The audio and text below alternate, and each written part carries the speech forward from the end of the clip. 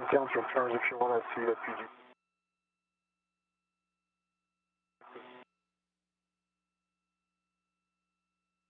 I'm driving. Okay. 8, 4, 7, 9, 10,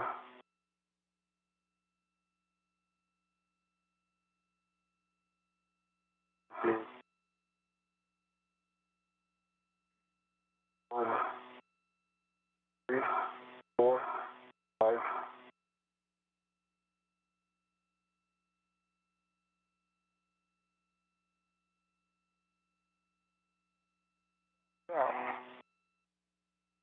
A couple more turns. Yeah. 7, 8. All right, 8 turns here, Jenny.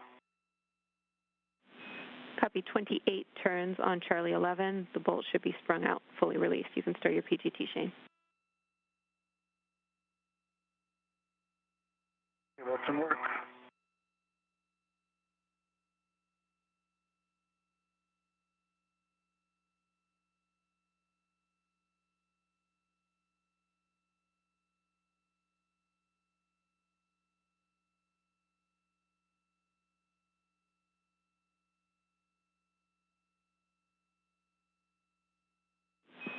Shane, you'll be installing the square scoop on the root. PGT good.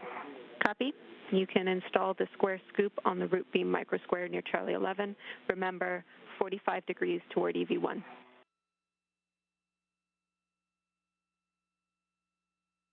Work. Tomorrow you have the IROSA, right? I have the IROSA collection.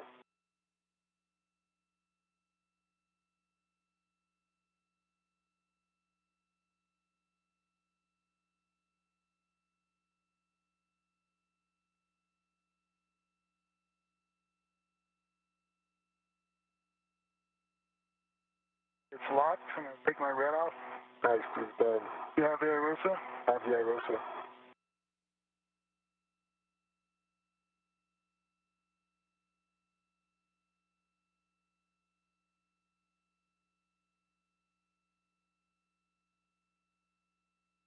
The scoop is installed, Jenny.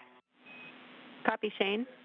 Translate to the zenith outboard side of the FSE to assist with clearing our ROSA from the tower grapple fixture.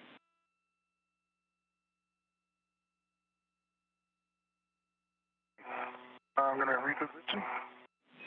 Copy. And that'll be to the other side of the grapple tower.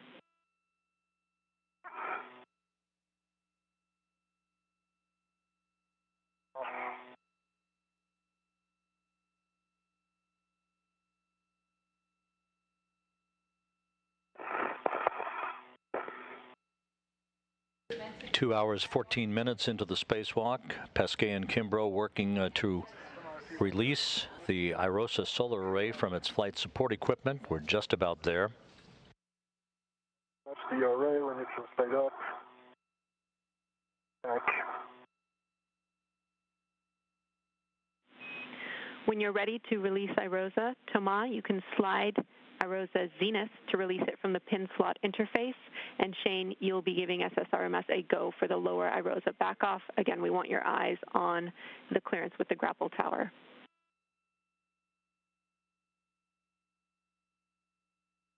All right, Shane, you ready? Copy that. I'm in position and I'm ready. Okay. Light it up. Feels like it's released. Catching up on my end. Yeah. Let control. It's control and stable. Okay. And Shane, up to you for the maneuver. Hey, Mark and Megan, you have a go to the back off position. Copy. We're taking the brakes off, and we're going to move reference to Thomas' body axis 3 meters body up. Copy.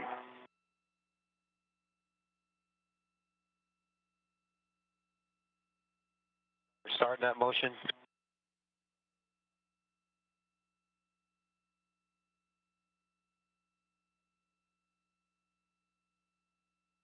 feel good motion. Copy. And you tell me how to orient IROSA. Yeah, I'm seeing good motion now. Copy. Hey, right there, Thomas. Thanks, stable.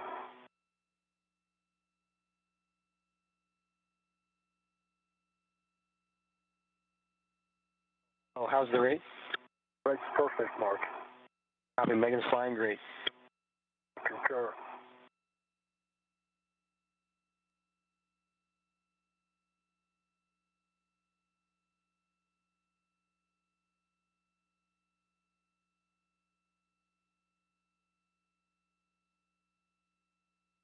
No, nicely, looking great.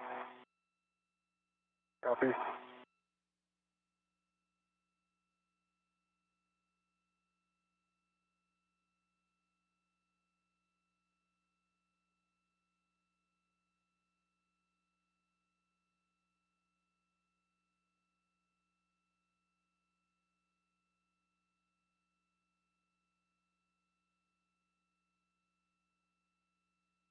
It's settling.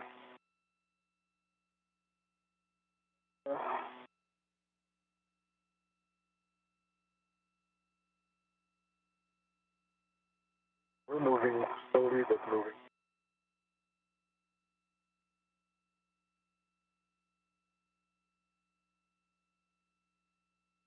Our clearance is good. Copy. Copy. Good tower clearance.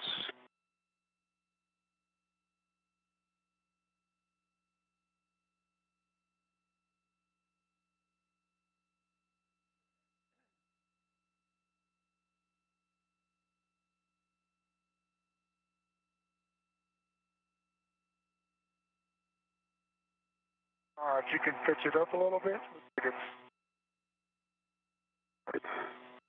then you work slowly. Yeah, no, be uncomfortable.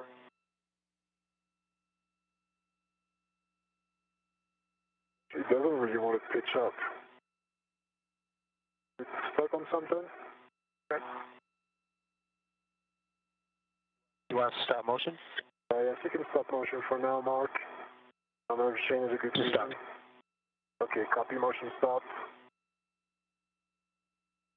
It's hard to pitch. I don't know. Maybe it's just me. No, nothing. I don't see anything. Okay. Yeah, but I'm not saying either. Try to pitch it from here a little bit.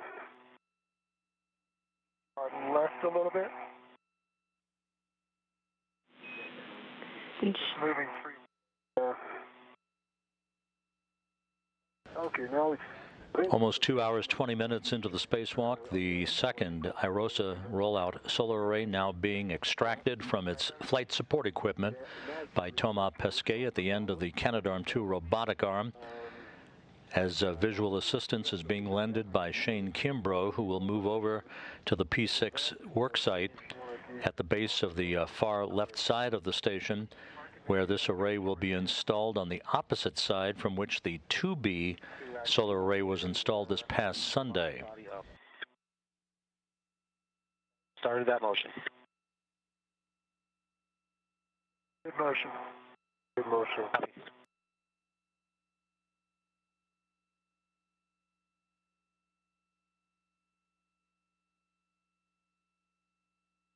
Looks like it's settling again. Yeah. Stop motion, Mark. Motion. I think it's on the my left, like on the inboard side.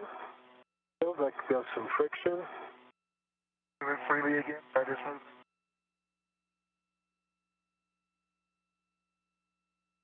I don't know, it feels like it's touching on something. Okay, good. Can you translate zenith and look maybe?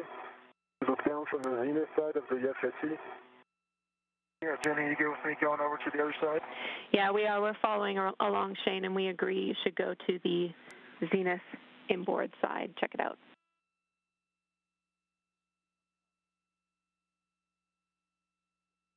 That's in order.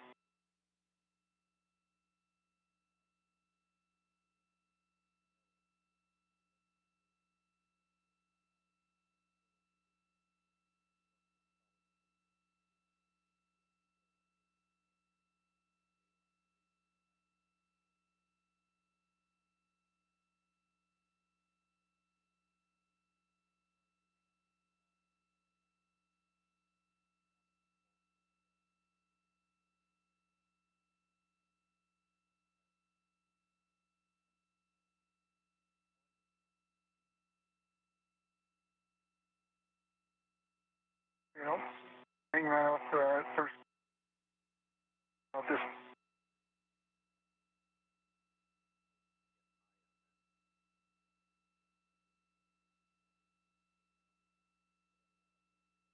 I need to copy your last, Shane. I don't see anything right off the bat. Okay. I'm up on the Bravo stance. There is. You maybe try to push it up a little bit, like away. Okay. I see what it is now. What is it? So it's hitting the, you know where we put that tip pin in, whatever that bolt was? Uh-huh. Coming up to that bolt, and it's just being stuck there, so. Okay. Yaw it to your right a little bit.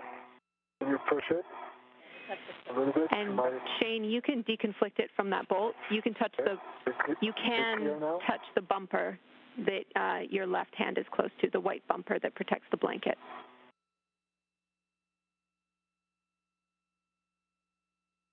I don't think it clears it, but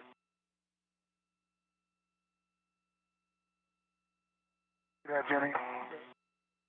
You scared now? No. No? Okay. All right, to your right, Tomato. Now you have to, I don't have, I'm hitting on the other side. Can you push it to your right, to my right? Now it's hitting on the other side. What I can do, though, is roll to my left. I'm going to roll it towards you. Okay. I don't know if that helps, because I don't have eyes on the problem, but... yeah, let's try that and see. I'll roll towards you a little bit. Stop there. Stop. Stop, okay. And that'll definitely help. Mark and Megan, are you guys ready? We're ready. What direction? The standard direction of going, whatever it was before. Whatever you were doing before, that way. Okay, copy. We got a couple more meters to go. Starting that motion. Hey, Mark, I'm going to go like 20 centimeters and I'll stop you probably. Okay, we'll go 20 centimeters and check in. Roll to your left. Up. Mark and Megan. We start the motion.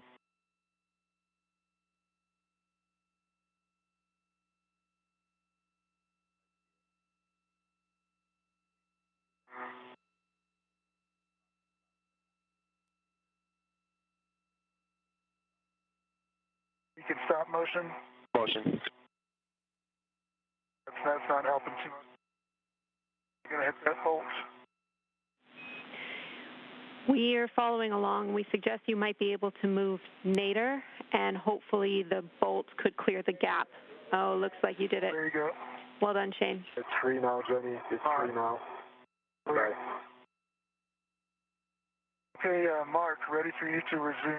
Jenny, you want me to stay here or go to the other side?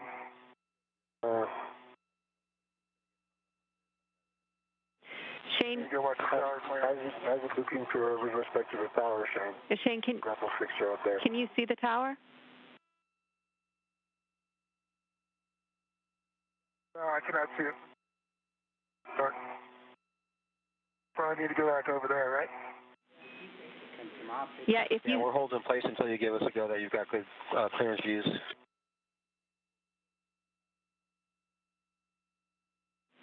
Shane, we want you... This bolt here. Shane, we're happy with the clearance to the bolt, so we want you by the tower to view that clearance during the motion.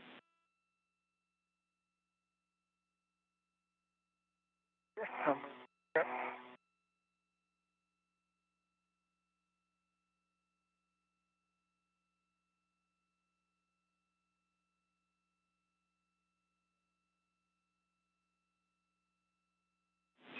Thirty seconds from handover.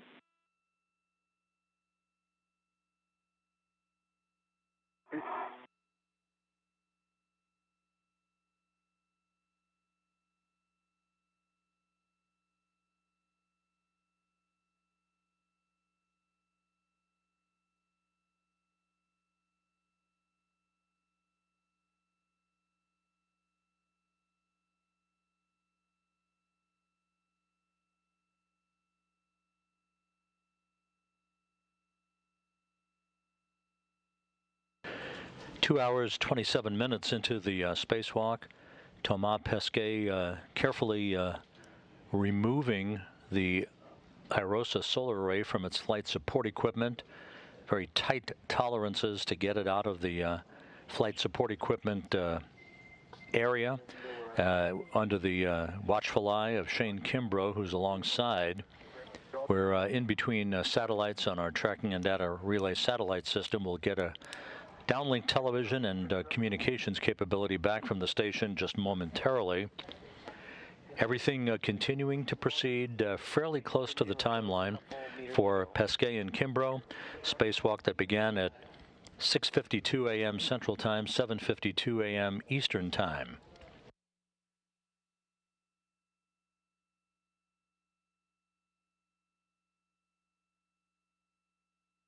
We're looking good over here. Motion, tomorrow you have it, it's free. That appears to be. Our clearance is good. Copy.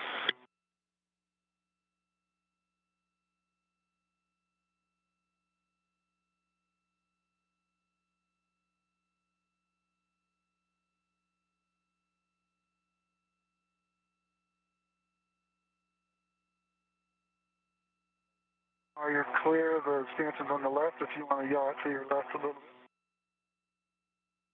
Not required, but move it out to my left. Looks good.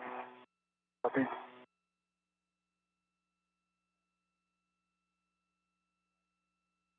Switch it up.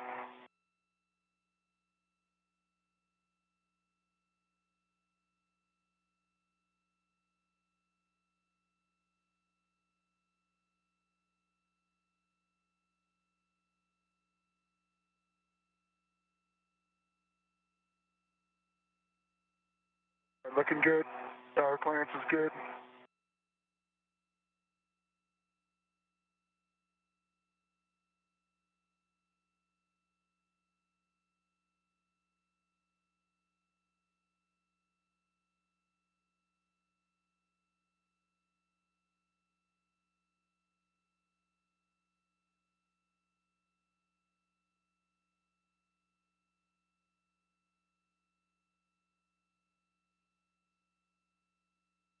I see that you're clear of the tower and the FSC.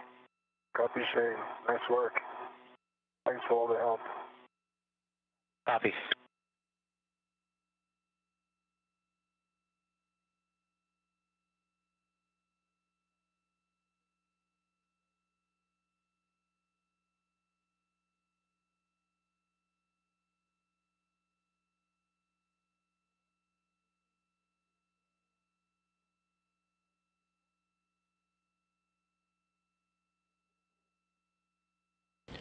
Thomas Pesquet now in firm control of the IROSA solar array. It is now out of its flight support equipment structure.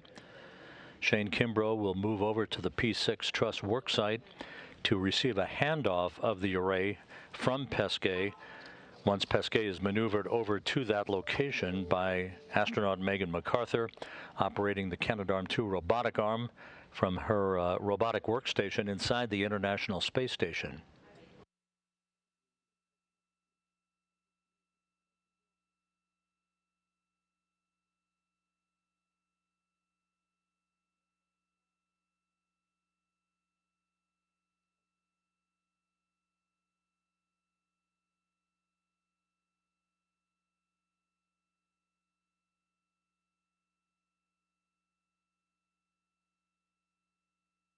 How much more to go, Mark?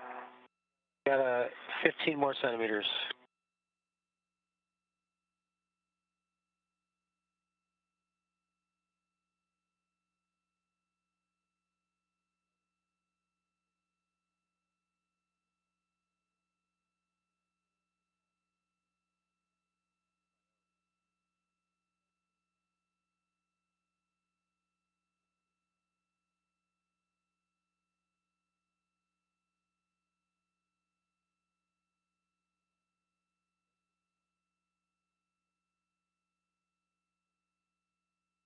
Okay, motion is stopped. We're setting up for a joint LCAS. Copy. Ready for motion. Mark. Shane, you can perform a socket swap to the 5/8 2-inch socket on your PGT.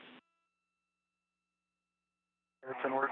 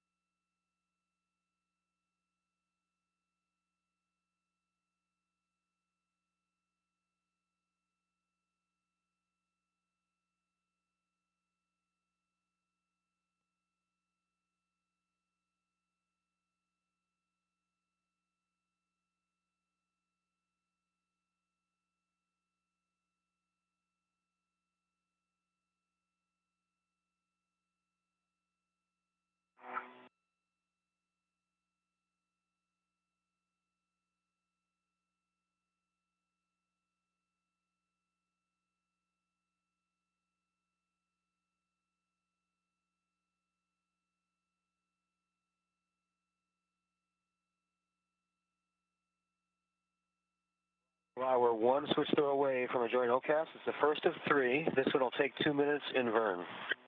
Copy mode. Those are good information, and I am ready for motion. Starting the motion.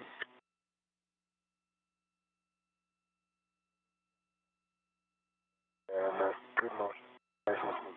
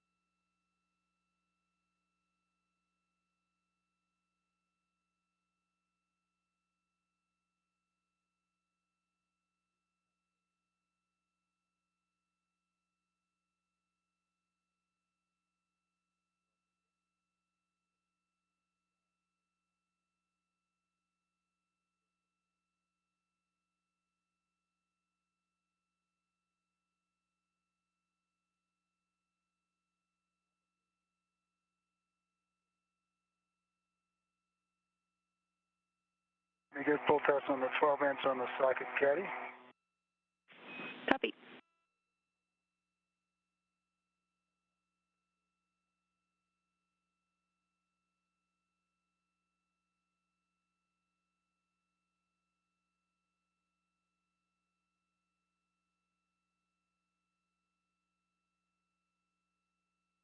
So now we're set up for the second OCAS. Copy.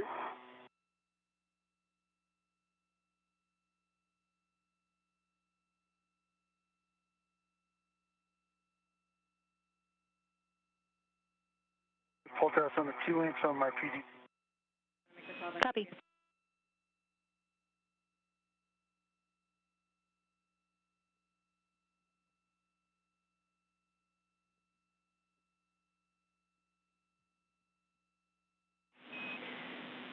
Shane, after you stow your PGT, you'll be retrieving Thomas' green hook from the port CETA cart. Copy that.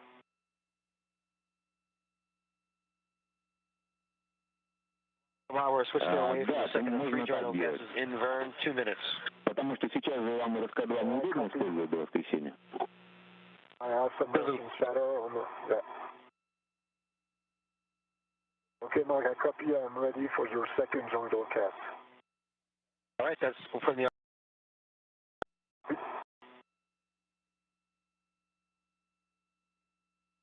keep you in motion. Copy.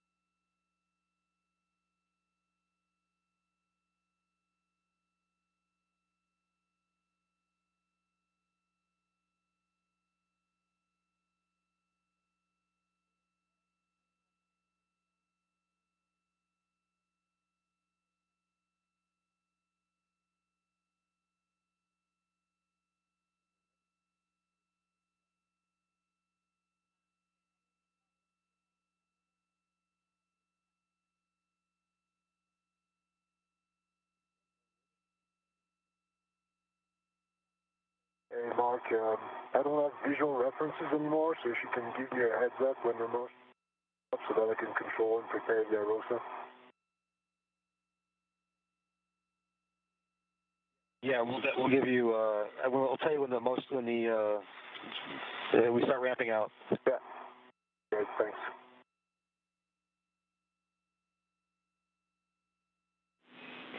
And Thomas, just for your awareness, some of these maneuvers will bring you close to the 2A solar array. It'll be on your left side. We understand you're in the dark right now, but if you do see it, we don't want it to surprise you. We have good clearance from the ground, and so do M1 and M2 from their procedure. Okay. Many thanks for your heads up. I appreciate it. And we're starting to ramp out. Thank you, Mark.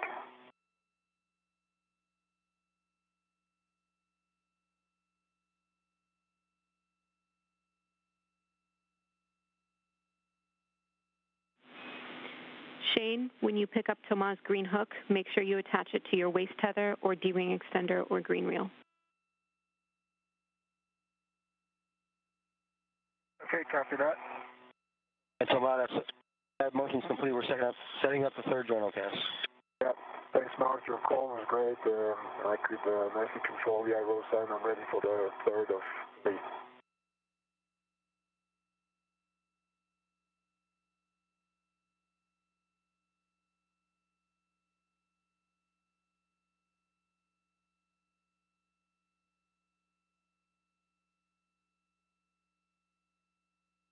Jenny, I got Thomas' green hook on my left D-ring extender.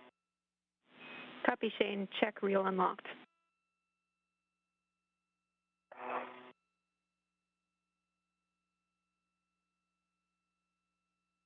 It was unlocked. Copy.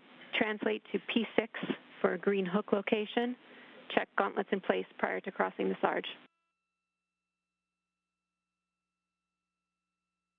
Yeah, I'll check it right now, gauntlets. Thomas, we are one switch from a third of 3 joint casts. This one's going to be 1 minute long in Vern. Copy, Mark. I'm ready for motion. Motion.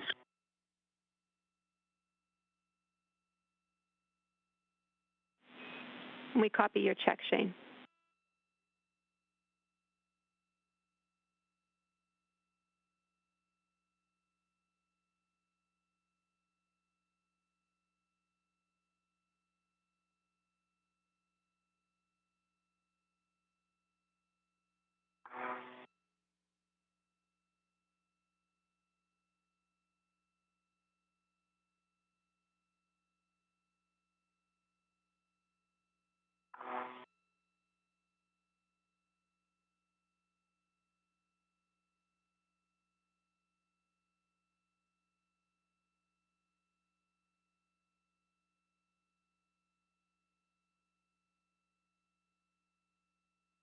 Ramping out.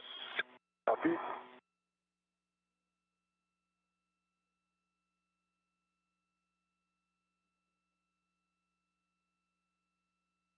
All right, and I see the solar array.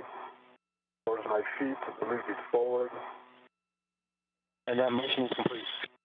Copy. Nice work.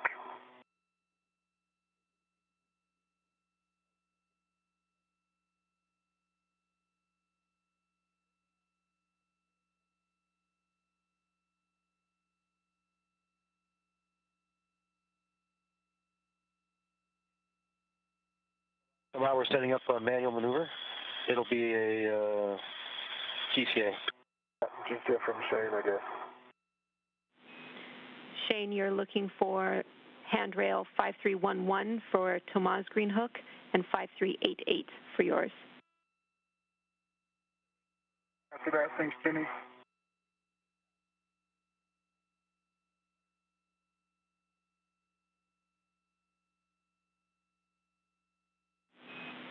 Headed into insolation in 1 minute. Copy.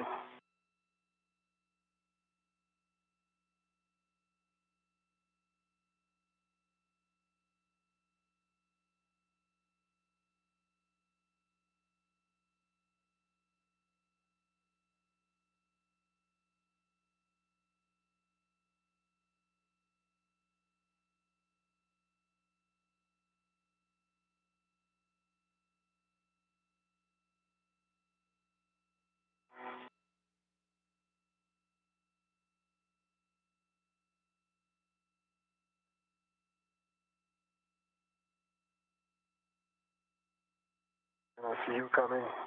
Yep, I'll be in too.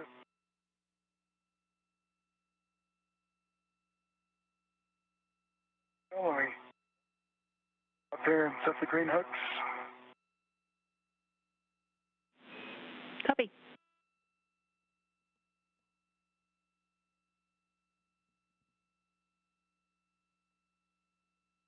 Okay, Thomas is on 5311. Good words.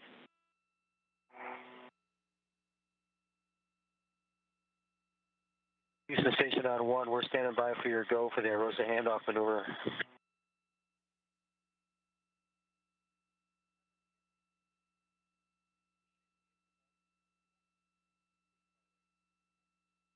I'm on 538832. Copy. Check both reels unlocked.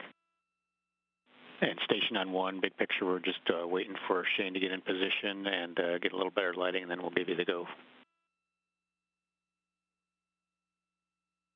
And also, copy, this is going to be a GCA, so we got to wait for their calls as well. With the run mark, Jimmy. Copy, reels unlocked. You're translating to handrail 5344, outboard of your APFR. We'll put in a fair lead there.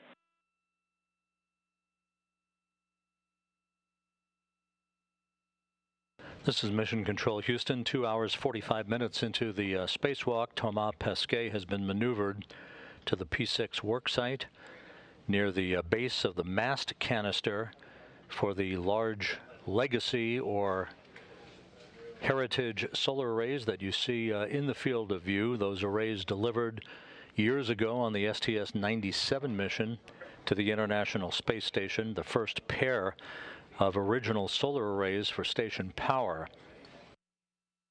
Shane Kimbrough is about to move into a portable foot restraint at the worksite to take a handoff of the IROSA or ISS rollout solar array from Pesquet, who transported that array out of the flight support equipment on the truss and was maneuvered by astronaut Megan McArthur at the end of the Canadarm2 robotic arm to join Kimbrough at the worksite, to which this array will be installed on a mounting bracket for its unfolding and unfurling, joining another rollout solar array that was installed for the 2B power channel of the station back on Sunday.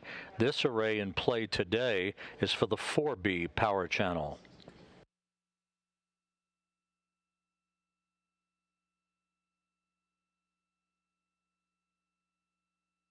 Hey, Jenny, what's the handrail for the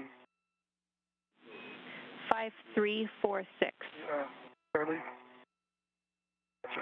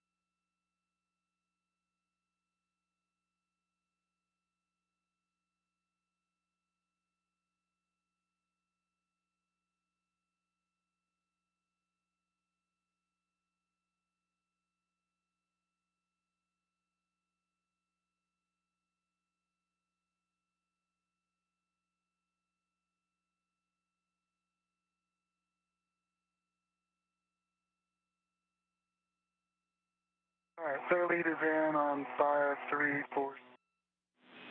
Good words. Verify APFR settings, Fox 7.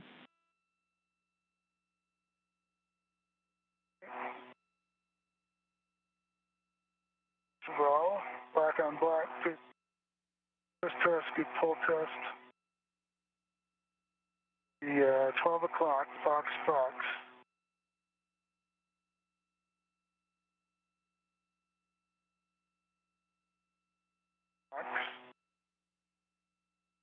Work on the 7. Good settings. You can ingress the APFR, and then we'll perform your checks prior to the handoff maneuver. I got a set 7. There you go.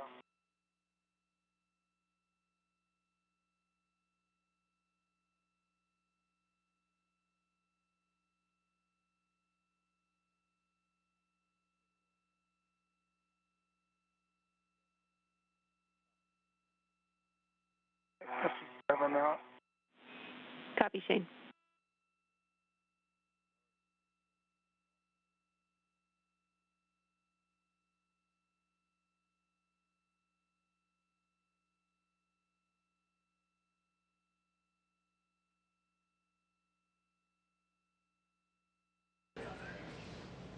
Shane Kimbrough looking down at the Earth from 255 miles up as the International Space Station flies from southwest to northeast, entering an orbital sunrise over the Pacific Ocean.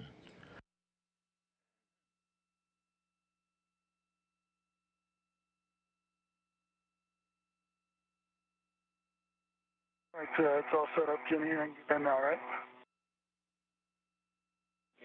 You can ingress, Shane. Kimbrough about to position his feet in a portable foot restraint to accept a handoff of the rollout solar array from Thomas Pesquet.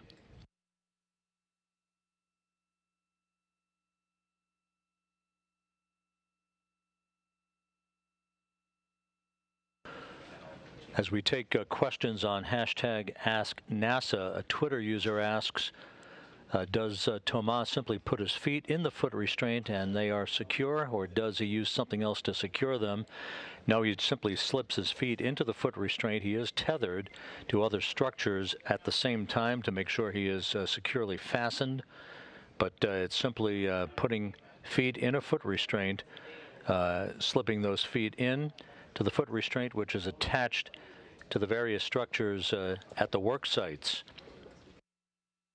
Another Twitter user, Wayne, asks, is the rollout solar array that was deployed last week actually supplying power to the International Space Station? The answer is yes. It is up and running in perfect fashion, supplying about 20 kilowatts of power, as will all the other solar arrays.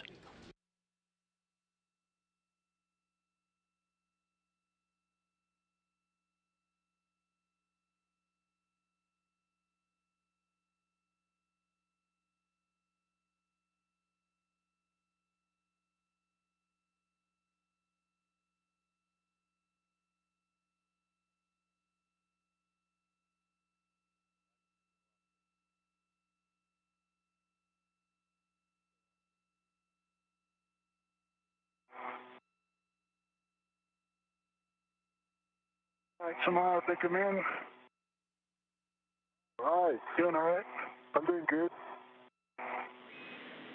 Shane, now that you're in the APFR, check your tools and tethers are clear and your ingress aid is stowed. The tools and tethers are clear. I just cleared my safety tether a little bit.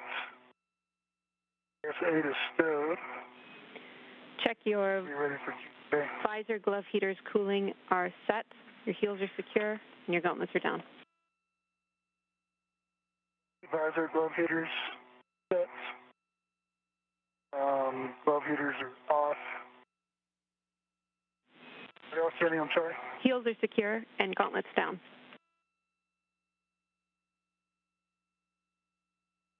Down. Spacewalk communicator Jenny Seide providing Shane Kimbrough with instructions as he moves into a portable foot restraint to accept a handoff of the ISS rollout solar array from Thomas Pesquet, the International Space Station about to cross the west coast of Canada, flying just north of Vancouver. Copy, Mark and Megan, I'm ready for the GCA. All right, Shane, great. That GCA will be relative to Thomas' body frame, will be 2 meters body in. How does that sound? That sounds good, I'm ready. Okay, we'll call that start GCA.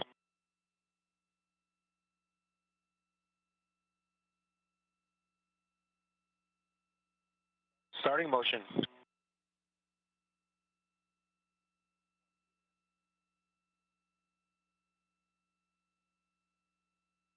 I see good motion. Copy, good motion. And a good view of the second of the 6 rollout solar arrays to be installed on the International Space Station. Currently being held by Thomas Pesquet, about to hand them off to Shane Kimbrough.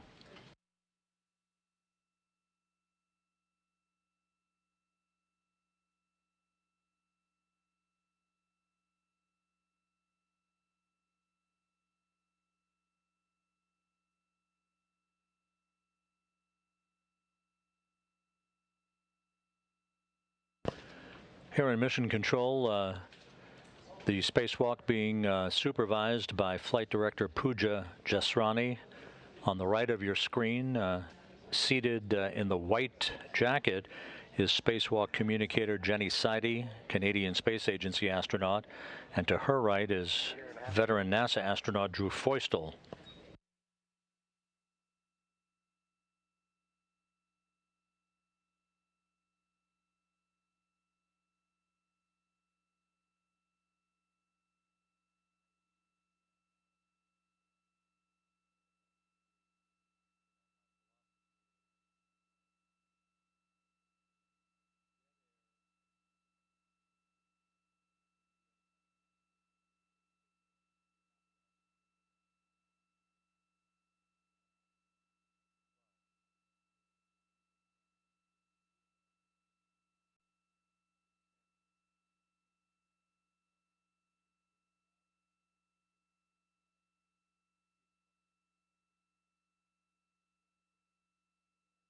One meter to go.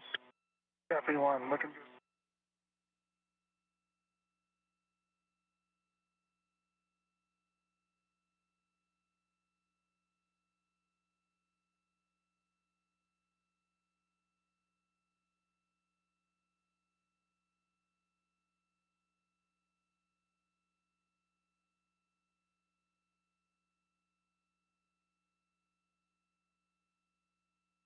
Pitching it a little bit towards you, Shane. Thank you.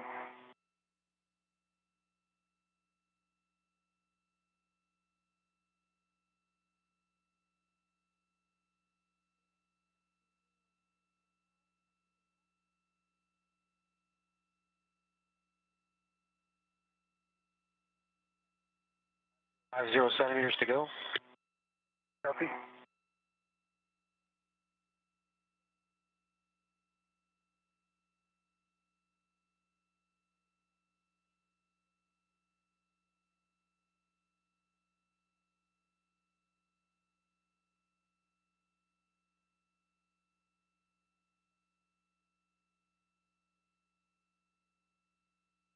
$25 centimeters. Yeah. Continuing.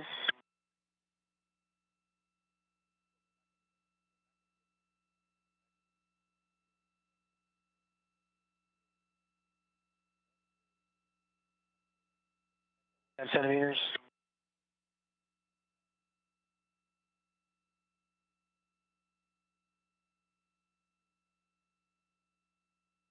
Five.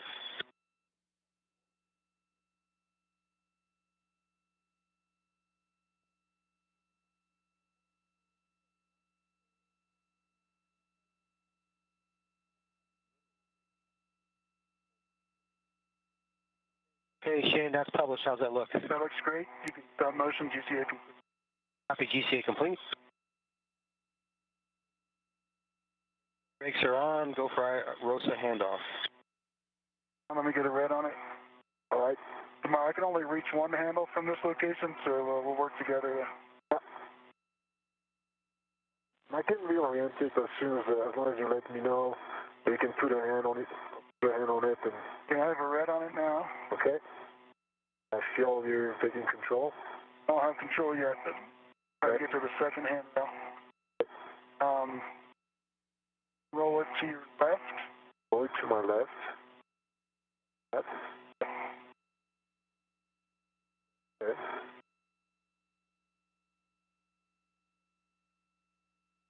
More? I think that's good right there. Okay, let it settle. A minute. Okay.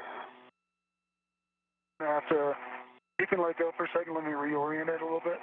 Okay, so I'm letting go of one hand. I still have one hand on it. Over here. Is that good for you? Almost.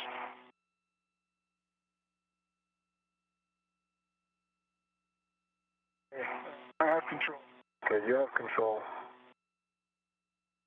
So release my breath. Try not to give motion to my ROSA, because I have a big moment arm here. I move it. Okay. All right, my red is, you have a red on it, right, Shane? Correct. Okay, my red is released. I have control, and it is nice and stable. So you're pitching down a bit. I guess that's fine. Ground copies all. Pitching down, Shane. With a good handoff, when you're ready, Thomas, you can give SSRMS a go to maneuver to the back-off position. You're still pitching down, Shane, right? Have control? Can you get me? I'm hearing you, Thomas. Yeah. You're pitching down, right? You're aware? I try to pitch out to correct that, but it's pitching down. As soon as I let go of my hand, it's pitching down. I mean, down view. I see it's pitching down. Do you want me to bring it back up? It seems like a good position, but no. Yeah, but it's, as soon as I let go, it takes quite a rate. Yeah. Okay. Okay.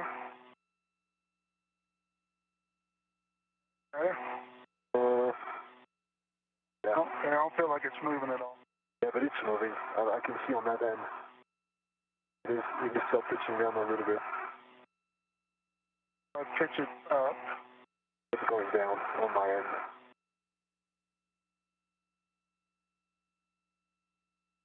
Changing relative to me. I think it's very slight on your end, but it's significant on my end. Like compared to when I let go, it traveled by 1 meter already. But do you have a structure in view at your feet or something? Yeah, I do. Okay, so you have a reference. So I'll let go. It's stable now. Got it? Okay. And Mark and Megan, go for maneuvering the back-off position. Copy the go for the post handoff back off.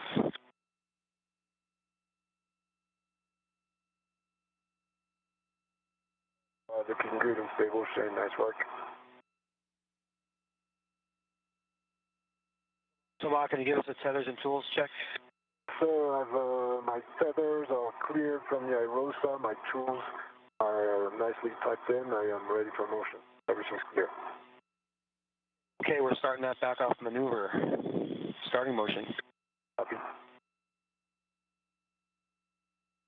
That motion is started. Your motion started.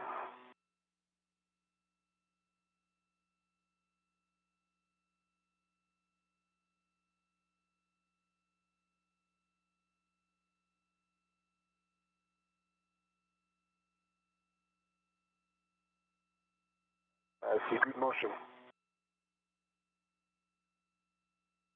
Copy, good motion.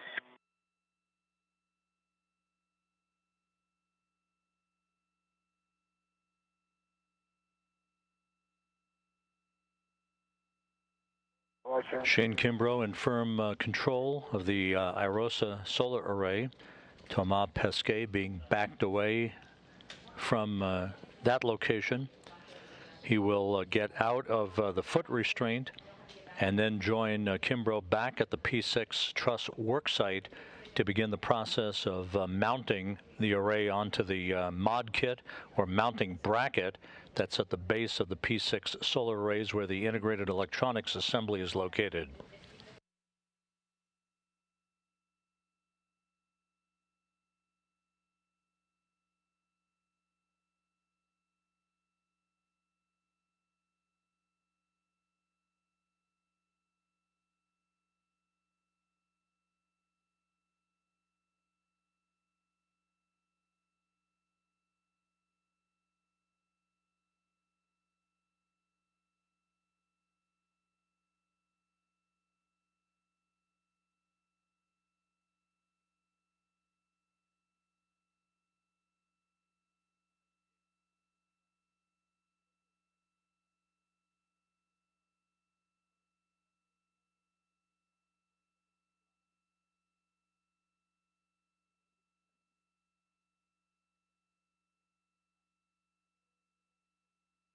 Tomorrow we're setting up for the first of 2 joint OCASs. All right, Mark. Sounds good. I'm ready for motion.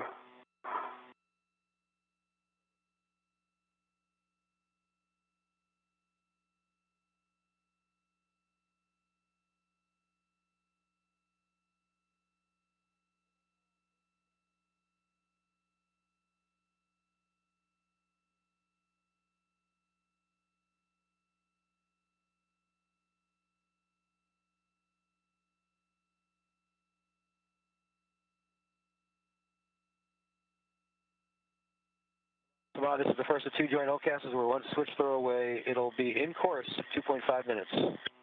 Copy. I am ready for motion.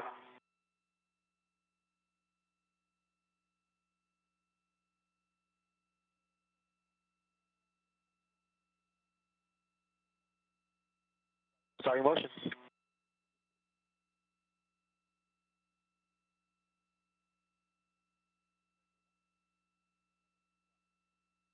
We haven't started that motion yet.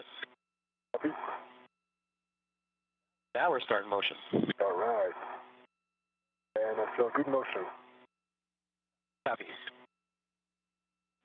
Station Houston, space to ground for everybody. Big picture on what's next. So we're currently at EVA PET of just over 3 hours. Our working ECLIS start is in about 37 minutes.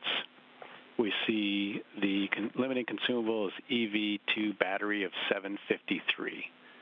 Our plan when we get back to the egress position is after the tether swap, we're going to actually pull the APFR off the SSRMS and stick it in a nearby whiff, and we believe that's going to save us time on the other end and protect us in case we get into that third eclipse of the day. So we're looking to save some time on the other end. And that's the big picture for now. How copy? V1 copies. 2 copies. Some copies.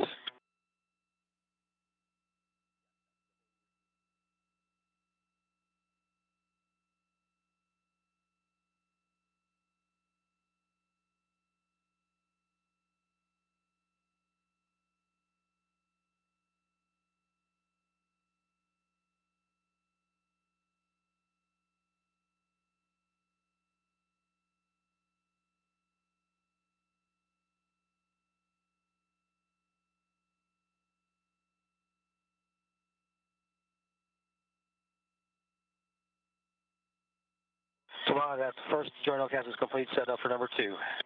Copy. Ready.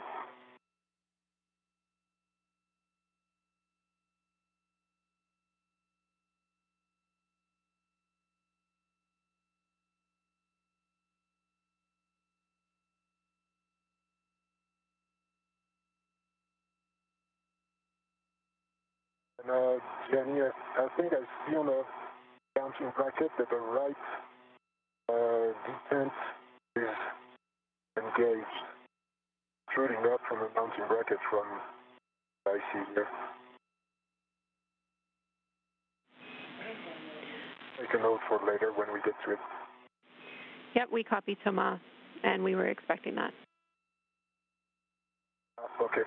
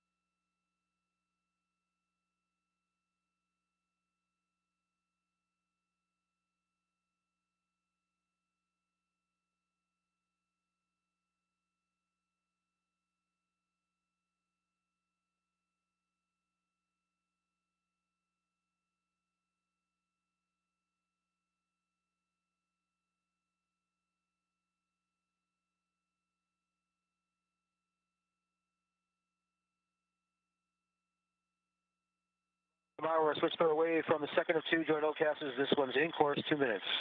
Copy, Mark, ready. Starting that motion. Hey, Dre, where's Thomas taking that APFR? Sorry, I missed it. Sorry, Shane, say it again? Drew called down and said you're going to move the APFR somewhere. Yeah, I copy that. Where are you going? I don't know. It's sitting a reef nearby, but they'll have more words, I guess. I have words on that if you want it now, Thomas. I want it now. Thanks. You'll be doing the tether swap, and then when you remove the APFR, you'll be stowing it in WIF 13, which will be on your left. It is on the A-frame. There will also be a WIF right in front of you, but we do not want to use that WIF as it's right in the way of the translation path coming inboard. You're reading my mind, Jenny. Okay, that sounds good. I see the WIF 13 on the A-frame, the left of handrail 5311, where I'll do the tether swap. And I was looking at the one that would put the APFR in the way, so good call there. All good words. And to confirm, you also will not need to change any of the settings on the APFR. When you stow it in WIF 13, your clocking will be 6. I'll give that to you again later.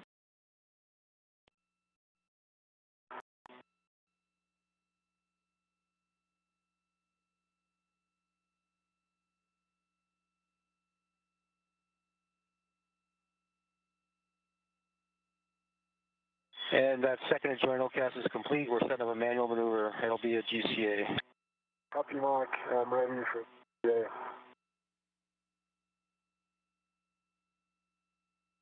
You have it published? We do. We're still setting up, but it will be 4 meters body in. That sounds exactly right.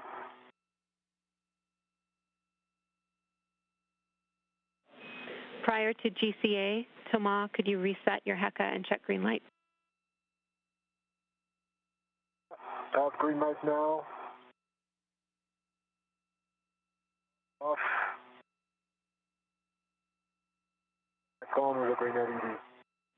Copy, thanks.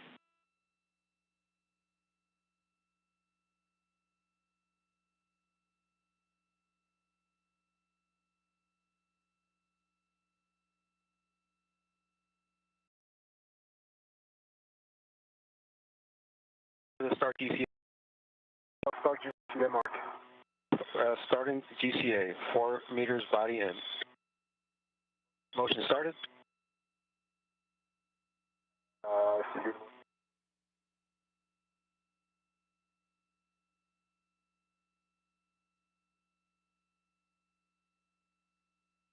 Did you say good motion? I did say good motion. Okay, good motion.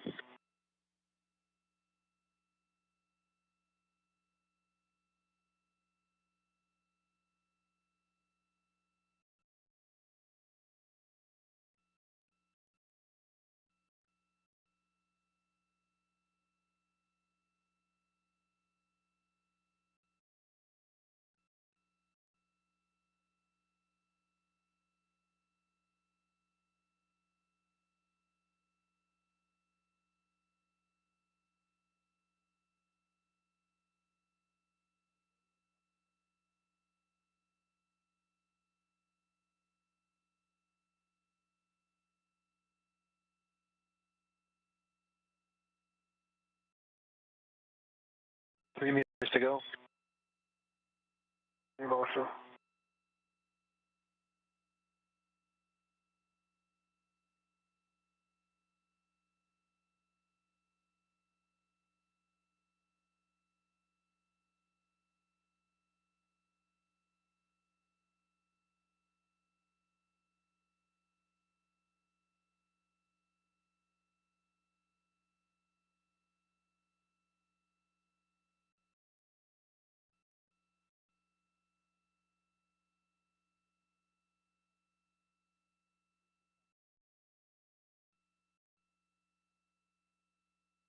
Thomas, we've got 2 meters to go. Can you see that trending pin?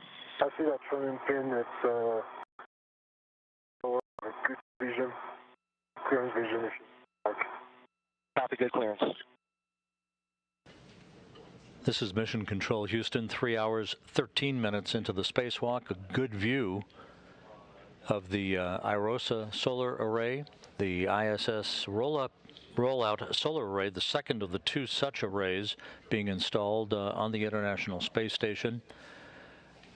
It's in the grasp of Shane Kimbrough. We had a view from his HD camera for a moment. Now you're looking at Thomas Pesquet being moved back to a position where he will get out of the foot restraint at the end of the Canadarm2. He transported the array over to hand off to Kimbrough after the array was released from its flight support equipment on the truss of the station. Pesquet will join Kimbrough back at the P6 truss worksite for the installation of that array on a mounting bracket at the base of the mast canister that houses the legacy or heritage, the original solar arrays for the P6 truss, to which this second rollout solar array is being attached to join the first such array that was installed this past Sunday. 5. And that's position. How is that looking, Thomas? Great motion. 6, please. Brakes are on. Go for ATFR egress. Copy, brakes are on. Ground copy. Jenny, I am ready for my PFR ingress. Okay, with your waist tether down on handrail 5311, check the gate is closed and locked. On my right waist tether down on 5311, and the gate is closed and locked. Copy, you can egress the APFR and then we'll GCA if required in order to access your yellow hook and the APFR.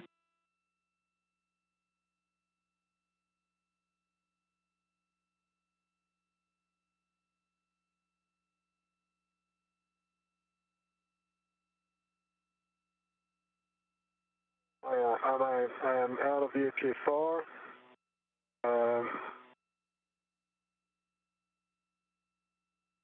Yeah, it'd be nice to have kind of 50 centimeters station forward, possible, or towards body up if we were in internal coordinates before. Yep, we copied 50 centimeters. APFR boot in your own reference frame. Does that make sense? That sounds good. That's perfect, Mark. Okay, are you?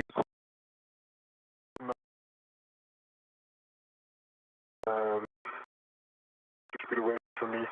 Can go for a GCA. Just in slowly, starting with motion. And that's a start GCA. Yeah, start GCA.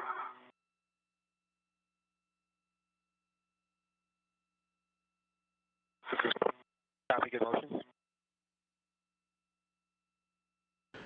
With Megan MacArthur at the controls of the Canadarm2 robotic arm, Mark Vandehei providing visual cues alongside of her in the International Space Station at the robotics workstation. The robotic arm being backed away from Thomas Pesquet now that he's out of the foot restraint. He soon will be joining Shane Kimbrough back at the P6 worksite. Kimbrough with a firm grasp on the ISS solar array, the rollout solar array, the second of 6 such rollout solar arrays. A good view of those arrays right now that will be installed on a mounting bracket, unfolded and unfurled for the 4B power channel on the P6 truss of the International Space Station. For now, but don't go too far. Okay, so we haven't stopped the GCA yet, unless you say to stop GCA complete. I think GCA complete for now. GCA complete. Brakes are on. That we think you're go for the APFR adjustment. Okay. And Thomas will complete our tether swap first. Yeah, I copy.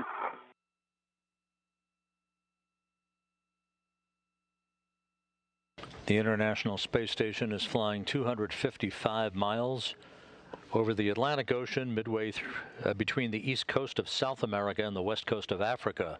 Put my last race tether on handrail 5232, Jenny. The gate is closed and locked, and I'll pick back up the one I have up here. Copy.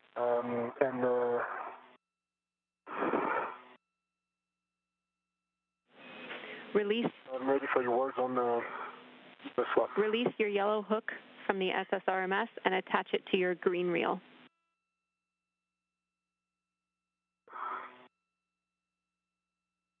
Oh, that's far.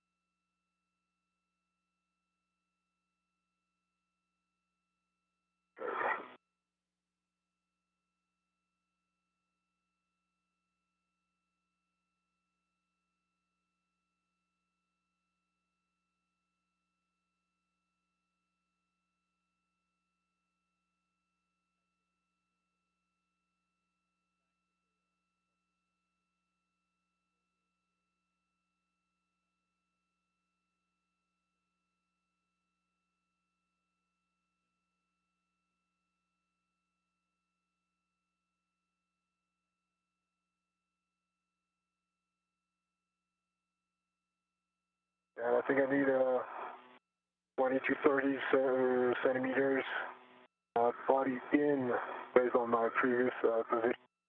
Okay, Megan. Copy. We can do that. 20 centimeters boot plate in. That's right. And you have the clearances there. I have the clearances. Okay, with that, we'll call it a start GCA. Start GCA. Starting GCA and starting motion. Good motion. Copy, good motion.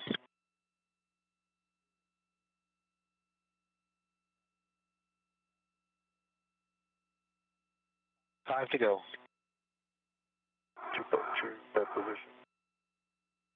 And that's the 20 centimeters you asked for, Thomas. How's that look? Yeah, that looks good. Thank you. So you call that GCA complete? That's GCA complete. Make sure on. Copy, brakes are on. Ground copies, brakes on. And my yellow hook, Jenny, on green reel, locked black on black, and the reel, both reels are unlocked. Copy. That is a good tether config. You can ret to the APFR and remove it from the arm.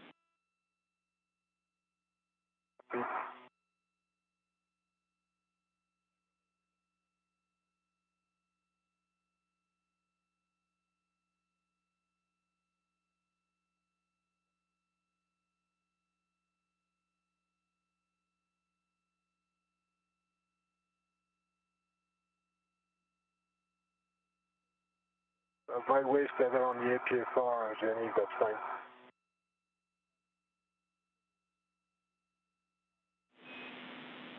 That's fine, Thomas. Remove the APFR and install it in WIF 13 with a clocking of 6.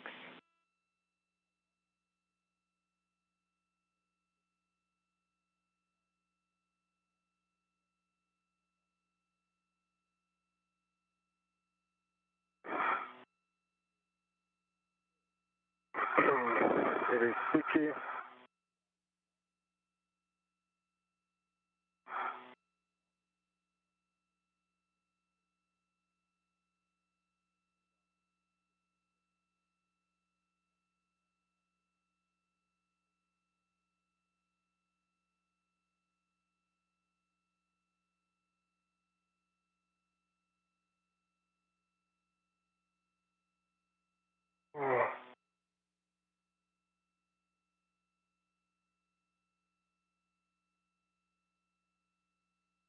And color knob is very sticky, Jenny. I need to move a little bit. How you doing, Shane? Good, man. Thanks. We copy, Thomas.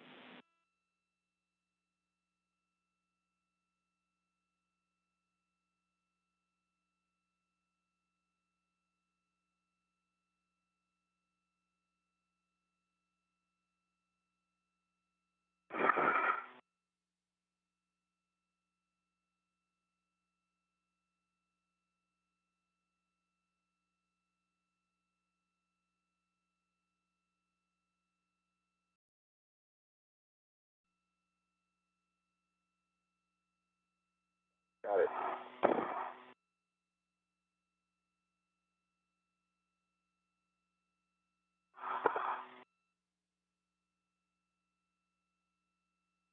Okay.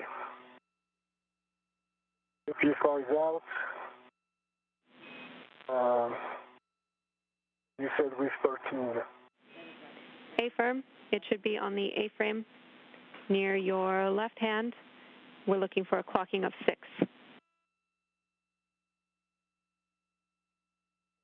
In work.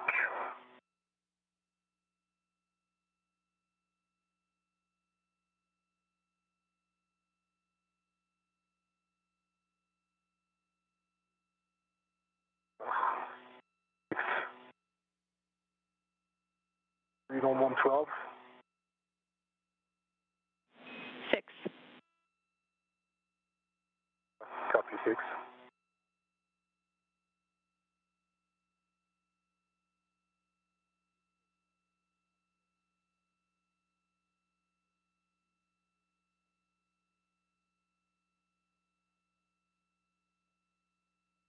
Jenny, PFR is in.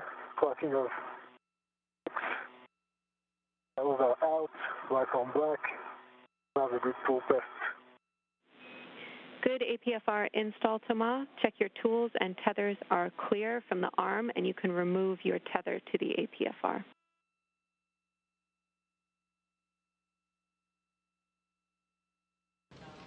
Approaching the 3.5-hour mark in the spacewalk today by Pesquet and Kimbrough. A good view of Thomas Pesquet, EV1 or extravehicular crew member number 1, wearing the suit with the red stripes.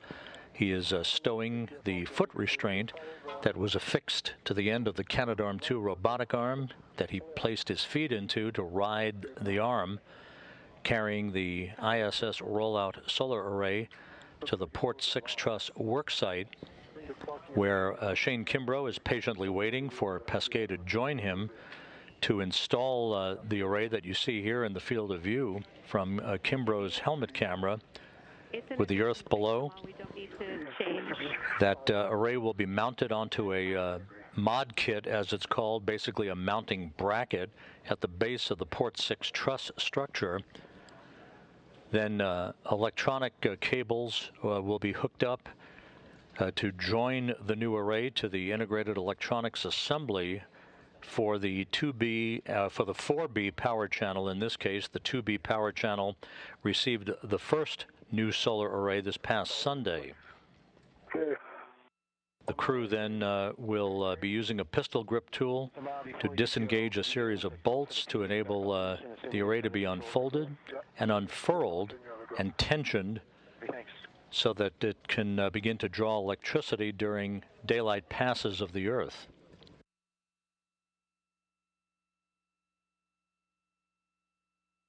Each of these new arrays will be capable of producing about 20 kilowatts of electricity to augment the current power output of the station's older solar arrays.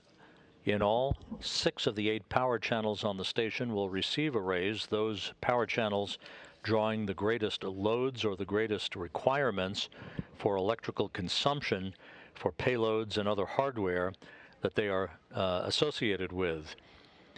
The technology from these rollout solar arrays that are being installed on the space station is also going to be used in the Gateway program in lunar orbit.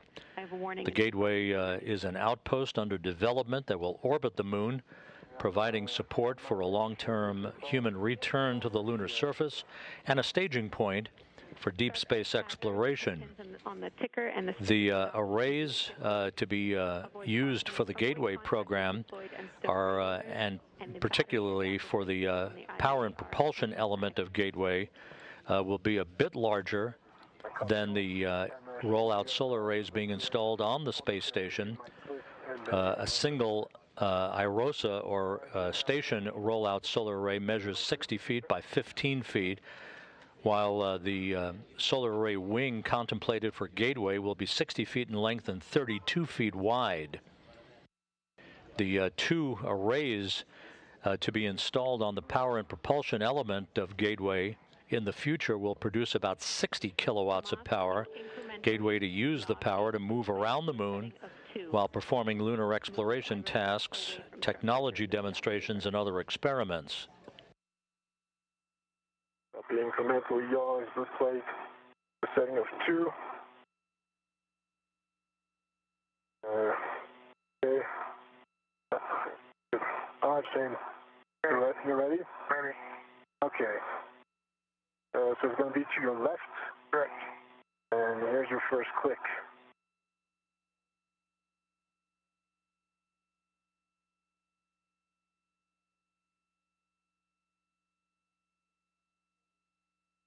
Go down. Yeah. So it's your in the click now. Okay. That's 6. Hey, how's the orientation of this? Orientation in terms of IROSA? Yeah, going to stretcher over there to my left. Are we good? Yeah, we're good, but you'll have to pitch up a lot when we get to the end. At least 60 degrees of pitch. Put some of that in now, real quick. Okay. Looking better? Yeah, looking better, but you're going to need more. But I'm going to wrap that out, though, and then I'll let you go ahead. Okay. Yeah, I'm ready. Ready. All right, here's second click.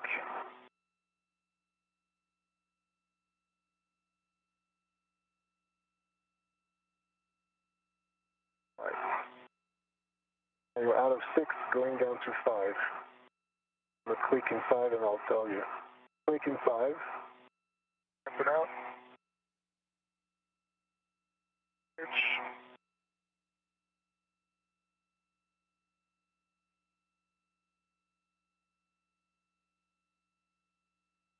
Come on, I'm ready for the next yaw. Okay.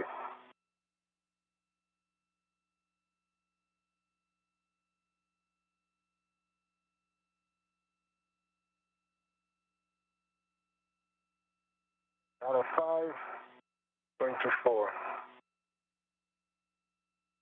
A lot of work too.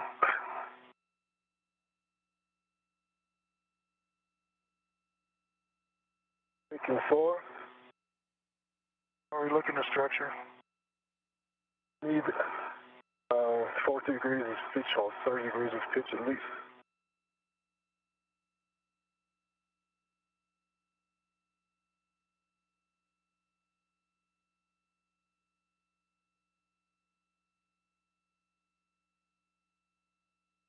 Better or not? Yeah, better.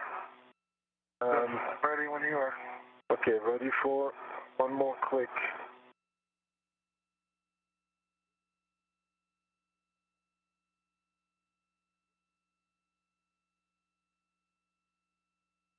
Out of 4, going to 3.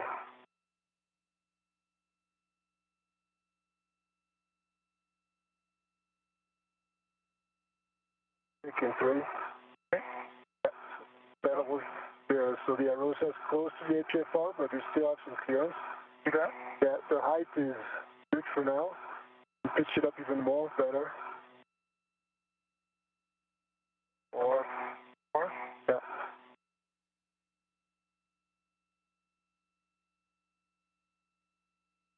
Now.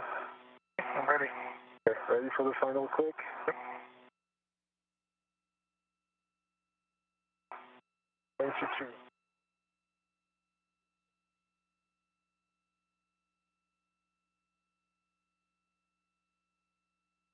2. In 2. You just get your blue plate when you get over there and see if it's out or not. Hey, Thomas, I think I'm in good position here. Okay. Resume my translation to my APFR position. We copy you're in a good position, and we copy the clearance of IROSA to structure. Well done. Thomas, ensure that Shane's tether is clear for his egress later. I'll go under the APFR.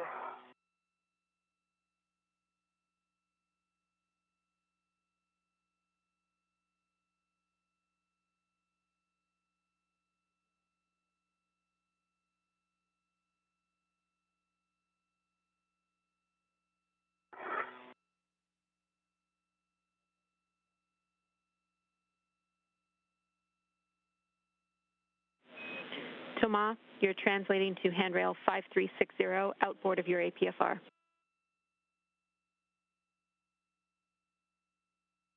And pitch up. I'm watching it. He has a tendency to pitch down. Yeah. P5360, Jenny. A-firm, you'll be fair leading your safety tether on 5356, just nadir of 60. Actually, 56. See?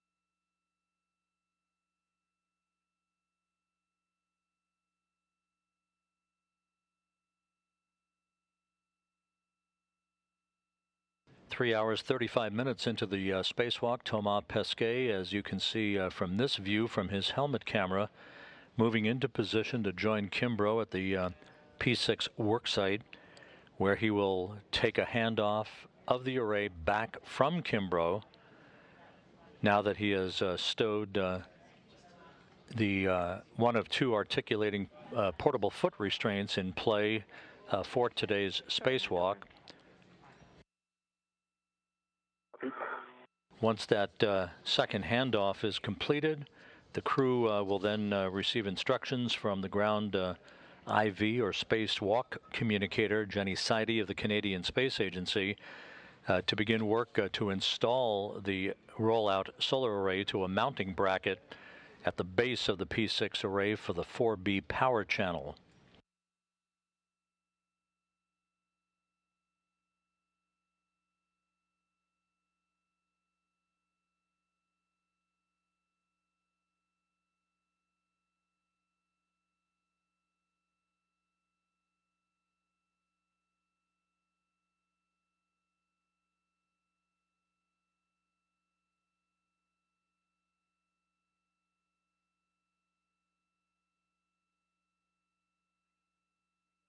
India,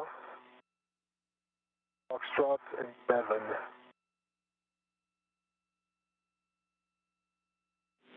Back with you after the handover. Repeat your last. Bevan looks all right. Yes. Bevan looks right. 12 India, Foxtrot 11, Jenny. We want to confirm settings of Fox 11. Yeah, 12 India, Fox 11, Jenny. Okay, copy. We're caught up, Thomas. You can ingress the APFR, then we'll do our checks. Okay. And Shane, you have to yaw the IROSA to your left if you can.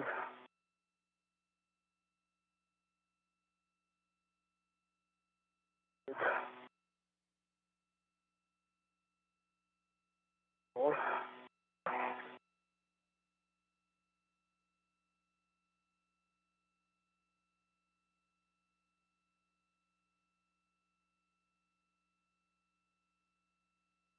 Okay.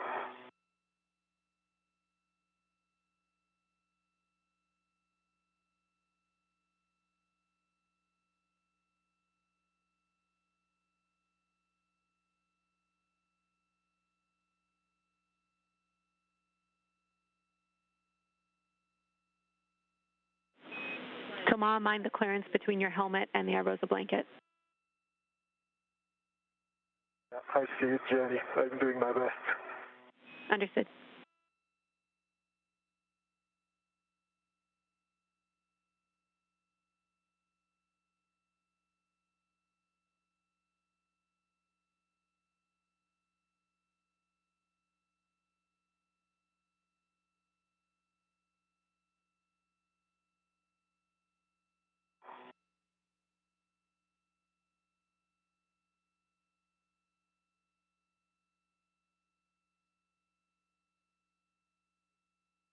Yeah, I'm in the APFR. Okay, great. Copy, Thomas. Ensure tools, tethers clear, ingress aid stowed. Yeah, all that is good. We are 2 minutes until eclipse. Set your visor, glove heaters cooling.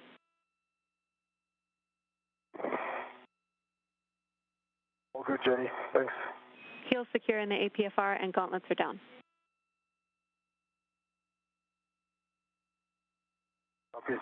Heel secure and gauntlets are down.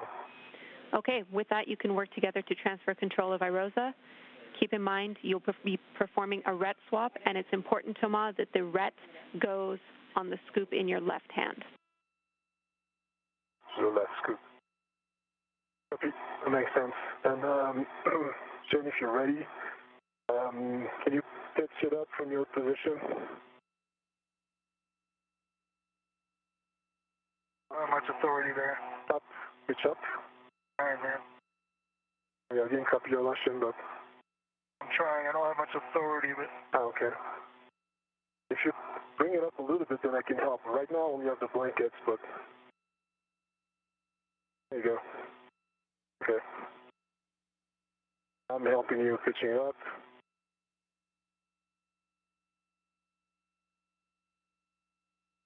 Okay. You hold it there. Set a red on the scoop.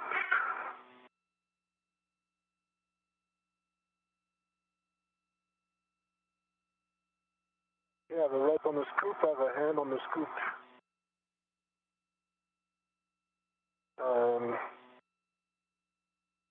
Okay, I have control, but I'm sideways, so... Yeah, I know, let go. You have control? Well, no, stand by. So I'm more than 90 degrees sideways, so I'm going to have to rotate the whole iROSA 90 degrees. I'm going to need you to initiate that motion very slowly once you let go, and then I'll try to stop it. That make sense? All right. On to you. Okay. All right. I have a hard time hearing you, Shane. You're breaking off all the time. Yeah, say again what you want. So I want you to remember the final position. Yep. So I need your end to rotate. The left shoulder axis of rotation is my end. That make sense? Yep. Once I release it, then you have control. You have control, right? I have control. I'm gonna let go. Yeah. I'll get my red off.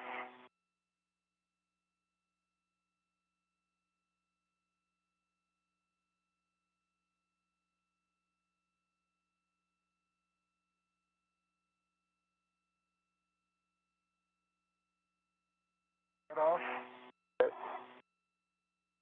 I have to be very stable in pitch. And I just need a little bit of y'all.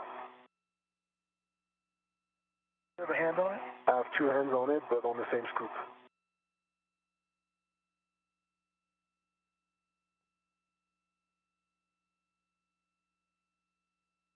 Are helping?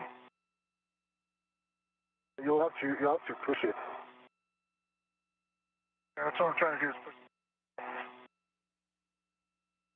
Good, y'all.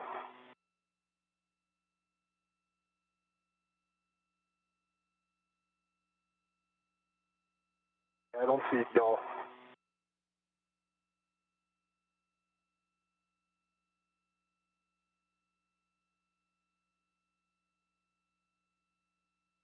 Push it and let go is what I mean, Shane, right? gotcha, okay. Taking that. Very slowly. Yep. Yeah, that looks good. Better? Yeah, I can control that. Have it? Have it. I'm gonna let go and get out of the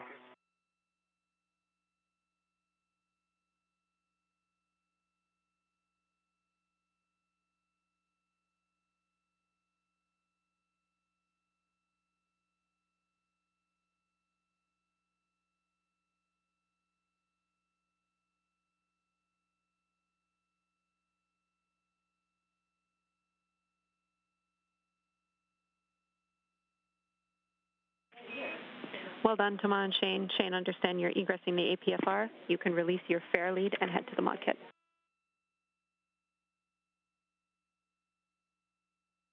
Oh,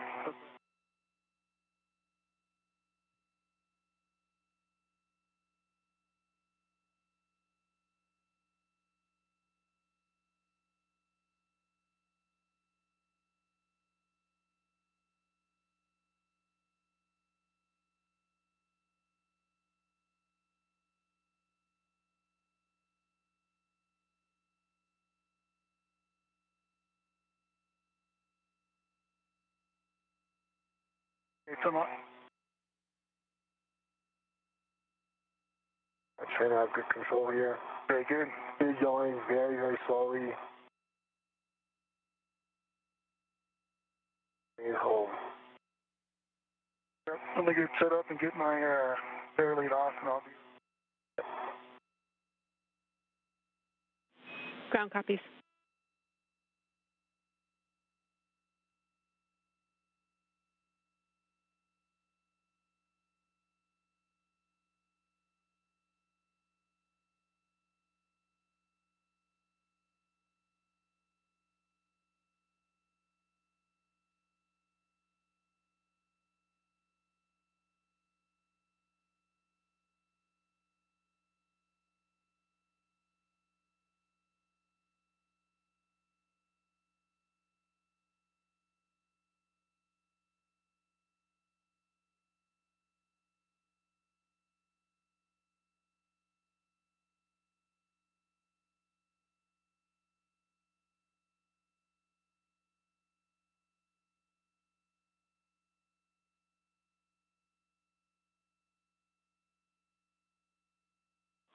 EV crew, warning and caution for you while Jenny's taking a quick break.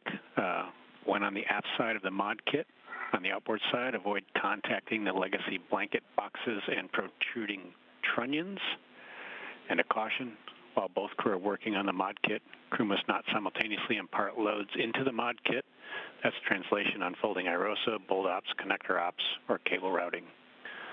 Sudden stops and quick grabs are not allowed on the mod kit. 30 pounds max lateral load on mod kit during and after IROSA soft capture.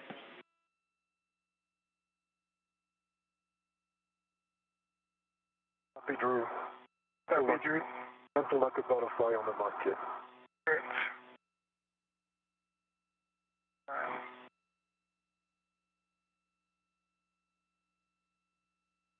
I'm in a good position now, Shane. Push. And I'm coming over to you. Over here. And Shane, for you, you're translating around to the left side of the mounting bracket. Don't forget the fair lead around the IEA corner on handrails 5336 and 5340.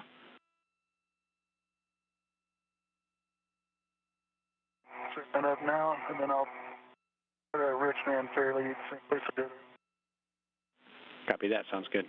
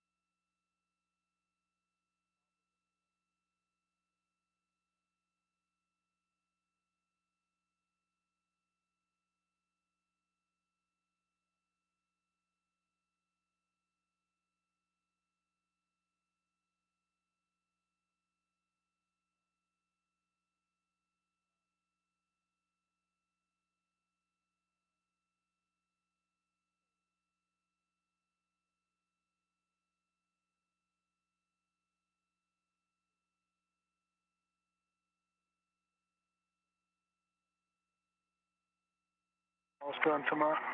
All right, Shane. Okay.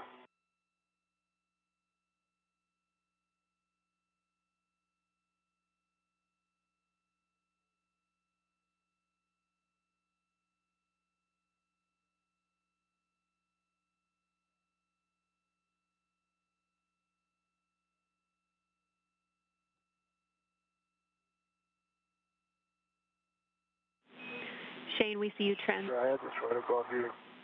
Okay.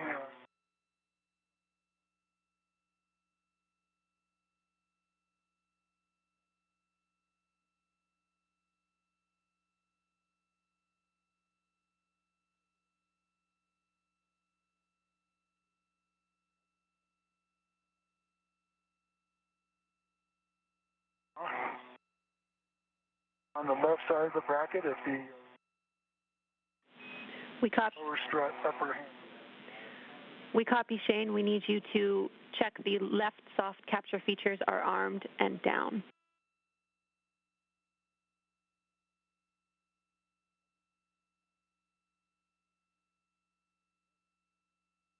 Left and are armed and down. Copy.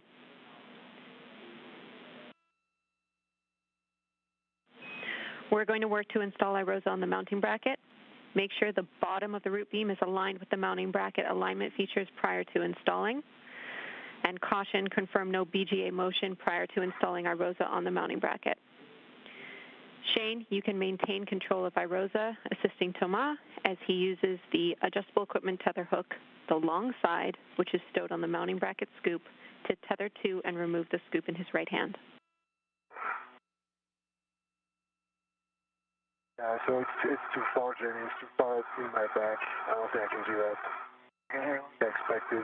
Shane, if you could, maybe you have to know the APFR. I'm sorry, but not a lot. I have a handrail, Thomas. I have a handrail. Can I bring it towards you, Thomas? If you have control, then I can yell myself. I have control. Okay, you have control.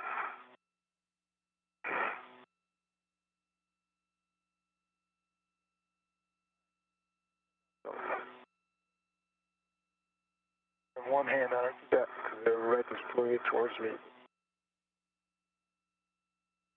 Able? Going that way. You know what? I'm going to try to put the... Go over. Over with it. Yaw a little bit. There you go.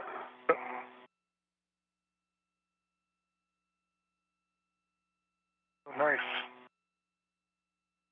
Okay.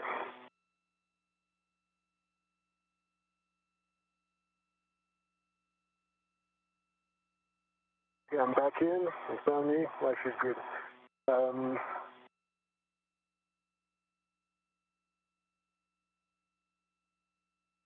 right, 80 scoop. Done. And release the scoop. Correct, Jenny? Hey, firm, remove the scoop. Okay. It's gone. And I'm going to resume control. Okay. Control. No, can you help me bring it back up? I'm helping. Yeah. In pitch and then stabilize it nicely parallel. Or pitch. This is Mission Control Houston as we approach the 4-hour mark into today's spacewalk. Thomas Pesquet and Shane Kimbrough in the third spacewalk in the sequence, currently underway to install the first 2 ISS rollout solar arrays onto the P6 truss structure. For that portion of the integrated electronics assembly for the International Space Station, these arrays to augment the output of the station's systems. The 2 spacewalkers are in the process, the early stage of installing this second rollout solar array to a mounting bracket at the base of the P6 truss. after which it will be unfolded, maneuvered into place to alignment guides, hopefully without much trouble, and then to have electrical connections made through a series of cables pre-staged by Shane Kimbrough earlier in today's spacewalk. Yeah, but something is pulling on it because it's stable and suddenly it goes pitch down really fast. Try to hold it down on my end, right? But don't pull it so that it pitches. Yeah, it's too much. That's too much. It's making it pitch down and it's not aligned. Get your end down. You have to bring it up on your end. Sure. There you go. More.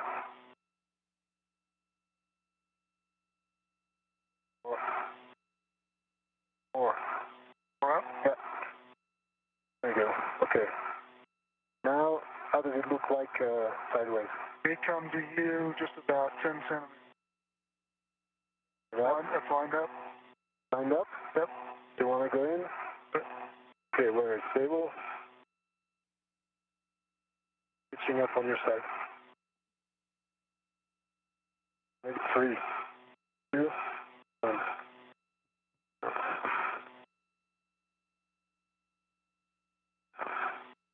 What's going on? It's in the hole. It's in? Yep. It's just not getting all the way. No, it's not in on my side. The hole on your side now. It?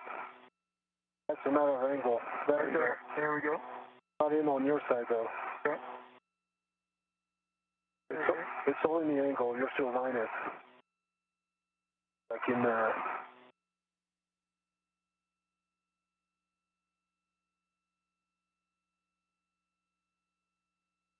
to be really flat. Have control for a second. I'm going to read. Have control.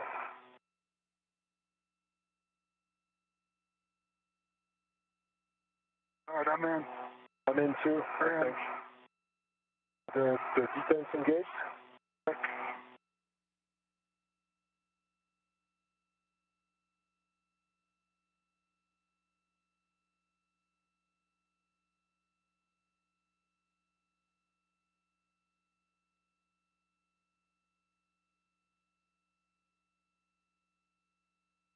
Like you see Around this thing.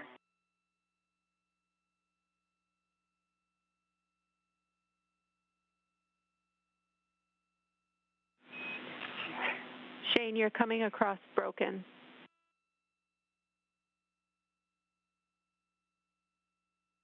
He's checking that the detents are engaged.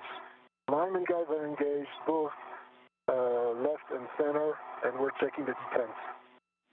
Copy. It'll take a minute, Jenny.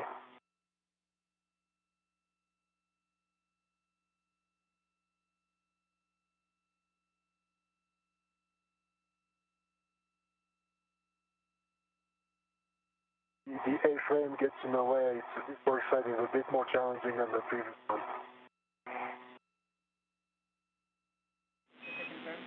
To confirm, you have both alignment features and both soft capture features on the left side. Oh, negative, Jenny. We have both alignment features and we are checking the detents, the soft captures. That's what we're doing right now. Copy, we're with you.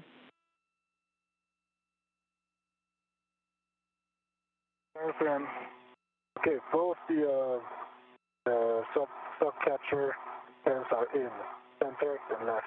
Correct. The alignment guides are in, center and left. Copy, we understand. Well done, you two. Thomas, you can release your RET, and you'll be using the adjustable equipment hook on the mounting bracket scoop to attach to the scoop, which is in your left hand.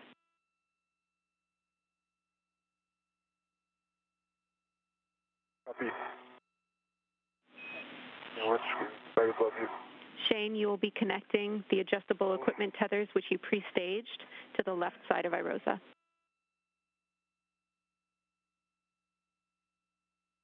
Okay.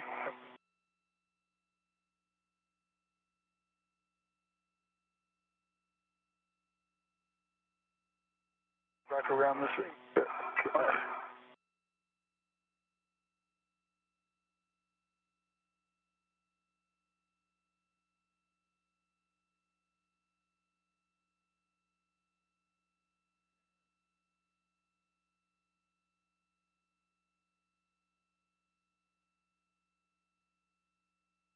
Jenny, the AT from the mounting bracket scoop is now on the left scoop, and I'm going to go ahead and release the left scoop and go back to the bag. Good words.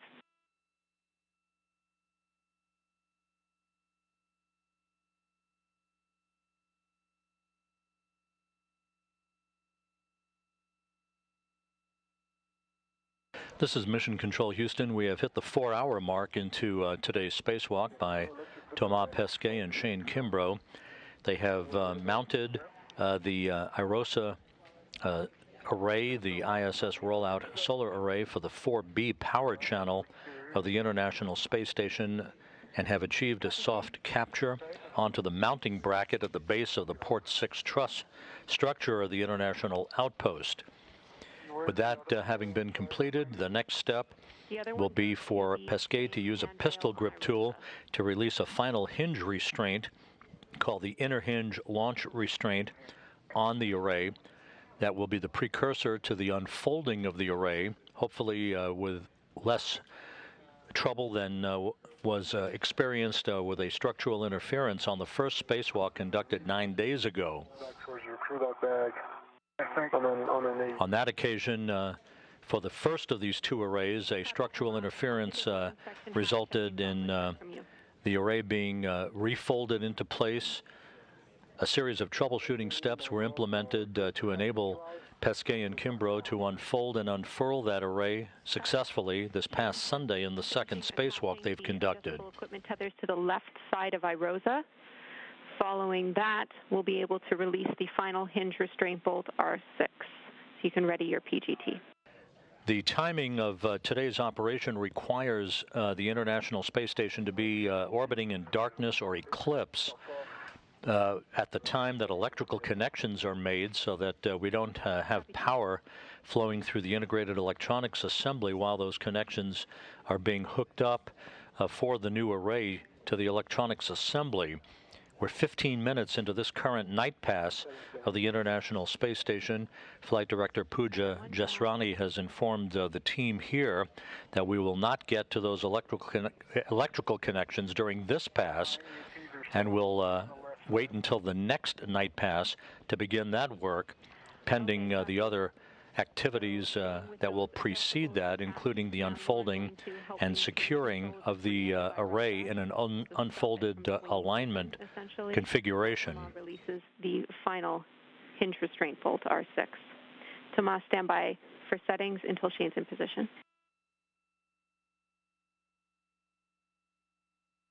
I can set now, and I won't drive until in position. But that'll be interesting.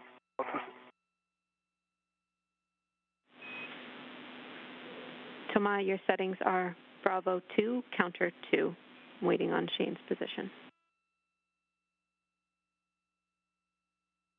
Bravo 2, counter 2, I don't understand. I have to wait for Shane. Good words.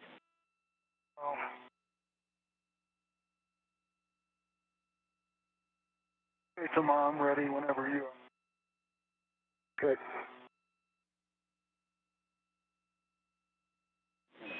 Thomas, you're releasing R6. How many turns, Johnny? You didn't say? You're releasing R6, 18 to 20 turns. The bolt will pop out.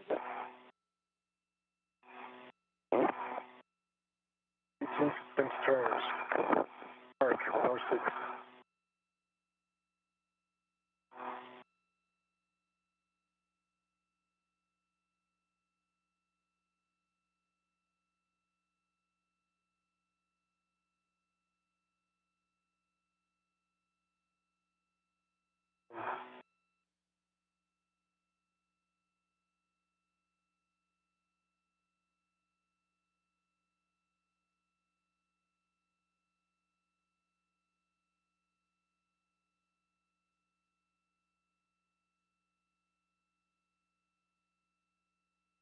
Jenny, I have 19 turns and the bolt popped out, fully released.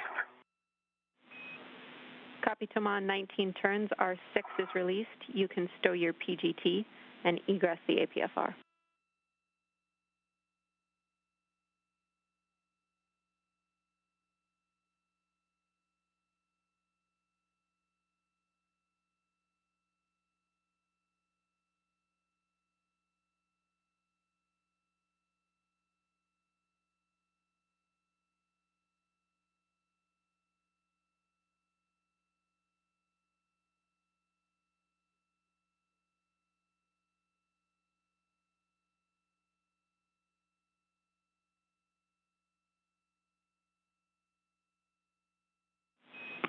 have big picture words for...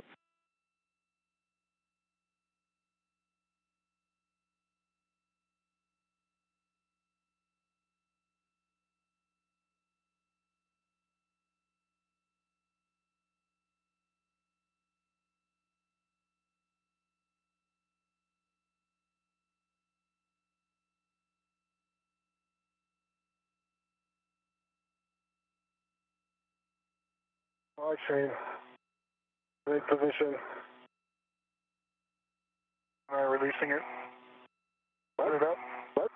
We're going to open it up. There's a scoop in the way. Well, I'm back with you after the handover. Thomas, your next step is to relocate the APFR. Are we not opening IROSA first? No, your next... Shane's standing by with a hand on it. So. Your next step is to... If we can, let's do it. Your next step is to relocate the APFR. Yeah, cool. Yeah.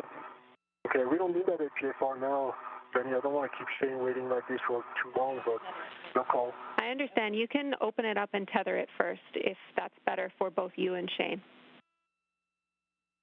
I think it's better. So we'll do that. Understand? Do that. Warning, pitch point, keep clear of rotating IROSA. Thomas, make sure that you are on the outboard side of the mounting bracket. Copy. Pinch point, we'll make sure. So I can't see you. I have control. You have control.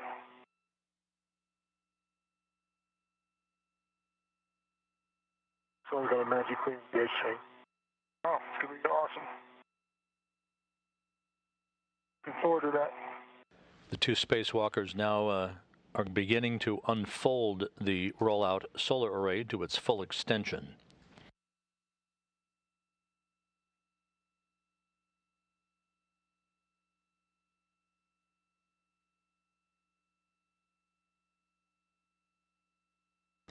The array will be tethered into place for a short period of time while we reconfigure foot restraints prior to the point at which the two spacewalkers will attempt to straighten it to its full extension. Okay, I love the tethers. One on the handrail that you're holding on to, and there's one above you. That's you. Up yet? Yep.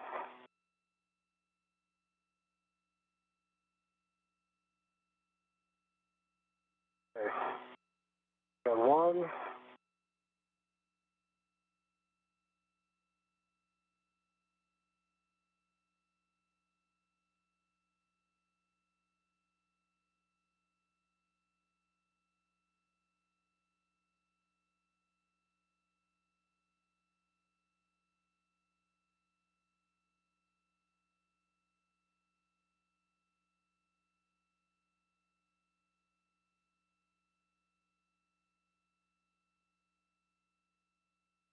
And two. Nice. Okay. Well done, you two. Same situation as on the other side. No surprise there. Copy. Stars alignment. Thomas, you can ret to the APFR. We'll move that to the center inboard side of the mounting bracket. And I have big picture words for you both. I'll take a minute to adjust my cooling because I'm still on my SSIMS warm cooling. I've been working it before. Copy.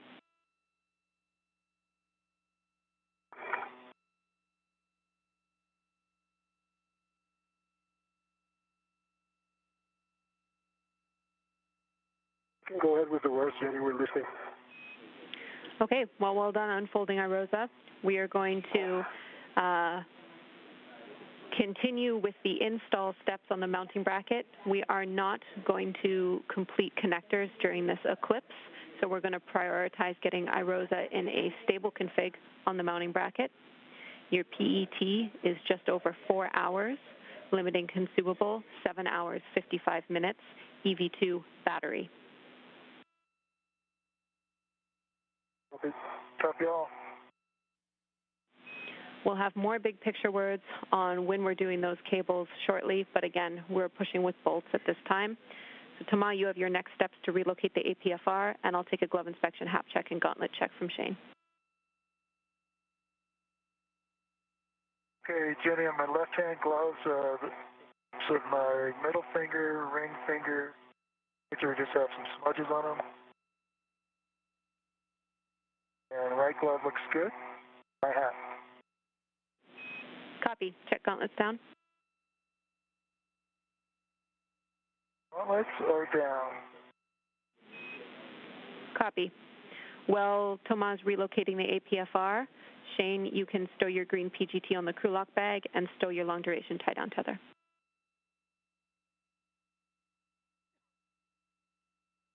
What's the long duration? Okay, gotcha. I just keep my PGT if that's all right, and we'll just hand it back and forth. Yeah, you guys set. No problem. Spilling it. This is Mission Control Houston, 4 hours, 11 minutes in to the spacewalk today. The second ISS rollout solar array has been unfolded from its stowed configuration following its soft capture onto a mounting bracket at the base of the P6 solar array truss structure. At this point, Thomas Pesquet and Shane Kimbrough will continue work to more securely fasten the array to that mounting bracket, will not attempt to hook up electrical connections during this particular night pass of the International Space Station. The flight control team here wants to do that in a slow and methodical fashion.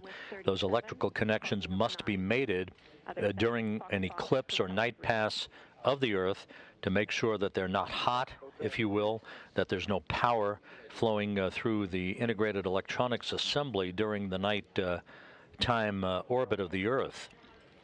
We will get to them. We're just going to have to wait for the next nighttime pass by the station. On the pitch. A firm, Fox Fox, Hotel 3.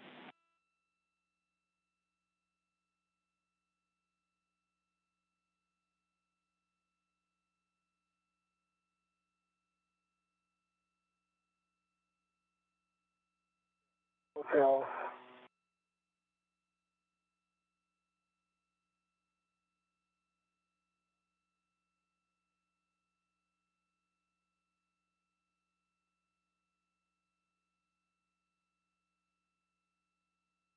And 3. Talking of 9. Copy installed, clocking 9.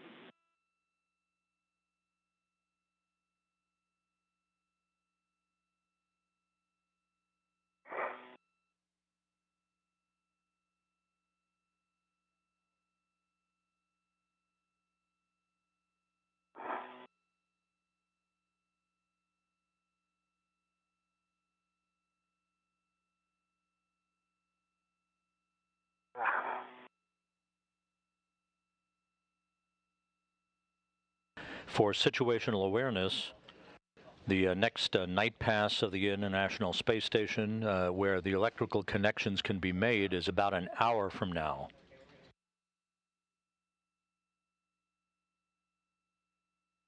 The other whiff doesn't really stick. Oh, yeah?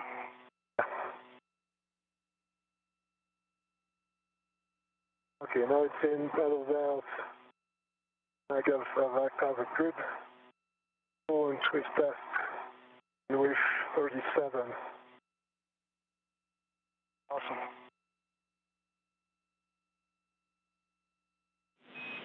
Copy, Thomas. Okay, what's next, Eddie? Thomas, can you verify that the right soft capture feature is armed down? So, if we didn't touch it, I reported before that it wasn't, right? From the SSIMS. Yeah, this is the right one. If it's not down, we want you to pull it down. Okay. But you said it was expected. It was expected that it deployed, Okay. but we want you to reset it. Okay, got you. Got you. So now it's reset. Groove. Nice. Copy, Thomas. What's next? Thomas, translate to the outboard side of the mounting bracket.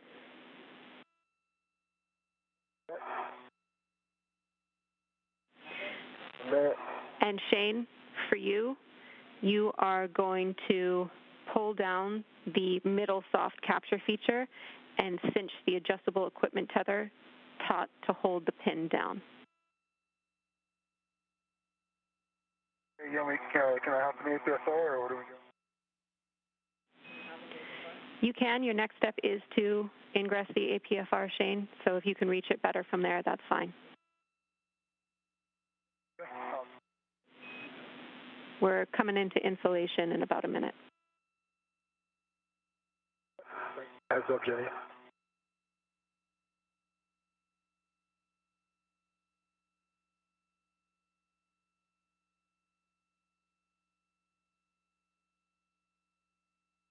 The head clearance, we've got the APFR, Shane. Sorry, here in a sec.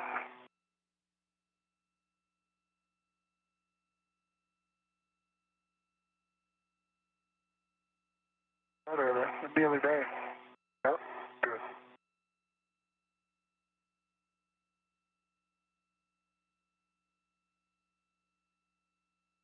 Hey, Jimmy, for Shane again, what's the next steps? If you're in, Down the center. Yeah. you're going to cinch the adjustable equipment tether on the middle soft capture feature taut so that the soft capture feature is held down or armed. Copy.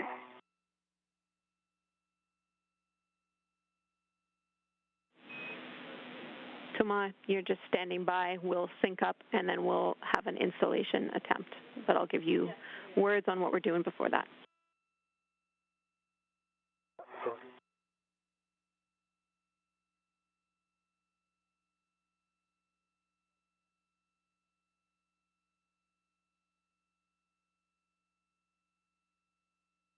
Okay, Jimmy, it's cinched down and it's full open in the center. That's a good config, Shane. From my understanding, only the leftmost soft capture feature should be up or deployed, correct?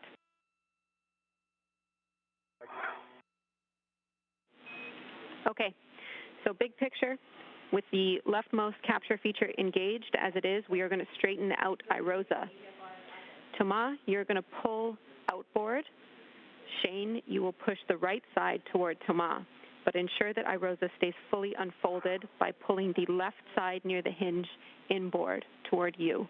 Again, we're going to try and straighten out IROSA and then install it on the mod kit. Shane, it's a matter of angle. We're right in the middle of the slot, but now you have to maneuver it in pitch. Gotcha. Okay. So I'm going to pull out my side, push on. Yeah, but the pulling I can do, what I cannot do is the angle. Okay. So try to pitch it up. Just start coming out slowly. Try to anyway. And pitch towards you, right? Your body axis. Pitch up as if you were flying. Yep. Yeah, but it's pretty level here. I can't pitch. Pitch down. It's right there, but it's not going in. Try to push on it. On your side.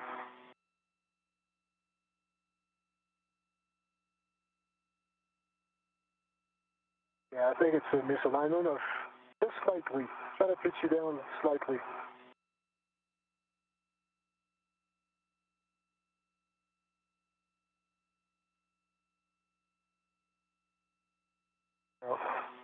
And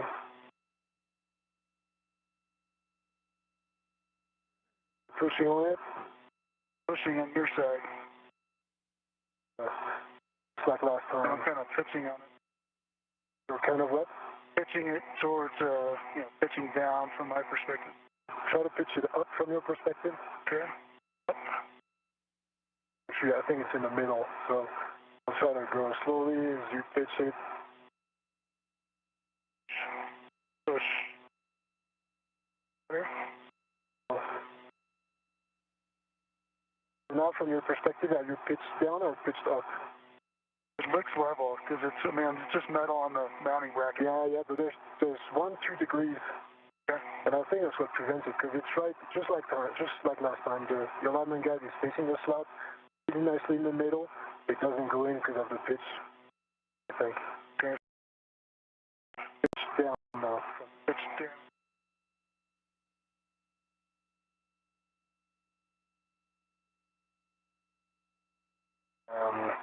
Okay.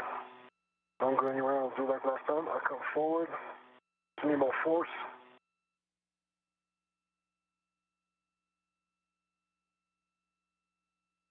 Okay. Ready? Yep. 1, 2, 3.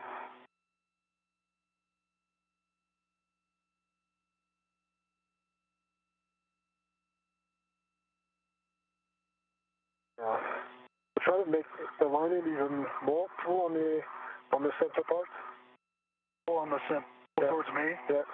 And then I push. Okay. Okay. It looks like it lined there. Line. Okay.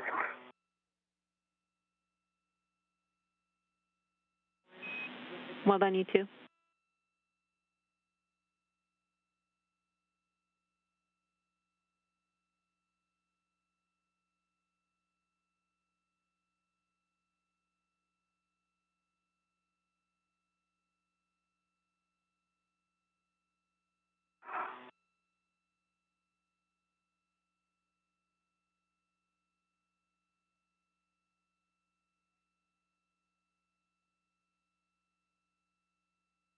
Okay. Pull and then ready for pushing. Pushing and pulling. And Thomas, check the right most soft capture feature is down. That's a good call, Jenny. It is now up. That's why we're not going anywhere. A good call.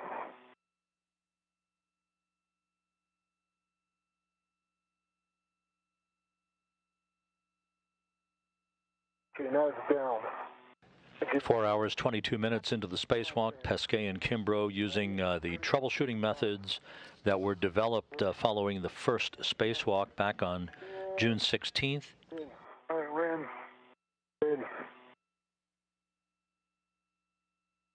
We're done.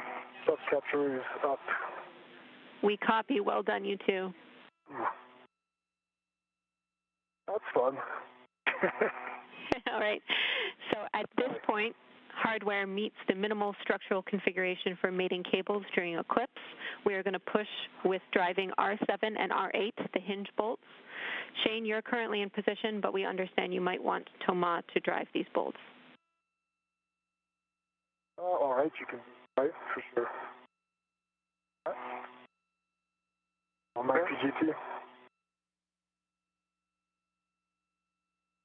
The two spacewalkers using a bit of elbow grease and the troubleshooting techniques of jostling the array into its firm capture position achieved success, setting the stage for the driving of a series of bolts, hinge restraints, to make sure that the array is securely fastened to the mounting bracket at the base of the P6 solar array truss structure.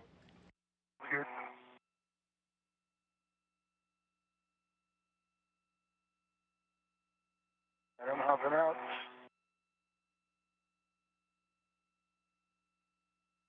Thank you, sir.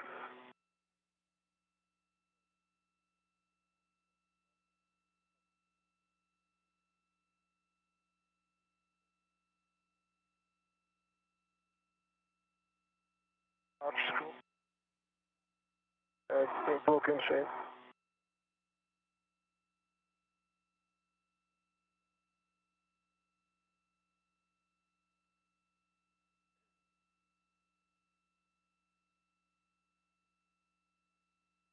Oh, tomorrow I got to come back out.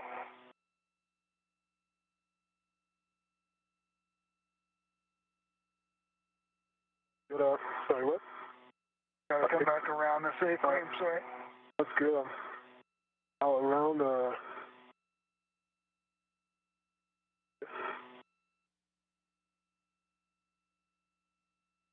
Nice. Hey, Jenny, I'm ready for settings for R8. Alpha 1, clockwise 2. Alpha 1, clockwise 2. We're driving these bolts 13 turns only.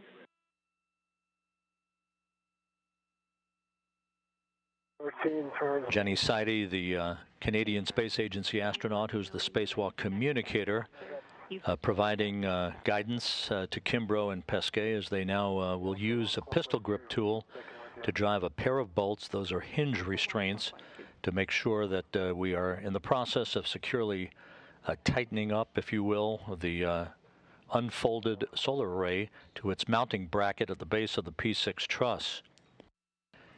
So it's unfolding followed by unfurling to get this array out to its full length of 60 feet to begin generating power to augment the current power output of the P6 arrays.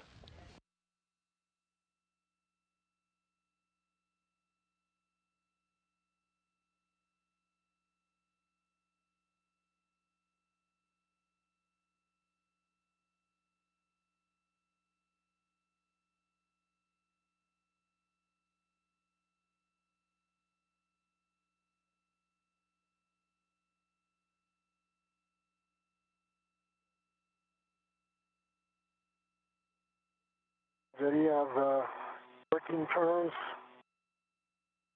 Alpha 1, clockwise 2. Copy, 13 turns on R8. If you can reach R7 from your current position, we want 13 turns only on R7, same settings.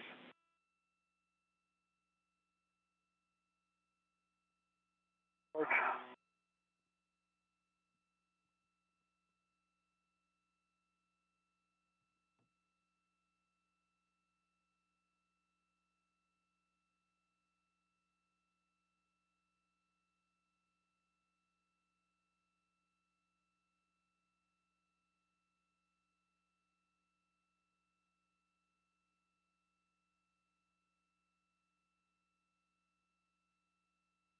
Thirteen turns on R7, same settings, Jenny. Copy, 13 turns on R7. You can stow your PGT. Once Shane is ready, he can hand you the AMS knob from the crew lock bag.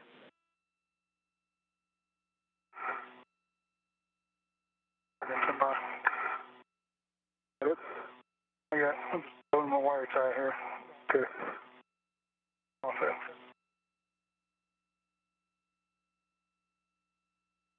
Can you hear somewhere? Yeah, it's going to be buried on that side.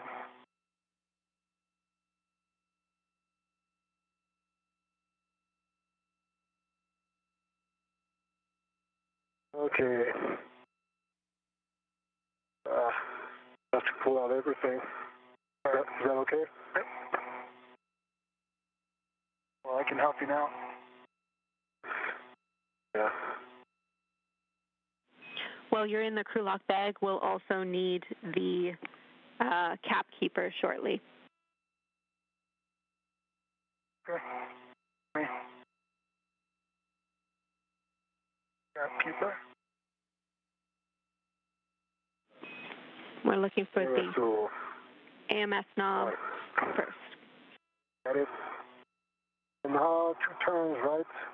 Anywhere for you on R8, Jenny. Copy. You're just looking to tighten until snug.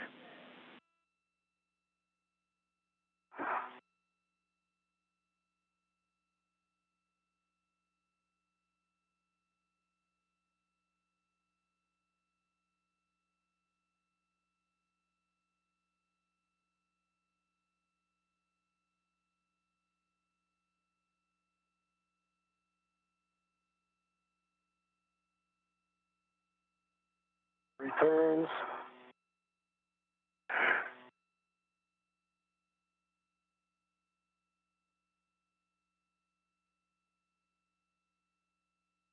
Yeah, 4 turns, Jenny, R8, snug. Now hop off the APFR to access R7. A firm, and I copy 4 turns R8 snug. Sorry. Any, just so you, I got the wire tie in my trash bag, and I got the adjustable that was attached to it as well on my mini. Copy, Shane. And I'm ready. Yep.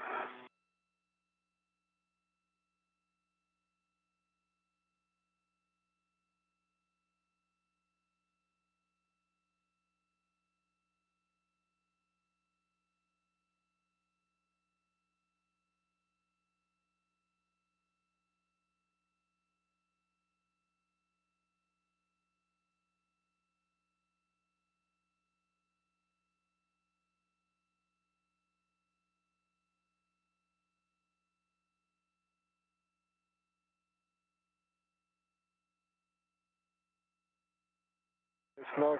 Back to you, Shane. Okay, and the capkeeper's right there. Same number of turns, Thomas? 4 turns, Jenny, just like the other one. Copy, 4 turns. R7 is snug.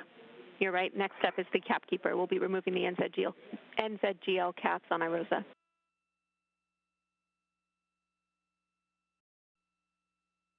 Right, so UPFR. Cost overall. All right. NZGL. Shane, if not already complete, you can stow the scoops in the crew lock bag. Okay, I'm going to wait till all this is done, so. Understood.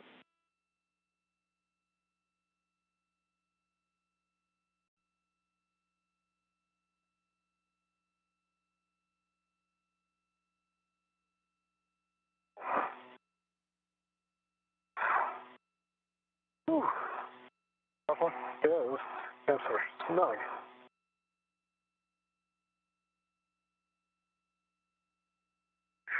All right.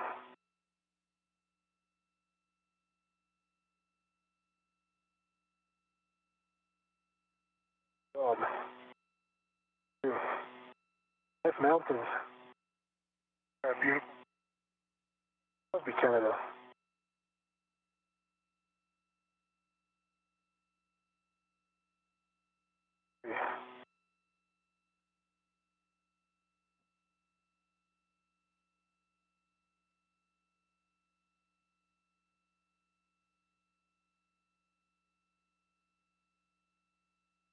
Four. Back to you. The GL caps are removed. You can stow the capkeeper in the crew lock bag with the AMS knob and the scoops. Shane, I have a big picture update for both of you. Go ahead, Jenny.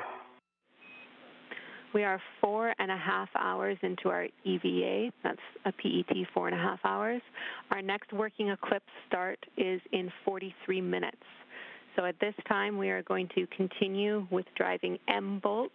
We'll get NZGL connectors mated at IROSA, and then we will push to cleanup steps to get ourselves in the best possible config prior to the eclipse, and then look at mating cables and finishing up. Sounds good. Sounds good.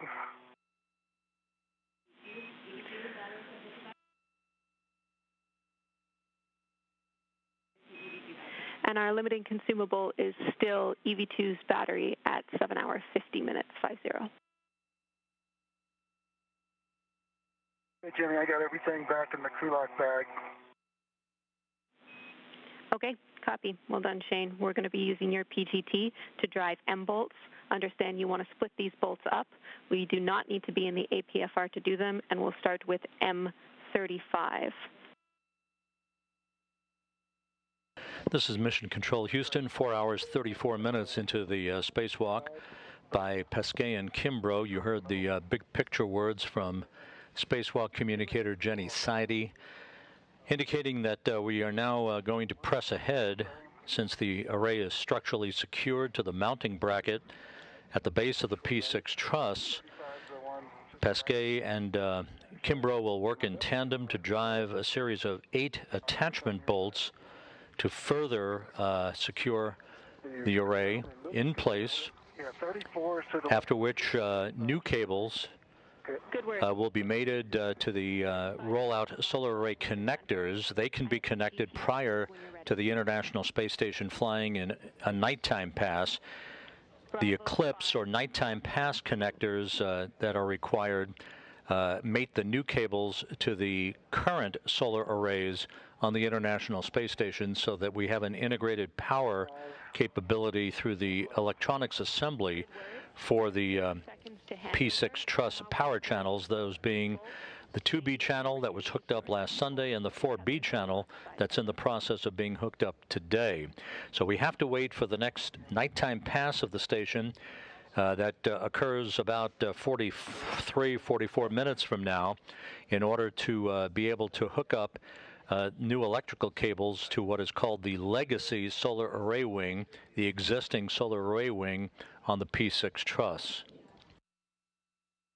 The crew is making good time.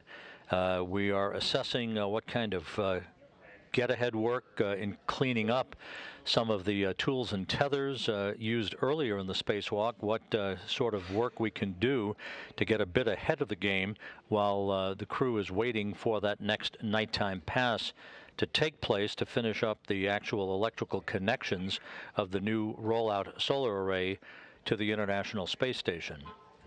One black line. Should get to a 40 knot grateful. Back with you after handover. Say torque turns and green light. It's a red shape. Again for 35. Stand by, Jenny. Stand by. Bye. Okay, M35 is driven. I got green lights, 22.2 torque, and I have 1155 revolution. 34 is next. Copy, 22.2 on the torque, green. Black on black. Green light. Black line flush, Jenny. And 11.5 turns, black line flush. You can move on to the next bolt, Thomas. Yep, M34, same settings. Bravo 5, counter 2. Settings. Bravo 5, counter. Correction. The only one I can get. Thomas, correction. Bravo 5, clockwise 2. Bravo 5, clockwise 2, yep, same settings. Bravo 5, clockwise 2. Shane, go ahead. I can get 31 here in this position, and that's probably it. So, but I can come around the stand. I can get those 4 here. Okay. And then you get the one on your side. Okay. Hang out.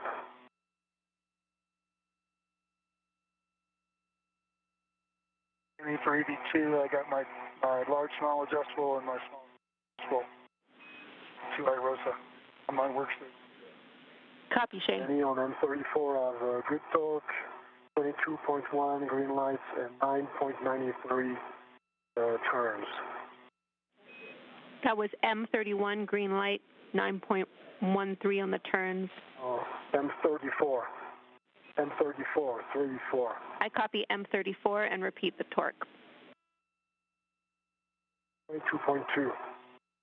22.2. Confirm black line flush. Black line flush. Copy M34. Which is the next one, Jenny? The remainder of the bolts, the order doesn't matter, but on your side, I show 36 through 38. Your labels and He's going for 32. 32. It's my turn. Okay, tomorrow's going to get all the bolts except for 31. Just do. I'll get 31. Copy.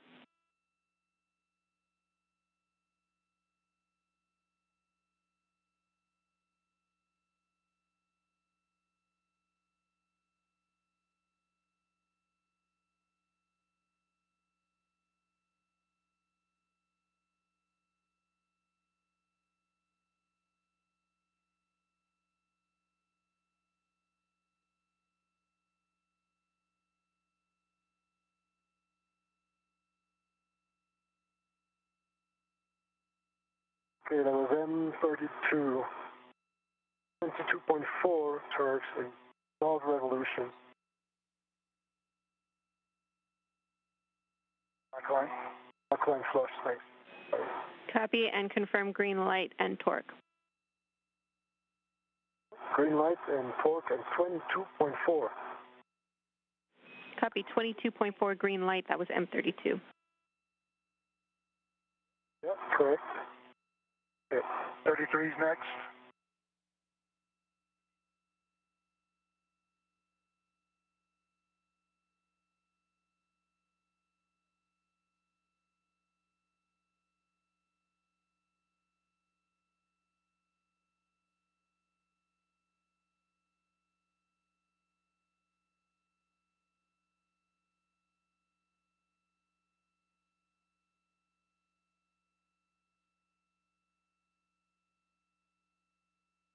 Hold it tomorrow. We'll have to push it up, otherwise it slides down the boat. Thanks for the help.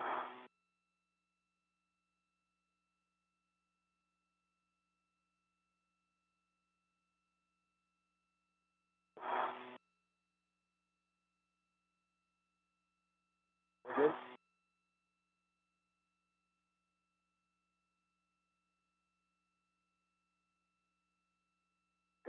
Okay.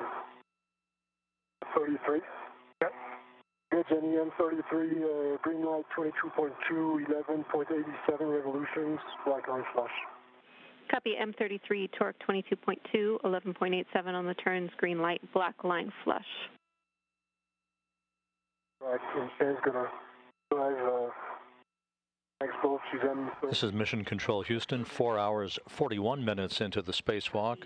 Shane is driving. Thomas Pesquet and Shane Kimbrough, both using pistol grip tools in tandem, driving a series of 8 attachment bolts to further structurally secure the new ISS rollout solar array to the mounting bracket at the base of the P6 truss structure. The array was unfolded and structurally secured to that mounting bracket. Now it's being mechanically attached through this series of 8 bolts. Get a 22.0 on the torque, 11.04 turns, green lights, black line flush. Copy, and that's M31, 22 on the torque, 7.04 turns, green light, black line flush. You want these now? You want it now? Stand by.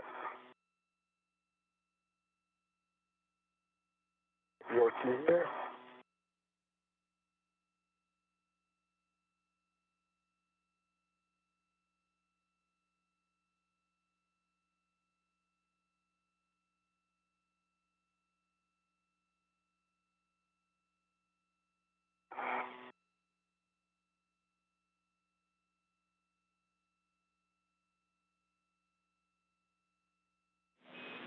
Is it your plan to complete the remainder of the bolts, Thomas?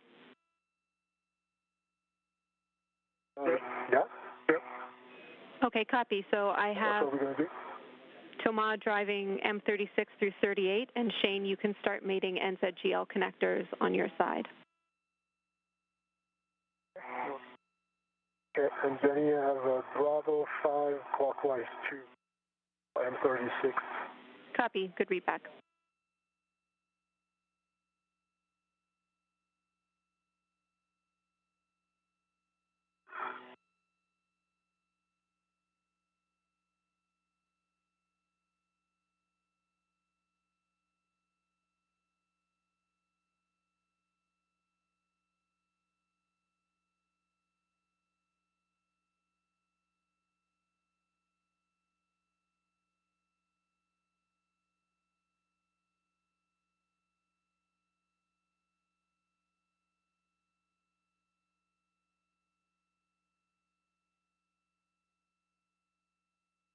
Jenny, green light, 22.5 turns, 12 revolutions, black line flush, M36, getting ready for M37, should confirm the same settings. A-firm, same settings. I'll wait on you tomorrow because I got to go around this thing, driving bolts. That's right? Yeah, keep driving bolts. Okay, I keep driving bolts. Good, Shane. I got Bravo 5 Northwest 2 or M37. Good words.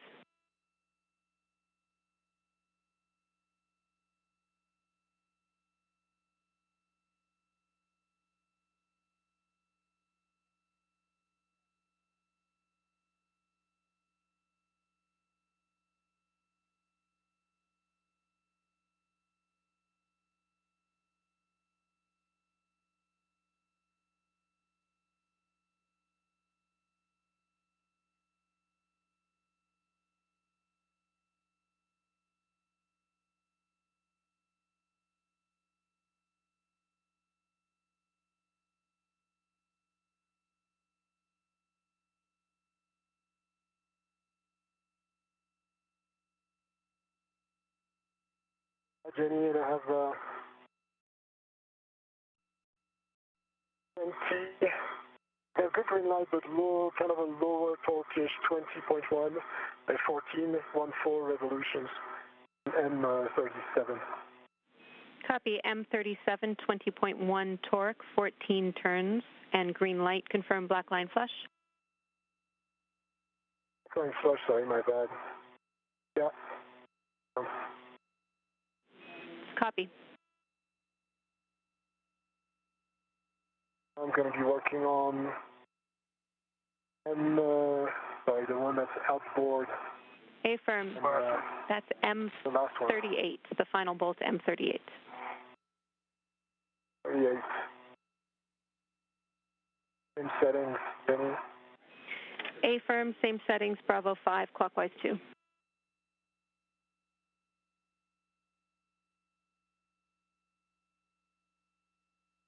Bravo 5, clockwise 2. Work.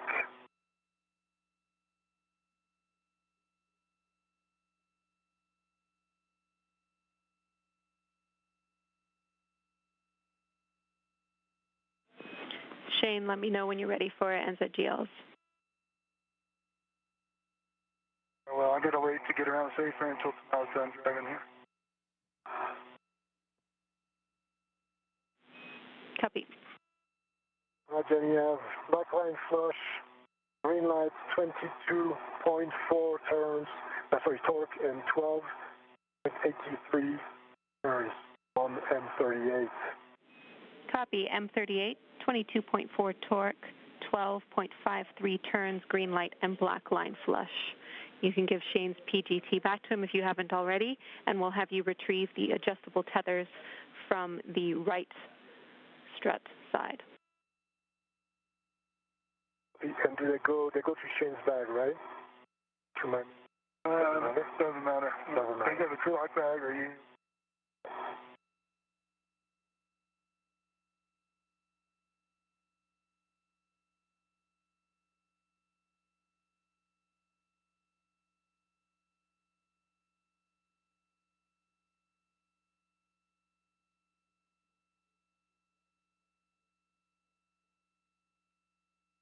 Four hours, 48 minutes into the spacewalk. All of the attachment bolts have been securely driven by Pesquet and Kimbrough using their pistol grip tools.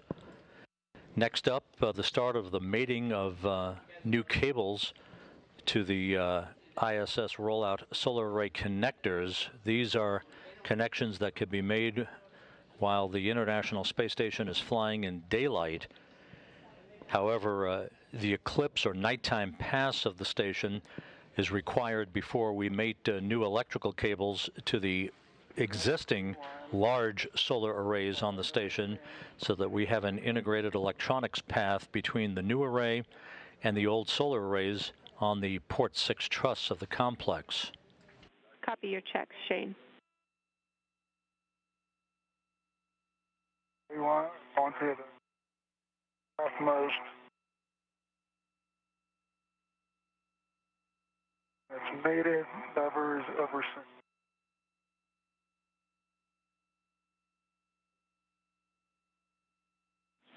Copy. P1 mated over center. Okay, P2. 5, no band 10s. I band.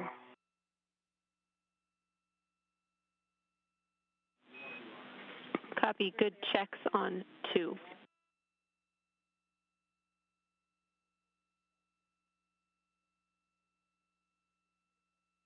Over is mated, over center. Copy.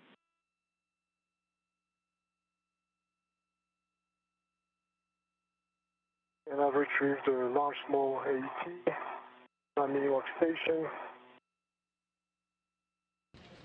Do you want those cables? Come over to your side. Get me. I don't hear you. You're breaking up, but I'm assuming you cables.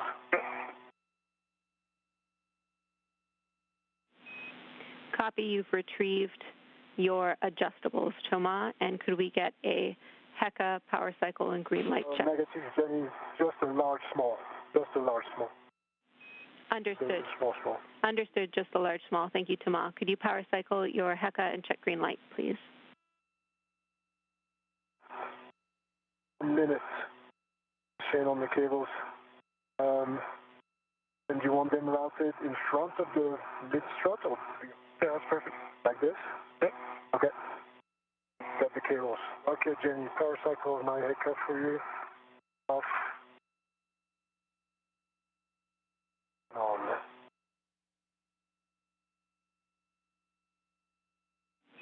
Thank you, Thomas. You can move on to picking up your other adjustable. Me for T3. So far, no good Sam's giving you my van. Good checks on 3.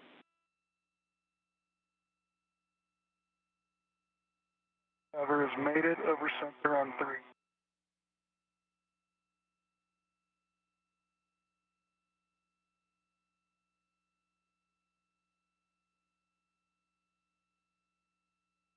Four, no fired, no bent 10. Again. Good checks on 4.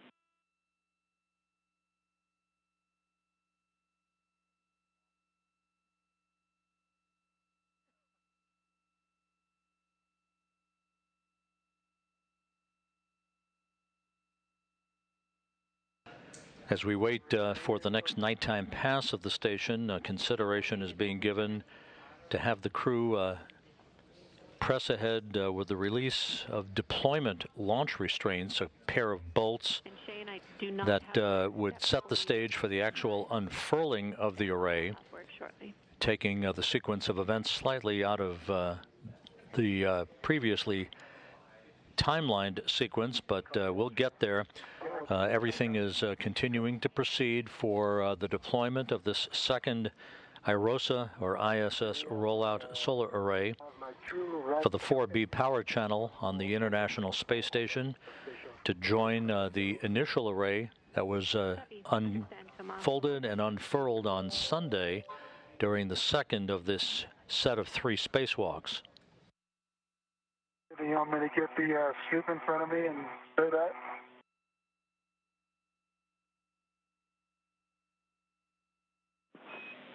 Stand by, Shane.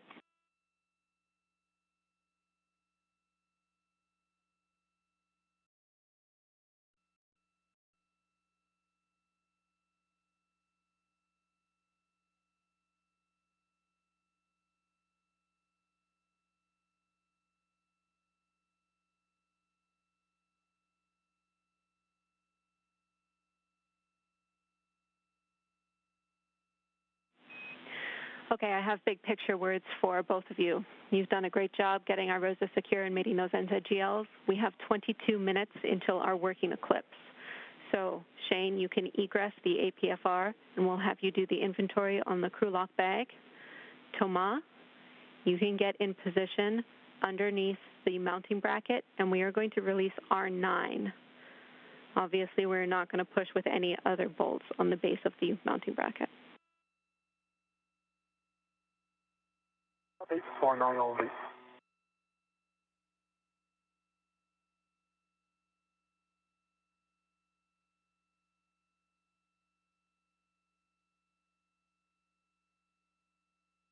Hey, Thomas, APR over to you. Yeah, Maybe not. No, I don't think I'll use it. Don't need it? Okay. No.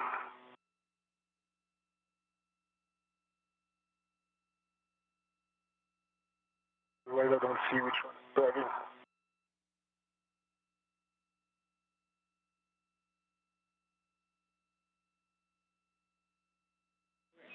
And Thomas, they're going to be in your way, but as much as possible, avoid contact with those NZGLs that are attached. Copy, Jenny. Hey, Jenny, for crew light bag 2, are you ready? Not have quite a bit of time here, so I'm going to get you to hold for now. I have additional words for you, and I'll let you know when we can start.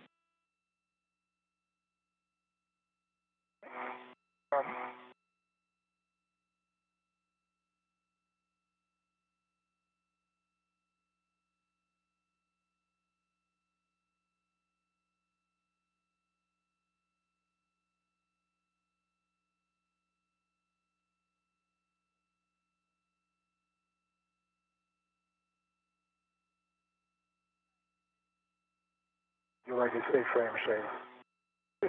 Yeah, sometimes it helps, sometimes it hurts. Take even. Okay.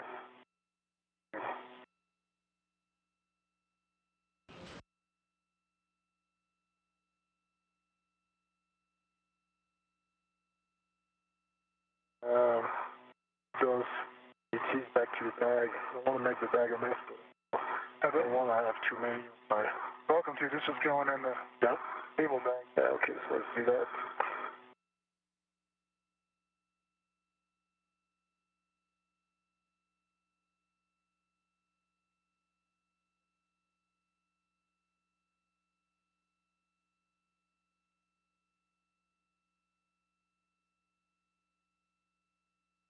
Okay.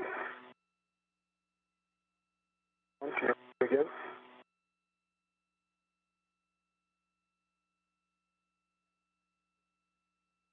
Here's the big one. Or small.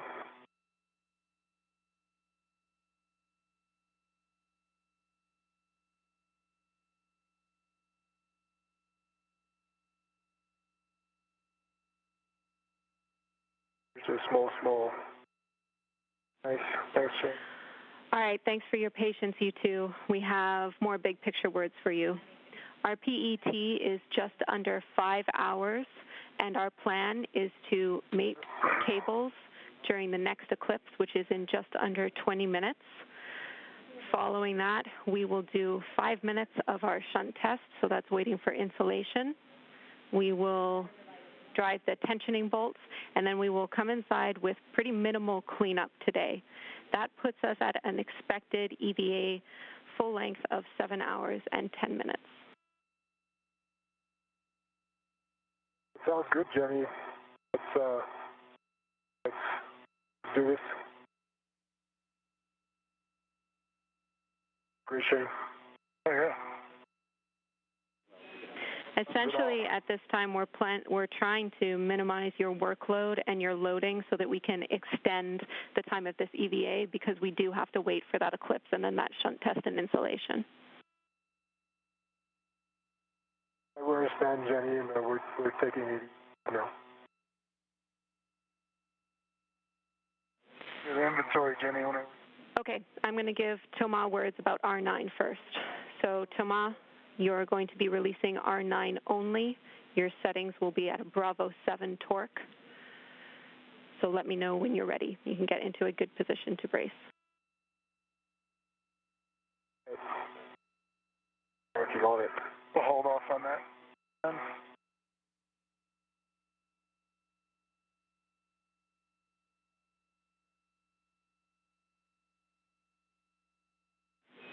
Shane, we are ready for the inventory when you are. This is Mission Control Houston.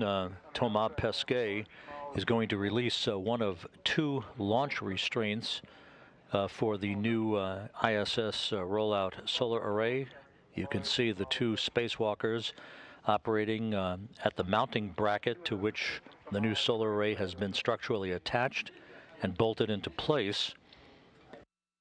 We're about 14 minutes away from entering the next night pass, at which time we can begin to hook up the new electrical cables to the existing solar array that you see, the huge P6 solar arrays, to which the new IROSA, or ISS rollout solar array, will be unfurled to augment power output for the 2B, in this case for the 4B power channel on the International Space Station.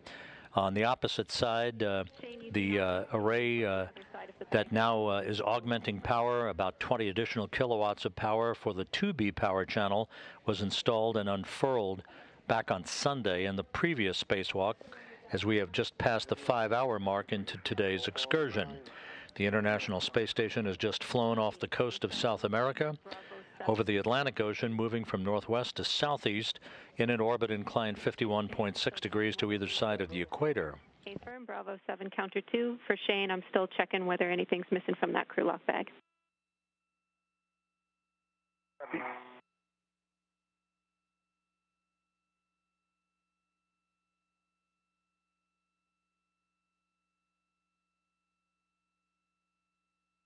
Bravo 7, counter 2, 25.5 program, Jenny.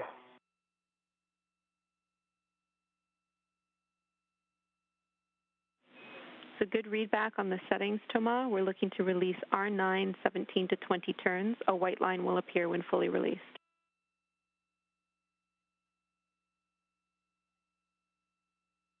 Copy.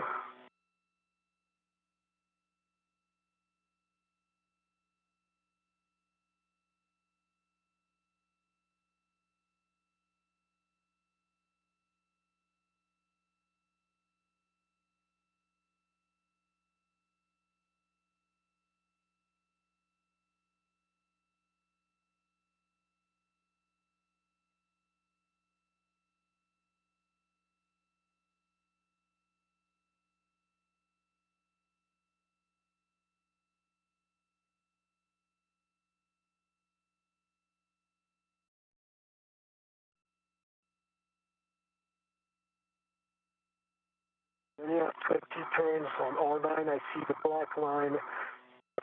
It's fully released. Copy. R9 is fully released, and you came in broken. What was your turn count? The count was 22-0, and the white line is visible. Copy. 22 turns on R9. You can stow your PGT, Thomas. This is Jenny, 20 turns. Copy. 20. Thank you, Thomas. And one of two deployment launch restraint bolts has now been released. One bolt away from the point at which we can unfurl the array, but not before electrical connections are hooked up to the that will interconnect the new array with the existing P6 solar arrays. For that, we have to wait about another 10 minutes or so until we fly into an orbital sunset. Initially, and those are now on Thomas' mini workstation. Could you just give us a count on what's on the outside of the bag again? Jenny, that's negative. Actually, the I'll call before with those tethers, those 280 from the right side of the mounting bracket are now back to the bag. They're on the crew lock bag, the two that were on my side. Yep, so total on the outside, 2 small adjustables and 1 large small adjustable. Copy, thanks guys. One of the ones that was out there initially is on my workstation with the wire tie, that whole setup in my trash bag. Copy, we're happy with the bag config.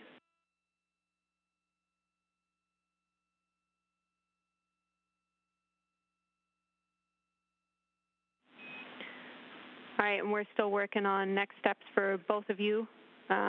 We think it might be adjusting the MLI and getting in position for the cables, but we're still around 12 minutes away from that working eclipse time period, so we're seeing if there's anything else we can do in the meantime. Okay, Jenny.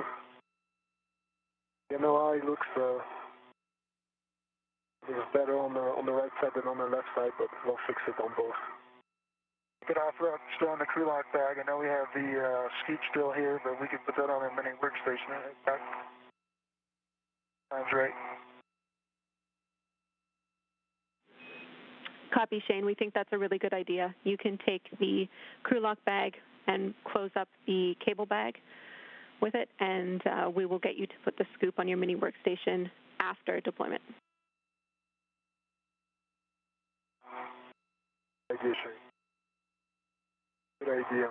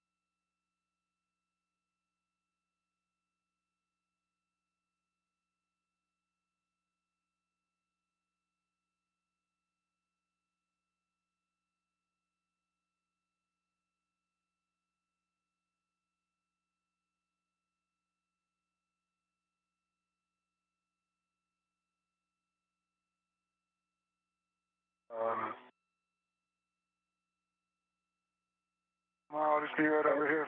Yeah. And by 1A, Danny, I don't know if you see in my CAD view, but on that center plate that the upper strut goes to, there's one bolt that's released M7.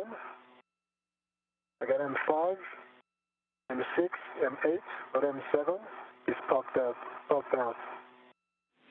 Copy, Thomas. This is Mission Control Houston, 5 hours, 6 minutes into today's spacewalk. Thomas Pesquet and Shane Kimbrough receiving updates from the flight control team here in Mission Control.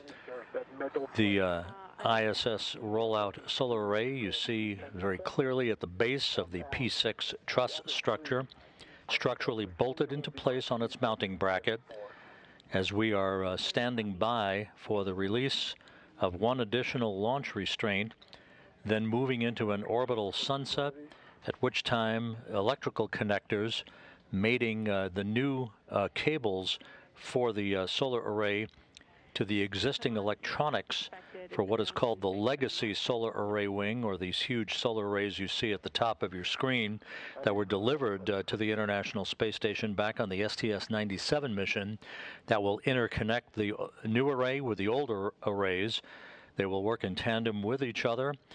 This process of installing new rollout solar arrays is not to replace the old ones, but rather to augment their power output with an additional 20 kilowatts of power available for station systems and new modules to be launched to the space station. At the cable bag at this time, we're going to have you retrieve the cap keepers with the caps from the cable bag, and you'll each have one on your mini workstation when we go to do these cables during the eclipse.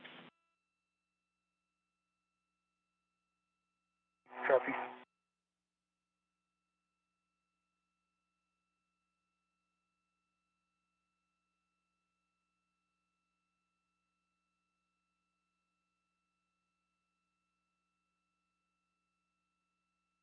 I've got a ret to the crew lock bag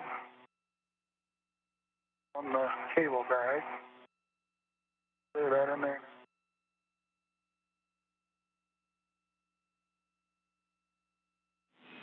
Copy. Thomas, you can head to Shane to pick up that cap keeper as well. We have just over 7 minutes until our working eclipse time.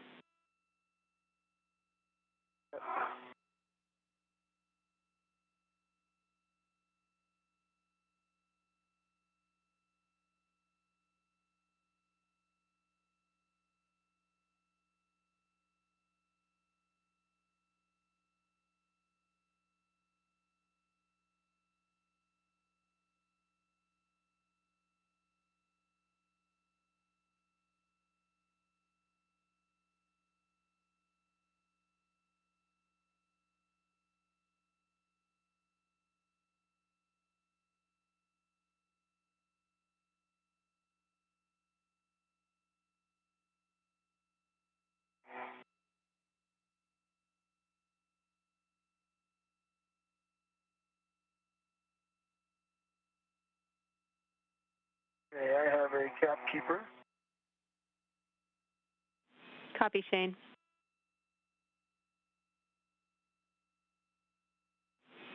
Once you both have a cap keeper, you can head to your position for the cables.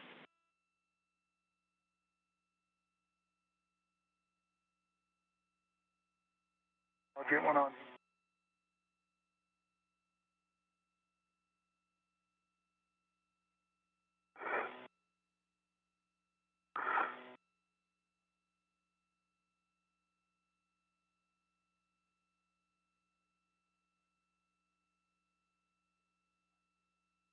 I'll cross over to you, but Just stay there. I'll come to you.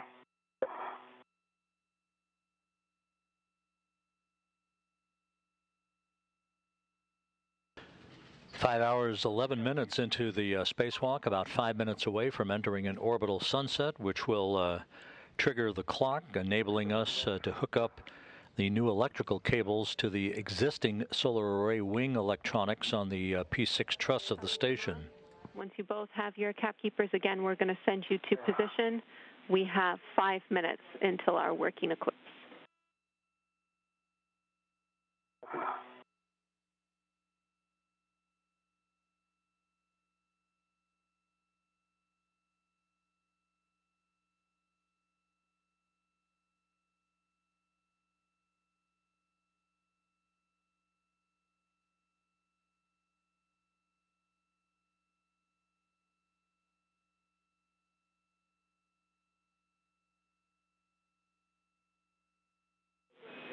And Thomas will take a glove hap check and gauntlet check.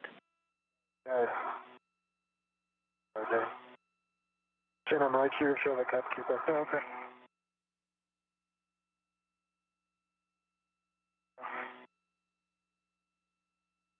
You have a right on it?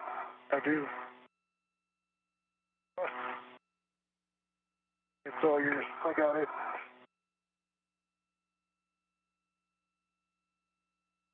Okay.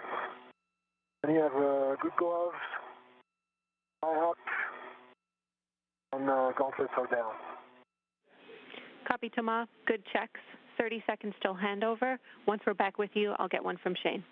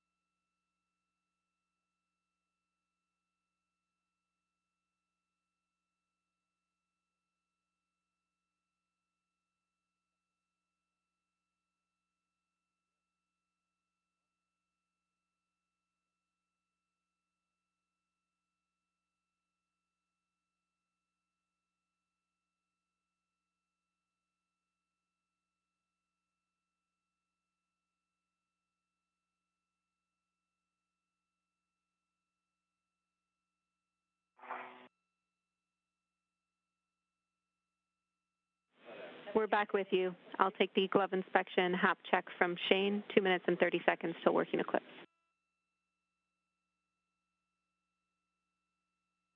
Hold on. I'll get to you in a second. Take your time.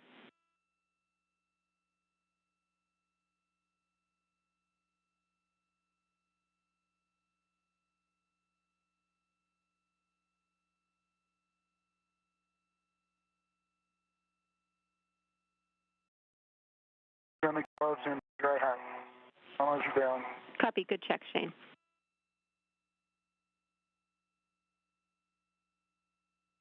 Jenny, and can you switch cable?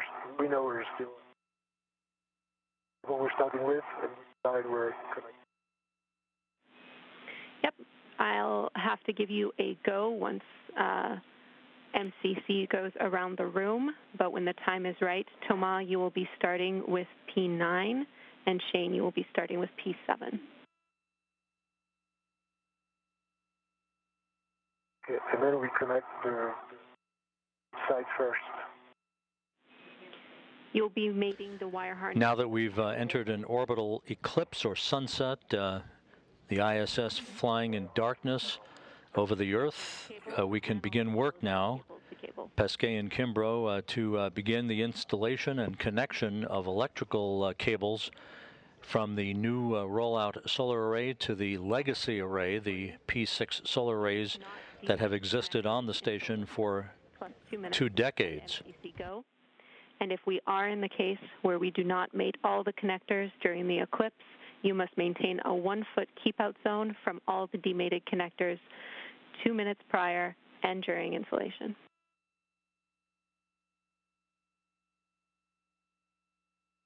Copy, Jerry. 2 copies.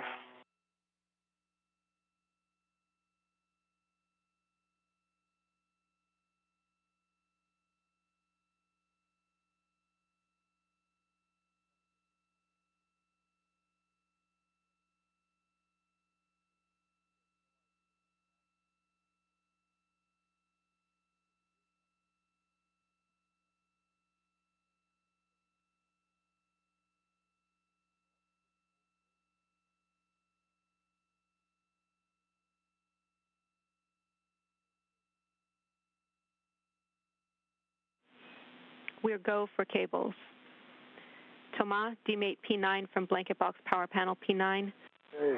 Likewise, Shane, demate P7 from blanket box panel P7. Demated and have good pins. The EMI, good EMI band on P9. Copy. To connect generate. You can mate P9 alpha to P9, Thomas. And P7. Copy, Shane. P7 demated, looking at P7 alpha. Good EMI band. Good on the side. Copy, Shane. Mate P7 alpha to P7.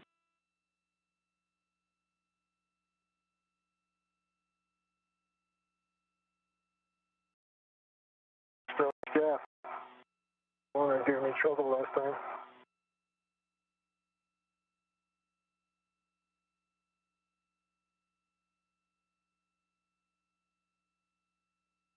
P7 alpha is mated to P7 with a good click. Copy, good.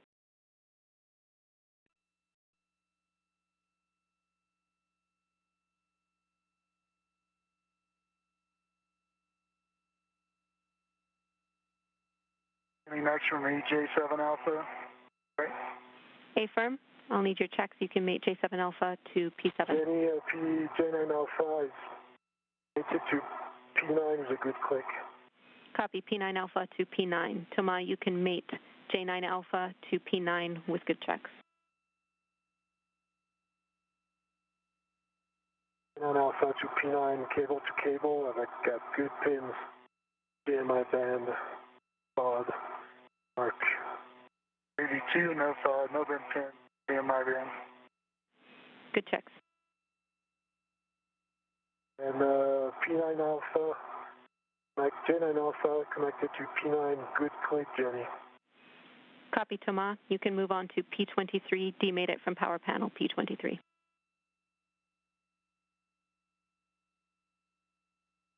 P23 is demated. Jenny, J7 alpha and P7 are connected, good click. Mating P20. Copy, and A-firm, Shane. I'm mating P23 alpha to P23, Jenny, cable to panel. A-firm.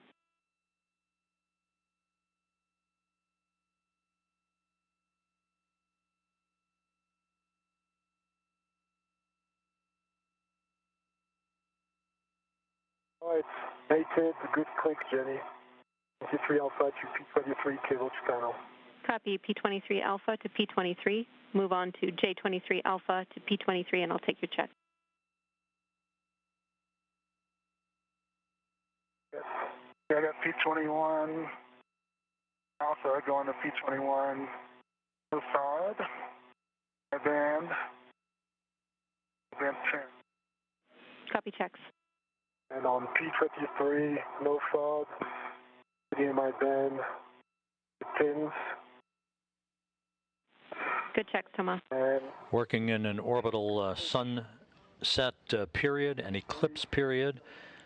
Kimbrough and Pesquet have now hooked up electrical cables from the new IROSA rollout solar array to the legacy solar array on the P6 truss of the station. Next up will be the unfolding of the array, the unfurling of it to its full length of 60 feet. Here's one way in this one. Sorry, Jenny, I'm working on this. there's always one that's more trouble than the others. Copy, Shane.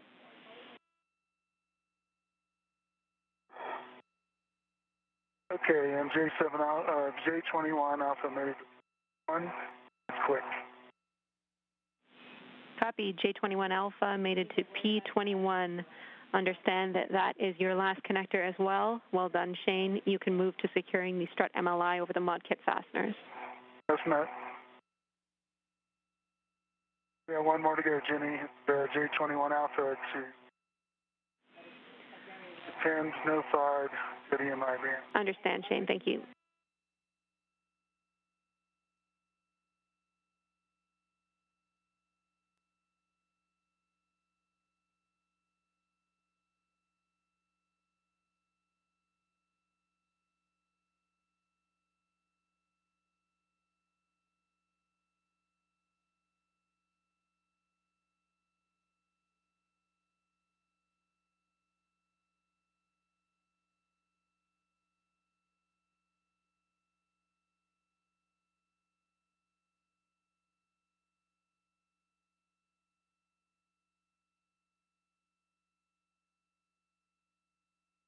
Is there any MLIs now?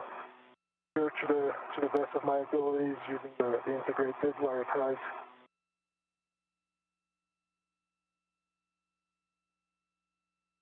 Okay. Copy, Thomas.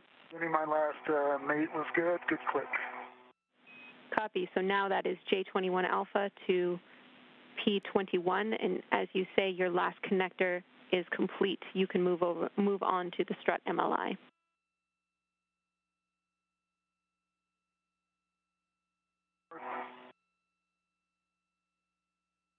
You have to be careful from both sides at this time. One up, one down. Wire ties.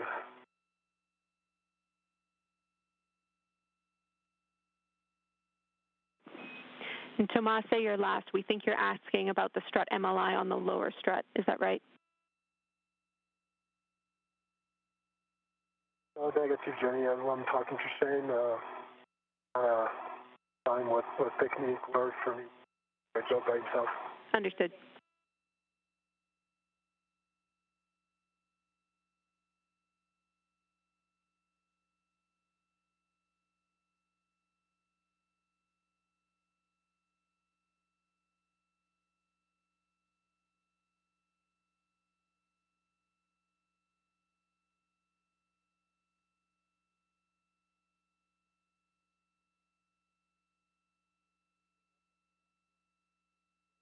Cable behind your elbow, Shane?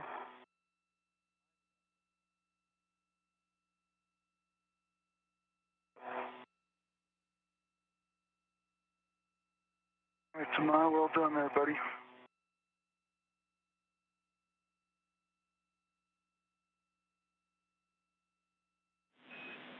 Well done, both of you. That is the eclipse requirement for this EVA.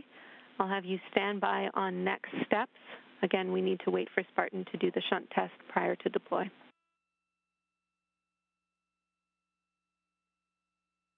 Copy, Jenny. Copy. Should we put the cap keepers back in the bag in the meantime, or go likely to use? Well, we can stand by. This is Mission Control Houston, 5 hours, 24 minutes into the spacewalk. All of the electrical cables have now been mated between the new rollout solar array and the existing solar arrays on the P6 truss of the International Space Station, in this case for the 4B power channel of the station. This is the second of 6 planned new rollout solar arrays to be installed and unfurled at the station at various points on the port and starboard trusses of the complex to augment the power capability of the orbital outpost. We now will have our electrical systems officer conduct a shunt test to measure electrical resistance flowing through the new array before the final launch restraint bolt is released to begin the unfurling of the solar blanket to its full length of 60 feet, and then the tensioning of that blanket.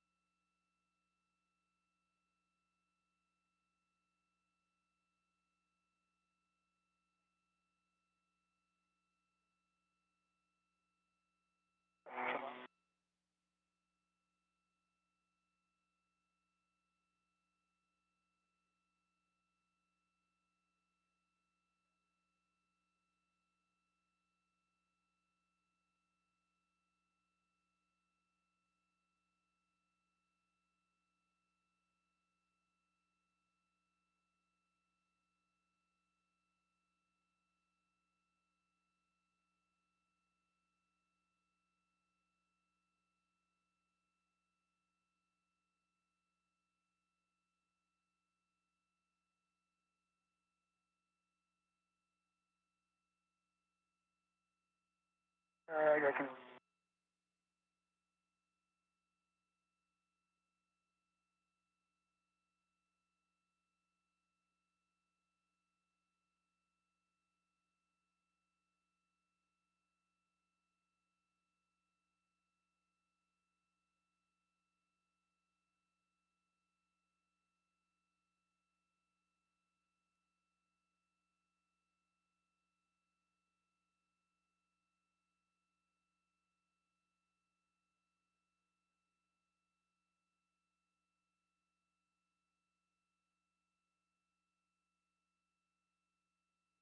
You should have a red chain right here.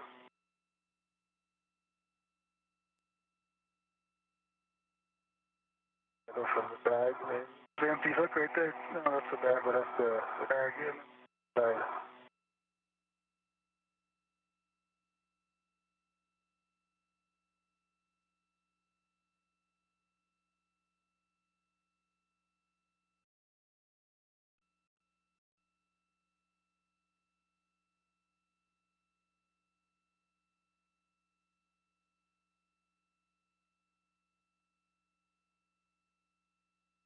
We kept the one on the list.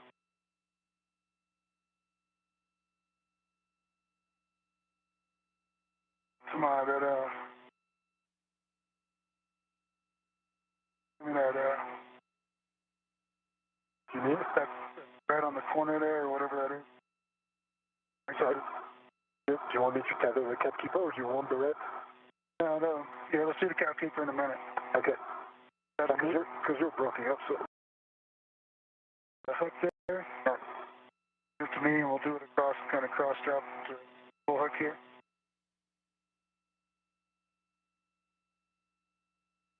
There you go. I can't do it. It's all right.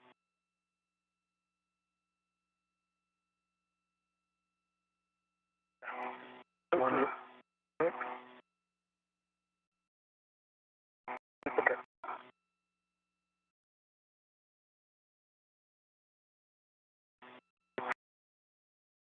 I didn't copy any of it, Shane. I'm sorry, but you're. We look for a hook for you now. Oh, okay.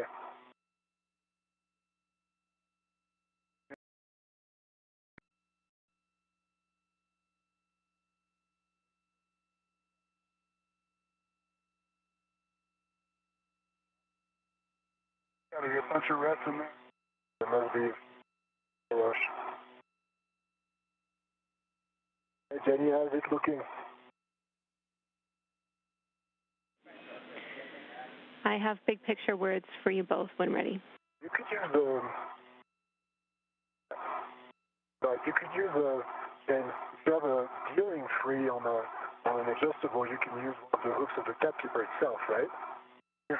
Those cap keepers were those and etc. I'm sure they're. That's what I was looking for, was an adjustable. I'll pull all this out. Okay, Jenny, go ahead. All right, we have 17 minutes until Spartan can start the shunt test, so until this eclipse ends. We expect that shunt test will take at least 5 minutes. Right now, your PET is 5 hours and 30 minutes. Limiting consumable, EV2's battery, 7 hours, 53 minutes. What we're talking now is once that shunt test is complete, it'll probably take around 10 minutes for the final bolt and 15 minutes to deploy. Then we need to drive the tensioning bolts. We're thinking about having just one of you outboard during the deployment so that we can get a head start, bringing Shane back closer to the airlock, taking with him the cable bag and maybe an APFR, so being closer to the port CETA cart for the actual deployment. That just makes our cleanup steps easier because, again, we're running close to where we want to bring you inside once the deployment is actually complete. We'll have the details for you shortly, but if you have comments, let us know.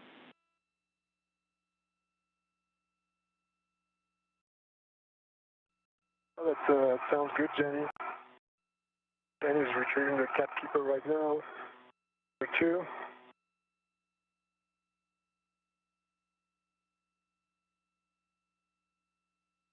That sounds good. Copy.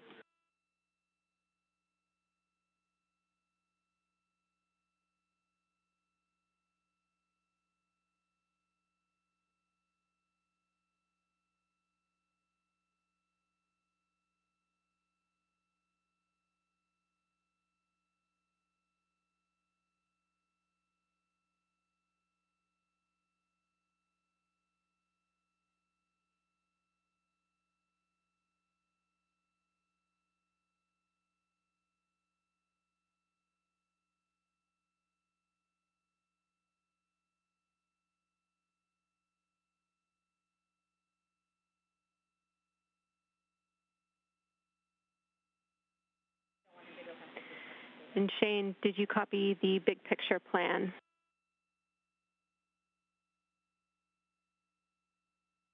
Me too, copy.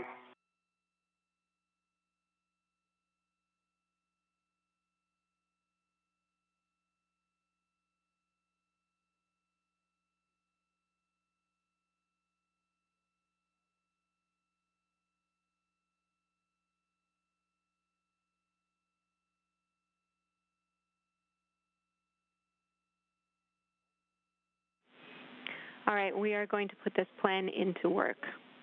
Shane, you're going to take the cable bag and bundle it to the APFR in WIF 37, which is the one just inboard of the mounting bracket. You'll bundle those together, put them on your BRT, and then head inboard holding at the port CETA cart.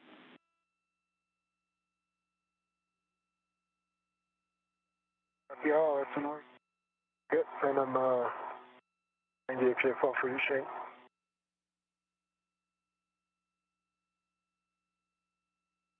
I'm getting the one right there. I'm getting the one. Yeah, 37 is the one right here. Affirm. Thomas, that means that you'll be releasing the final deployment bolt and tensioning the bolts on your own. And you'll also be retrieving the scoop from the base of the mounting bracket and stowing it on your mini workstation. Good. I can read it. And if you give me a... This is Mission Control Houston, just past the 5.5-hour mark in the spacewalk by Pesquet and Kimbrough. Jenny Seide, the spacewalk communicator, Canadian Space Agency astronaut, has been guiding the two spacewalkers through their procedures and the revisions to those procedures. The decision was made to try to maximize and create efficiencies for the remainder of the spacewalk by having Pesquet release a final launch restraint bolt for the newly installed rollout solar array for the 4B power channel on the International Space Station.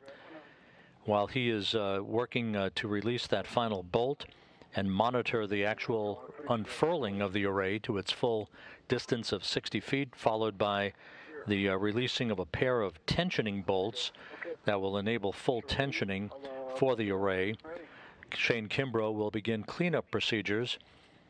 There is a sequential number of events from this point until the end of the spacewalk to ensure that the crew has gathered all of the tools and tethers that they've used throughout the course of the installation of the array and the upcoming events that will lead to its unfurling and tensioning.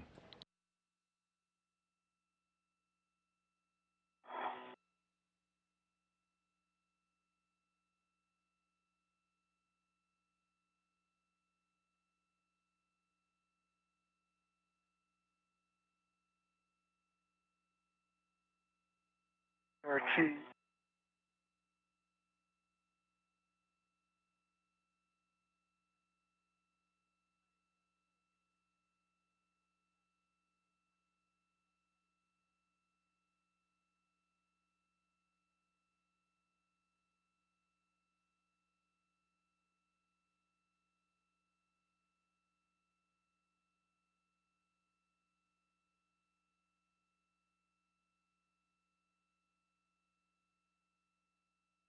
RT, Thomas. Say what? Hey, what are you up to? What are you doing? So I'm going to stay here and release R10, but not now, when everything checks out, I think. Yeah, okay. Danny's plan. Use a hand if you're not doing anything. Oh, yeah, yeah. On one of these two beasts. Yeah, of course. I'll be right there. And we agree there's no other steps for Thomas until we're releasing that final bolt, and we're still over 10 minutes away. So you two can work together to get Shane in a good config to translate inboard to the port CETA card. Absolutely. Awesome.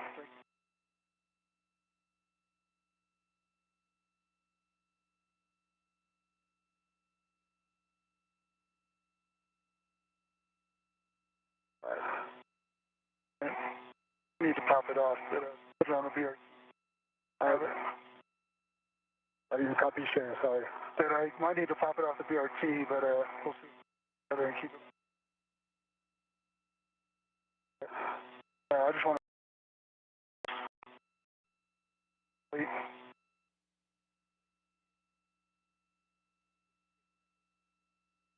The bag on the boot plate, or?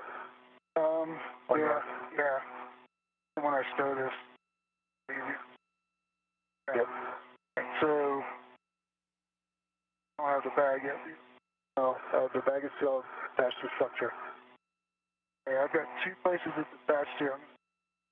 Got one AT on that side to the bag. You can release one, it's still tethered and have a hand on it. Okay, so one of them, and there's still one attached over here. There's one on my side. It's attached as well? Yeah, it's attached. And I'm going to undo this one then as well. Both of mine are going to be released, right? You're breaking up. Did you say both of yours are released? Yeah, both of mine are released, so do not release yours. Okay, it's not released.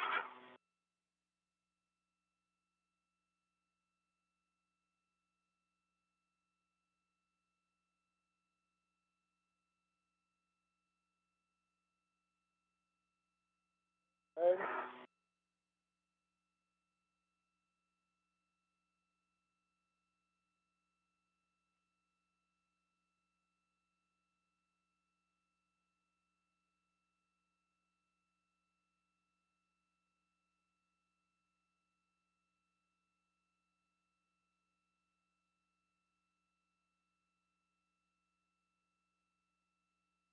All right, got one hooked, connected.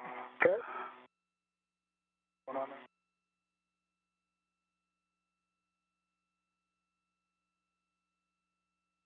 Side you want?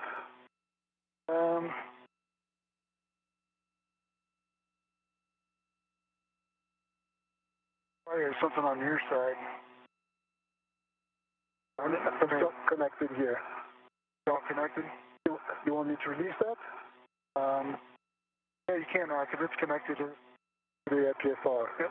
Okay. So I can release this one, you can use it. Alright, you ready?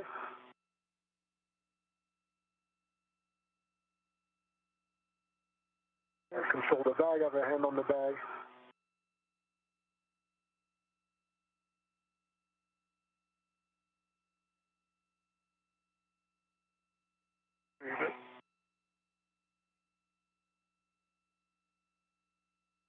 Now we have time. Make it nice and snug.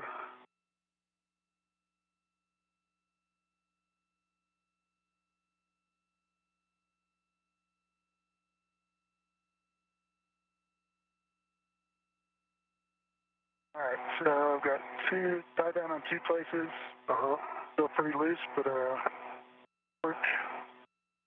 Get a third one if you want at the corner, but I have a BRT to car, and I'm ready for the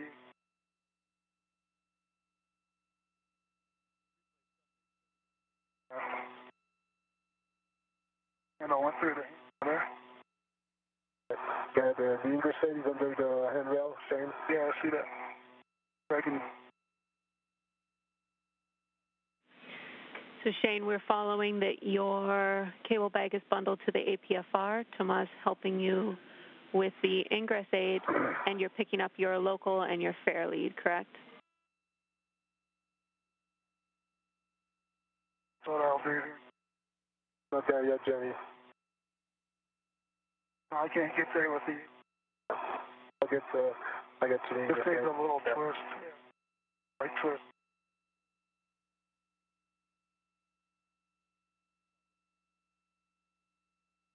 Free.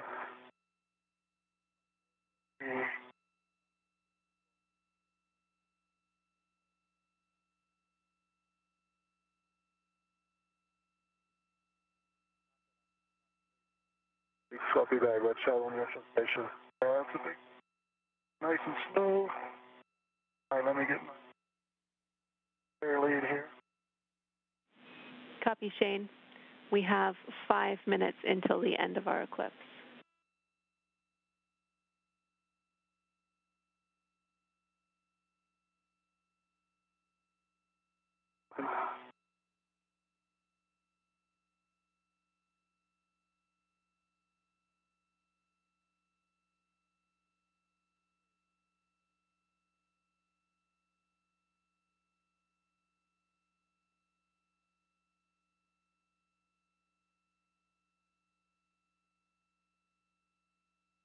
Beginning, I have my fare lead. Start heading.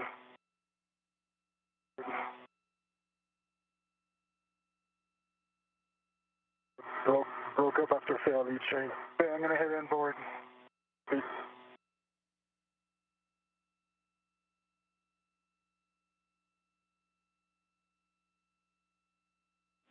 Bag on the radiator.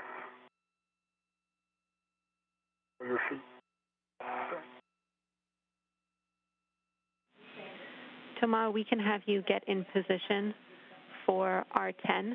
We still have a ways to go until Spartan is going to complete that test. It's over 5 minutes away. Okay. I'm heading out, inboard, looking good. Copy. Shane, on your way inboard, remember to undo your fare leads you might have put in and pick up your green hook.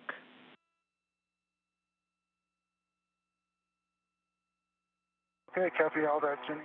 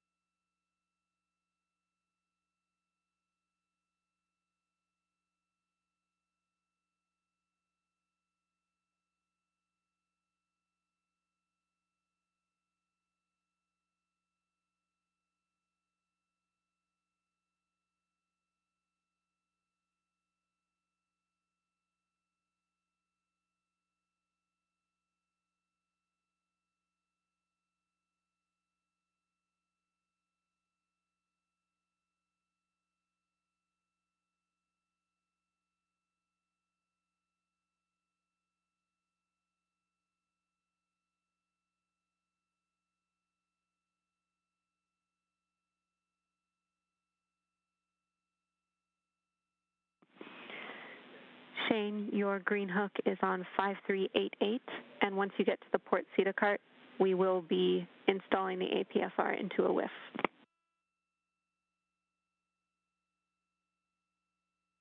Copy that, Jenny. Shane, there's the SSRMS APFR is now really in the way, but it's going to be on your translation route, so don't be surprised. Oh yeah, thanks, Thomas.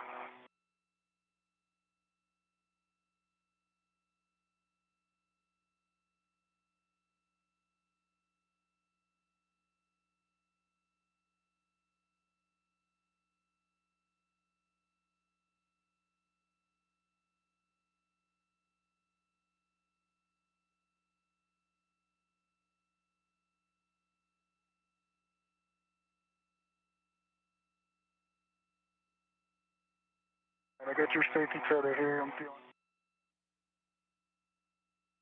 clear.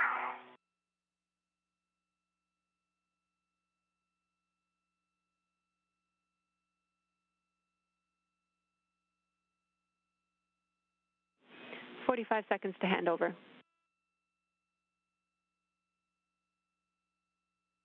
Copy. Copy.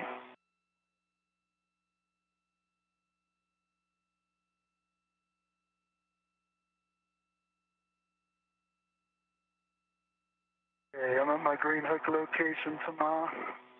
Sounds good.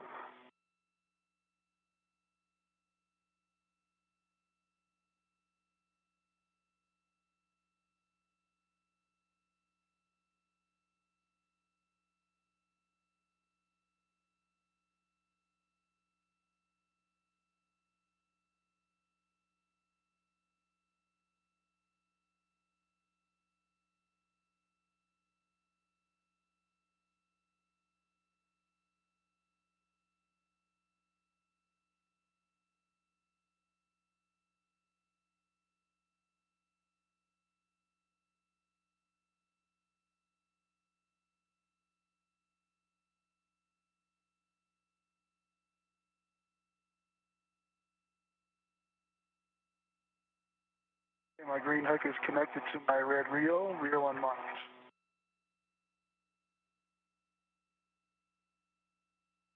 Copy. Back I'm with going to you. do that again, actually, because I just Back with you after the handover. went under your tether.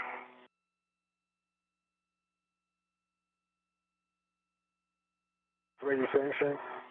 I'm going to redo that because I trapped your tether there. All right. Ground copies.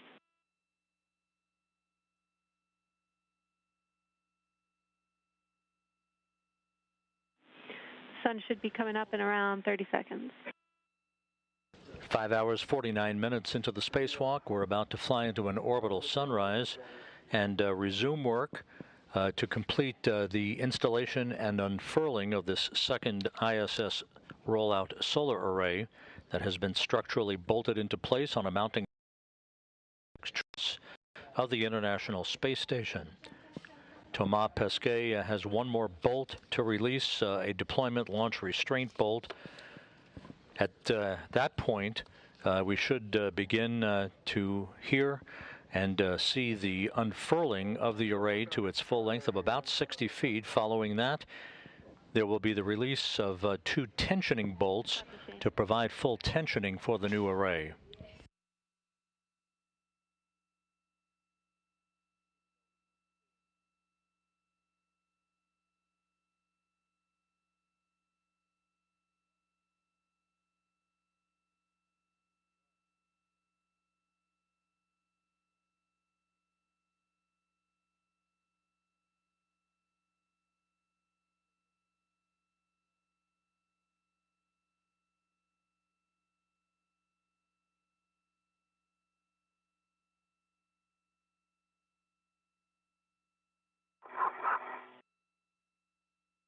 Jenny, I think I'm going to have to undo my red hook to unravel this.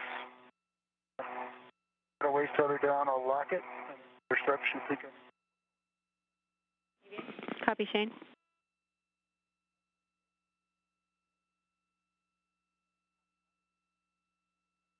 That's down. I'm going to release my That heads from my left E-ring there, out at around the other.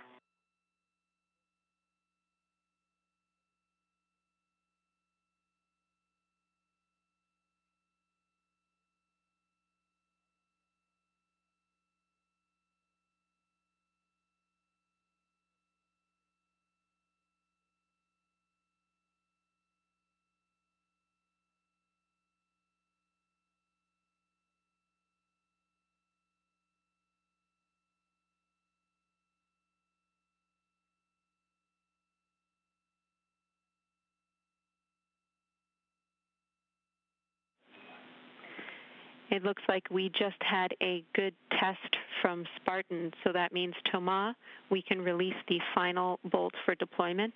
Shane, you can keep working your tether and then head to the port Zeta cart when ready. Jenny, those are great news, and I'm ready for PGT settings. Bravo 7, counter 2. Bravo 7, counter 2.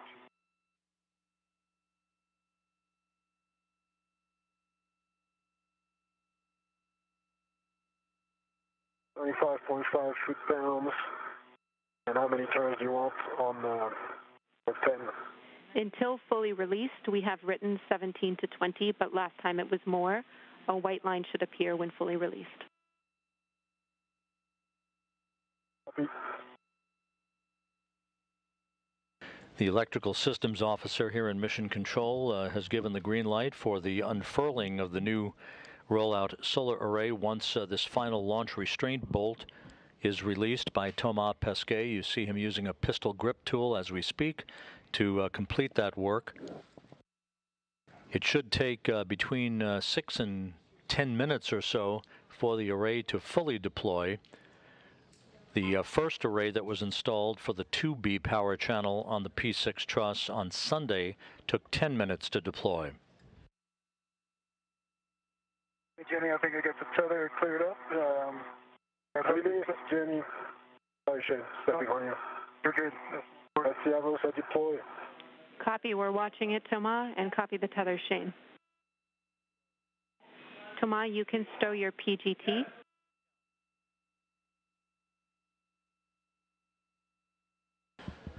Now you see the second of the new ISS rollout solar arrays beginning its deployment. Pent-up stored energy in that system enables the array to deploy on its own once that final bolt was released. The deployment beginning at 12:45 p.m. Central Time. We'll see how long it takes.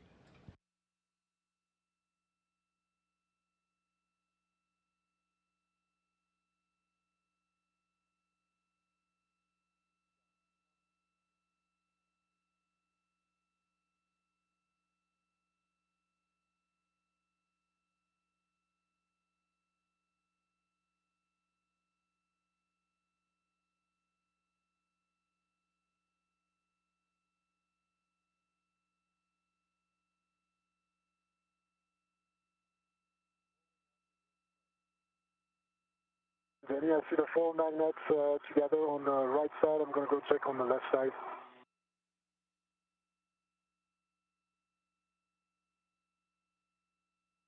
If you want. Copy, Thomas.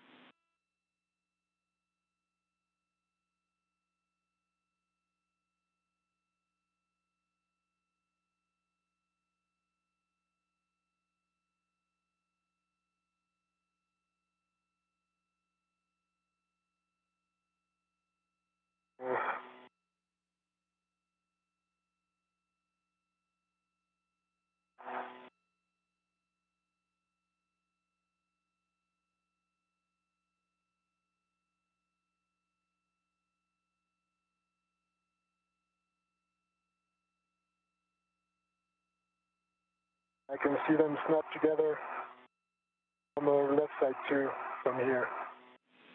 Great news, Thomas, and from our view, deployment's looking excellent.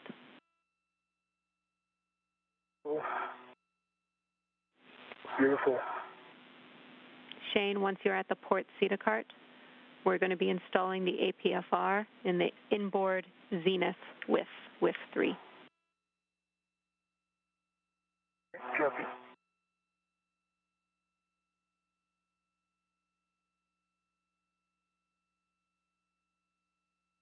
Yeah, I'm going to minimize the load into the mounting brackets. I'm going to just stay here, if that's fine.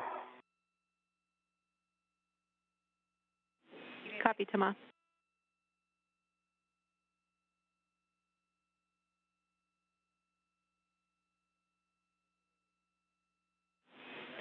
Thomas, if it doesn't impart loads that you're talking about into the mod kit, you can ret to and release the scoop on the base side of the mounting bracket. You'll stow that on your mini workstation. We'll also have you inspect the left strut MLI.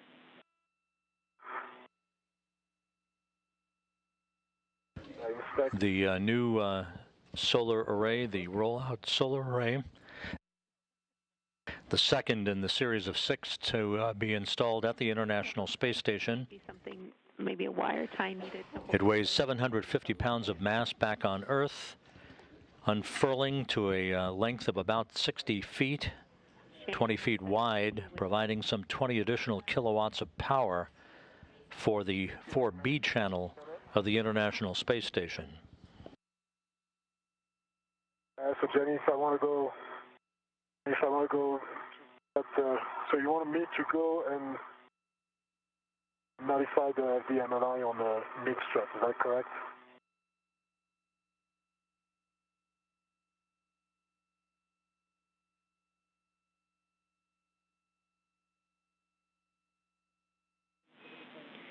A-firm. Just in case, I'd rather do this before removing the scoop. I have to go a long ways away and... A-firm, Thomas, you can do it prior to the scoop. We just wanted to take into account you wanting to stay in one spot, but we think adjusting the MLI now is best.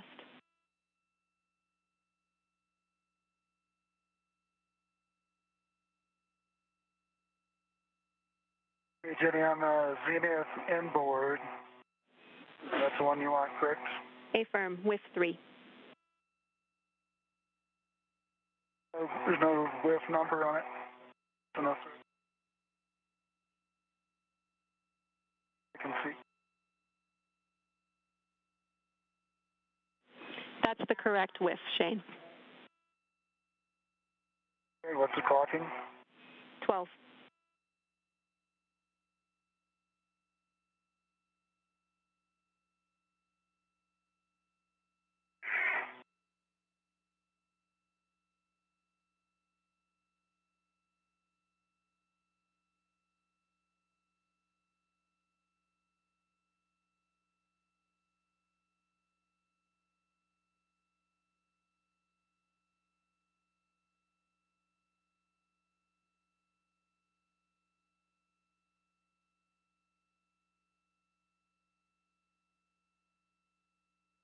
The unfurling of the second new ISS rollout solar array continues.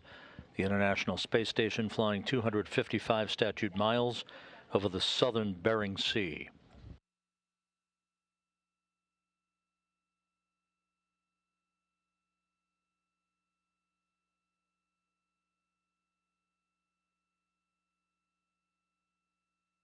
That's 12 o'clock, Jenny, black on black, good pull and twist test.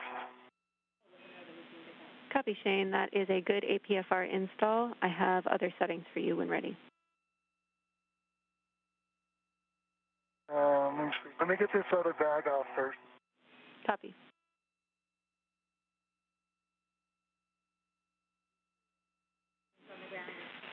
And for both of you, deployment is still looking great, and we are getting good power from the solar array. So we have a lot of happy faces down here. Well done, both of you.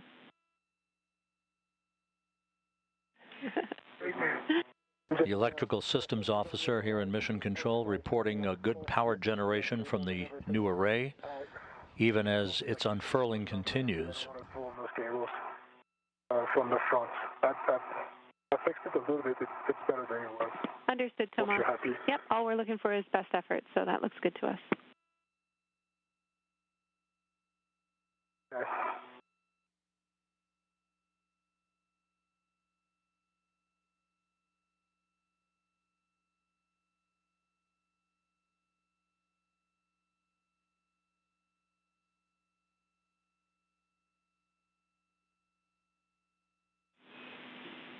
And Thomas, we're still deploying. Your next steps will be to get in position for the blanket tensioner bolts, R11 and R12. Okay, so I think that's one more reason to keep the scoop for now. Yep, you'll need to retrieve the scoop before going back inside, but you can do it after the blanket tensioner bolts as well. Okay.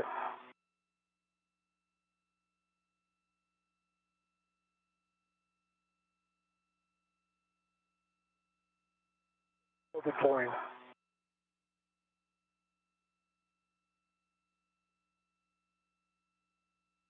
Hey, big Shane. Good, I'm just unbundling the cable bag right now.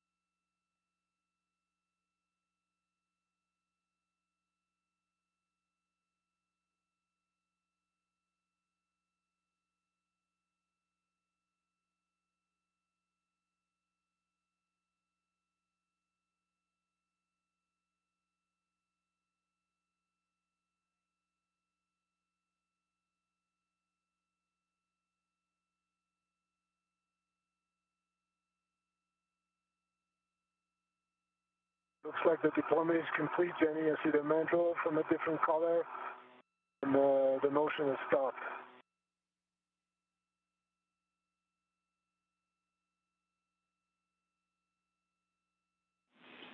Copy, Thomas. We're doing our final check. The second ISS rollout solar array now fully deployed. Okay, Thomas, you are right. We're double checking the dimensions. It appears to be fully deployed, and it took 10 minutes again, just as the first array did back on Sunday. Ready for saying, Jenny?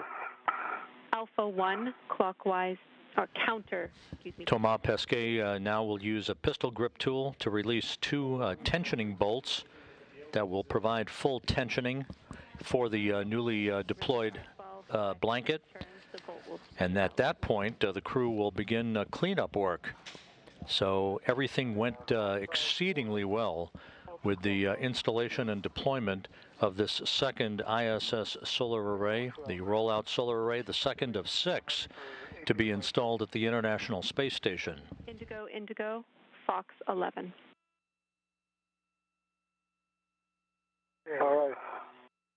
R12 release, fucked out, Jenny. Copy, R12 released. Ready for R11, is that the same settings?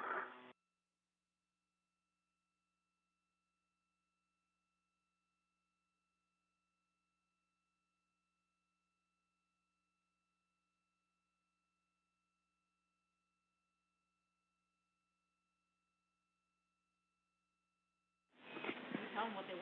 What are they? Hey, Jenny. Okay, Thomas, we're ready for you to release our 11 as well. And Shane, no more action with the APFR. We can continue inboard. Okay, Jenny, same settings on R11. Question from Thomas. Affirm, Alpha 1, counter 2, same settings. Alpha 1, counter 2, R11, work.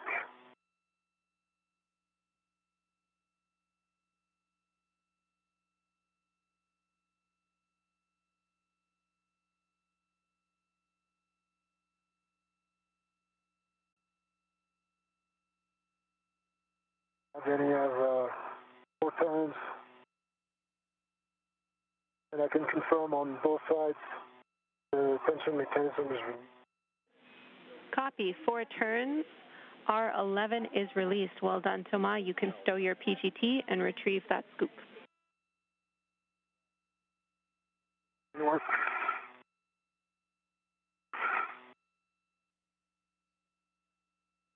I'm at the MT heading back. Copy. Flight controllers here in Mission Control now report good tensioning on the newly deployed solar array blanket.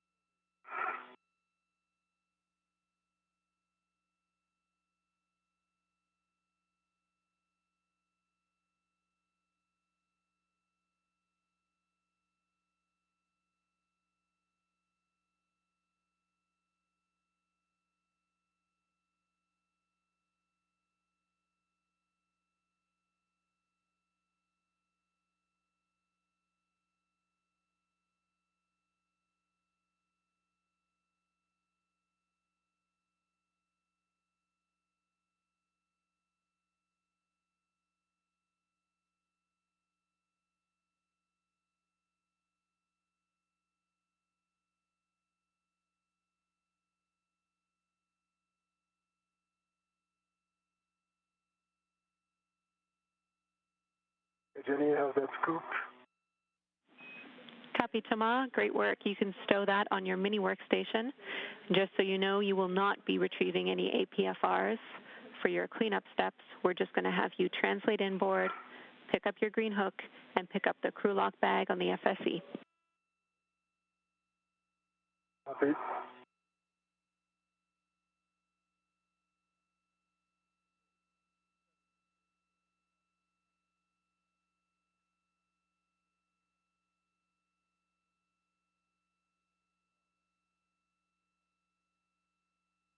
How you doing, Shane? All good? Good, I'm just past the starboard seat of carts. Heading into. Well done out there, buddy. Yeah, that was fun.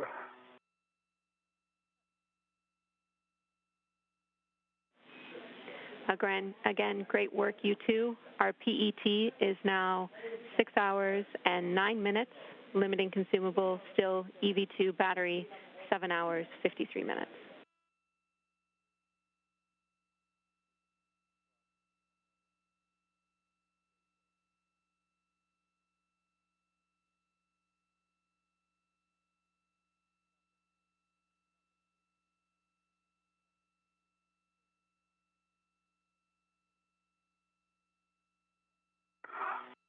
Just waiting back. Let's look at the work site. Looks clean. We left nothing behind.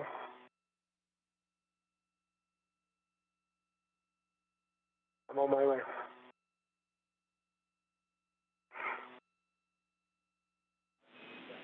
Copy, Thomas, that you are headed inboard. I'm back with you after the handover.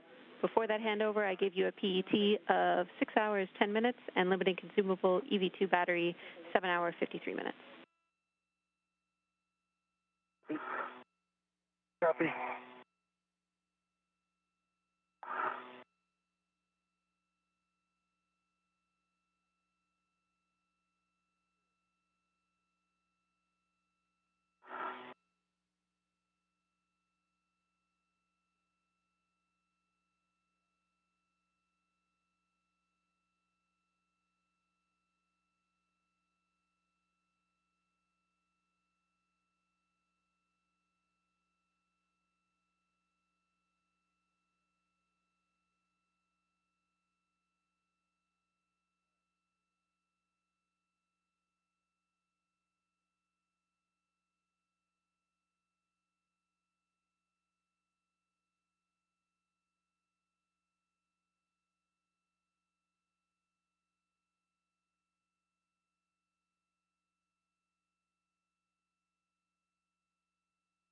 I'm back inboard now, Thomas. Now I'm coming back inboard. Faster APFR. It stays there. Good words.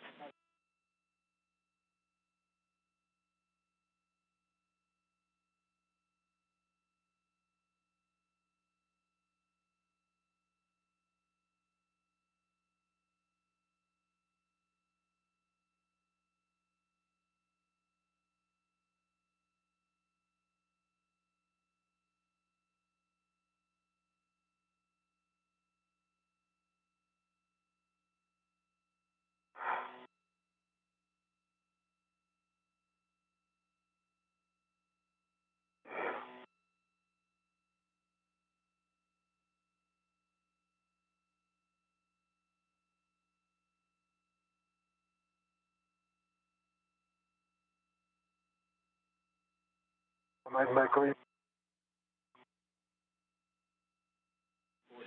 Copy, you're at your green hook, Thomas. On the Cedarspur. Ready for your words. Copy, Cedarspur for Shane. Jenny, I'm guessing I'm picking my green hook and I'm passing it to my red reel, is that correct?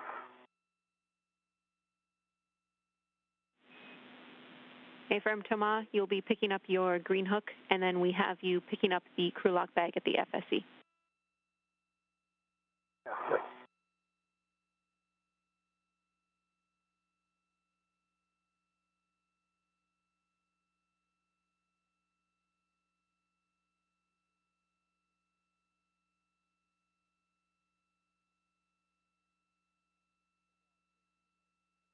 Okay, my green hook is on my red reel. Red reel is unlocked. My yellow hook is locked on my green reel. My green reel is unlocked. And the red hook is still on my left gear extender. Locked. Sounds good, Thomas. Continue inboard.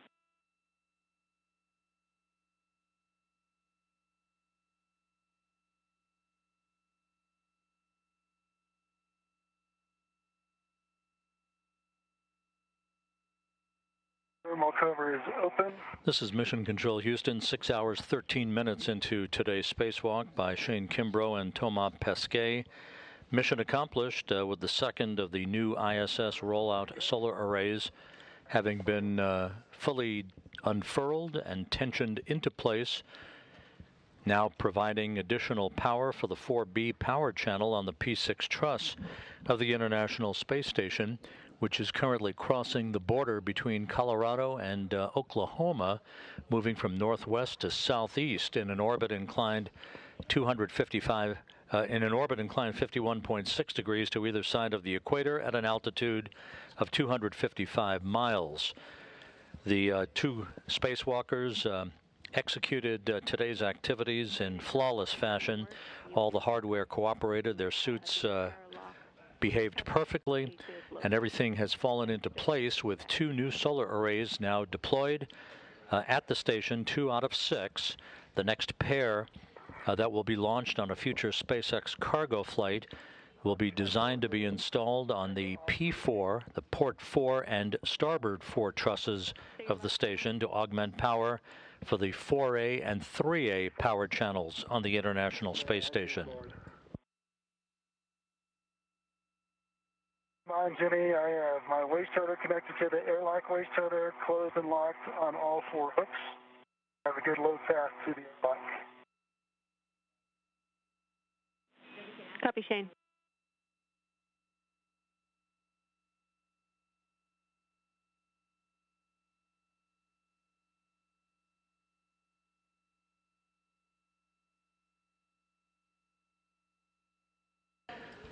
And here in the flight control room, the electrical systems officer, who goes by the call sign of Spartan, reports great power generation from both the new and old solar arrays on the P6 truss. Everything has performed perfectly to this point. Good power generation from the two new ISS rollout solar arrays.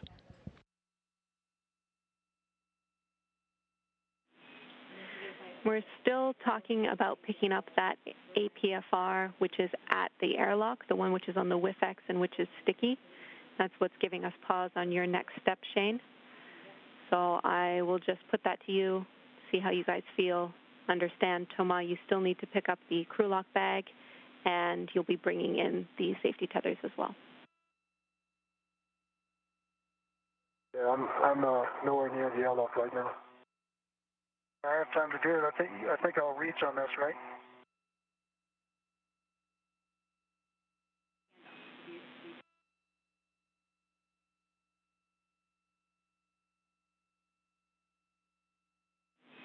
Shane, my understanding is you should be able to reach it because of the daisy-chained waist tethers, but I'm getting a final check for you.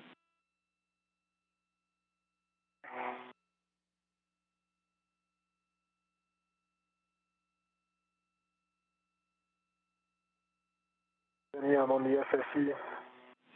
Copy, Thomas.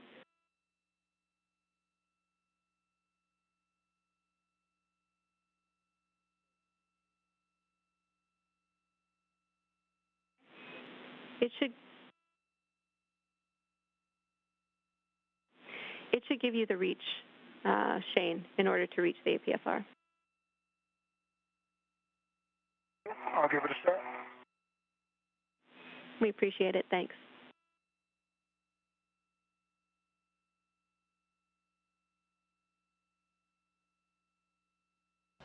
Back with our downlink video capability from the International Space Station, Shane Kimbrough doing some cleanup work. He and Thomas Pesquet now will begin the process of gathering tools and tethers, other equipment used in today's spacewalk as they slowly make their way back toward the Quest airlock to wrap up today's excursion, the third in 9 days for this pair of spacewalkers. This was the 9th spacewalk out of the International Space Station this year, the 9th in Kimbrough's career, and the 5th for Pesquet, all of them having been conducted with Shane Kimbrough, the first 2 spacewalks for Pesquet, and occurring in 2017 with Shane Kimbrough.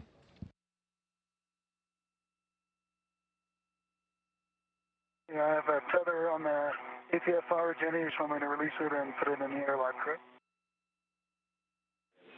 Affirm, Shane. We're just bringing that inside to do some tests on it.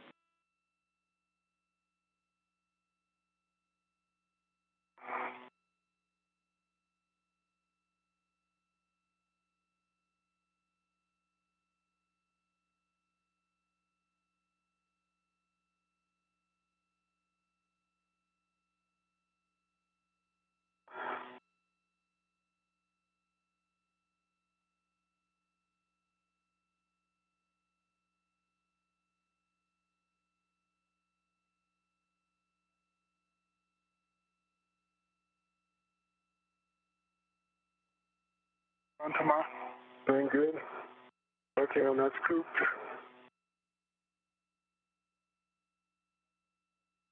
On an AET.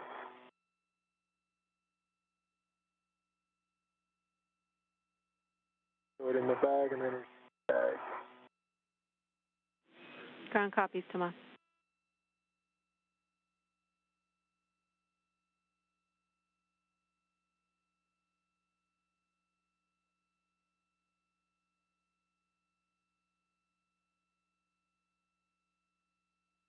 Okay.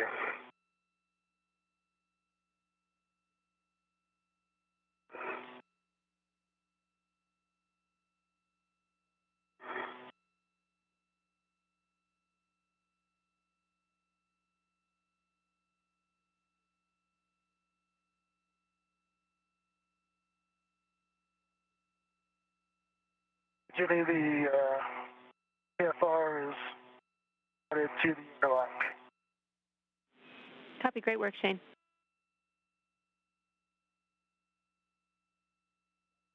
We got that thing in here for you. Yeah. Torque Shane.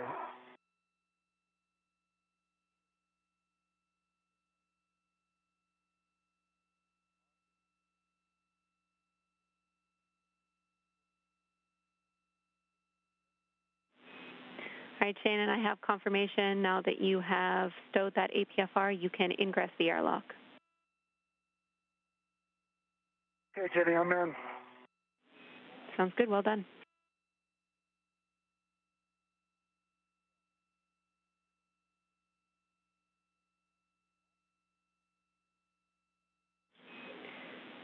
Shane, you can turn off your HECA if not already complete. Okay, it's off.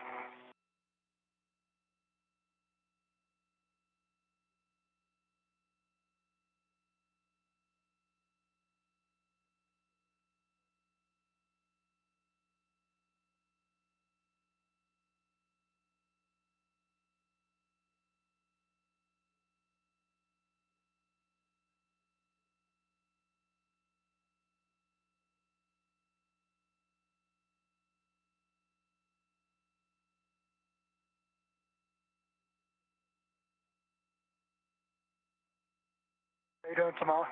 Doing good. Retrieving the bag now. My BRT, my BRT red. I'll go ahead and stow that behind me.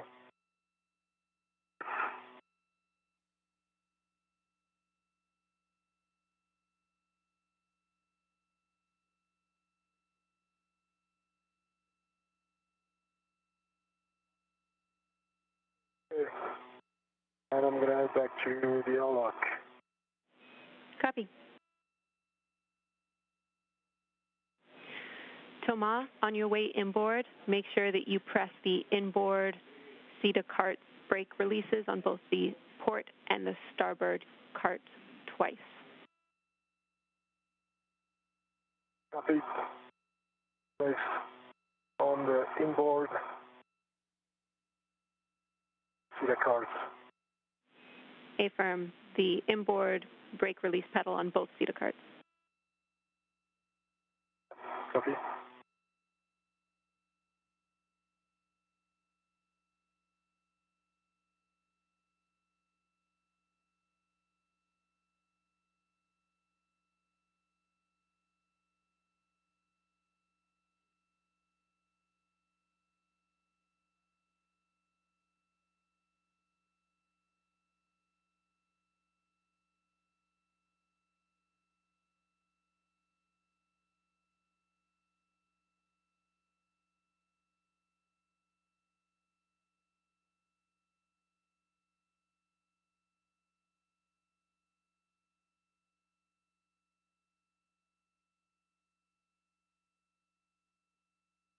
Okay. Flash release twice on the Copy. port CETA cart.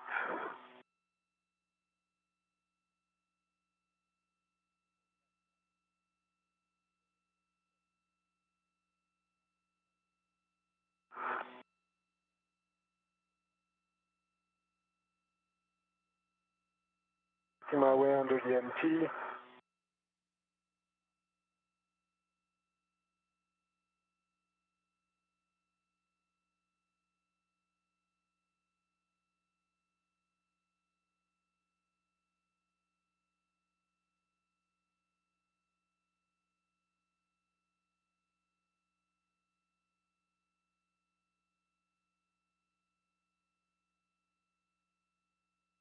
The starboard CETA cart.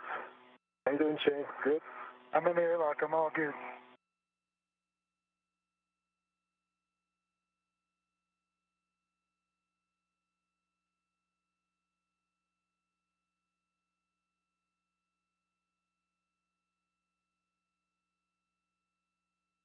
Alright. Starboard CETA cart pedals, you press twice. Copy.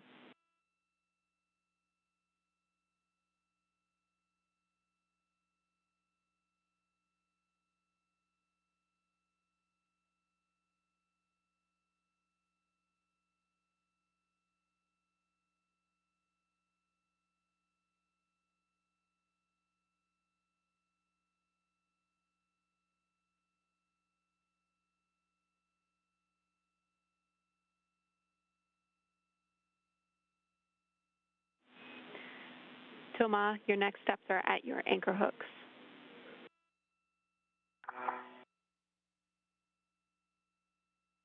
Okay. I'm at the anchor hook settle point. Copy. And Shane has a good load pass to the airlock, so on his go, you can remove his anchor hook from handrail 3651 and attach it to your red reel where your green hook is attached, or your waist tether. Copy. You have your go. You have a go.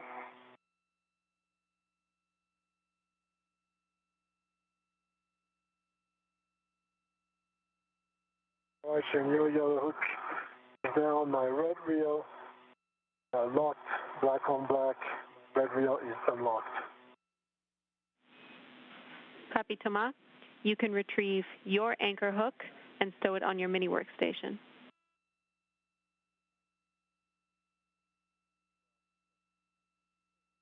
My anchor hook is on my mini workstation, Jenny. Copy. Continue your translation to the airlock.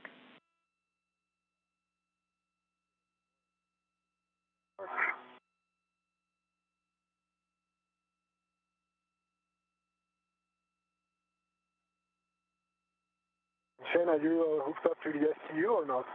No, I'm not. No? Get on that call. Okay. Remember? Yeah, no hurry.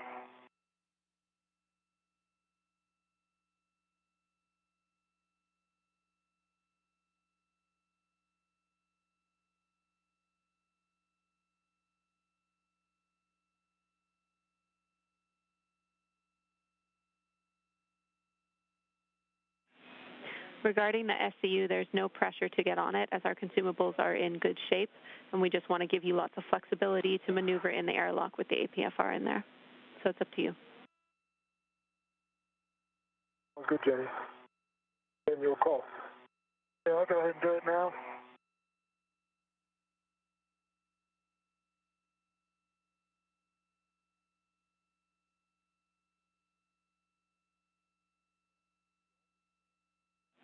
We copy, Shane.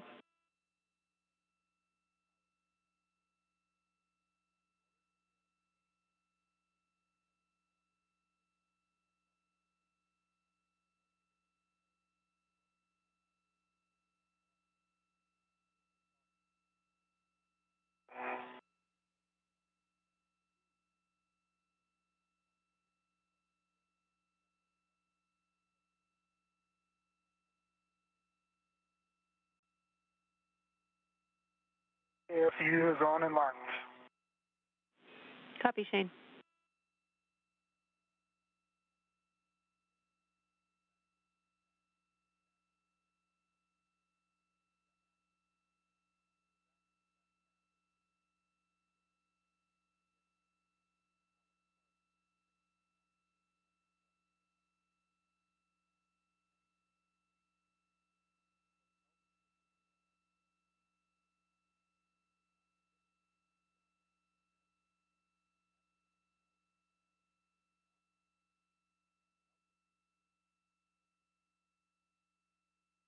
I'm going down to see a spare, Jenny. Copy.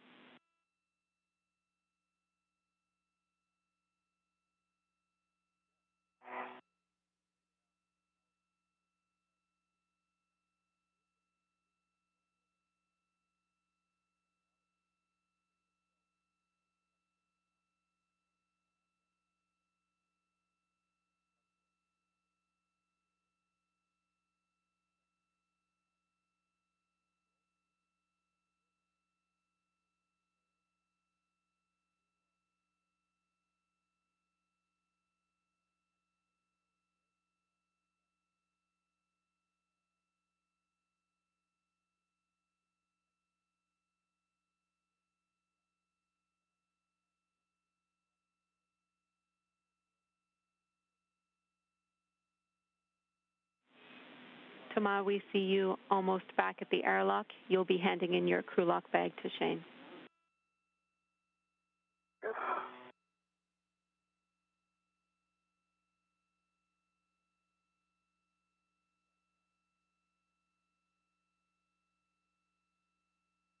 Shane, I'm at the airlock.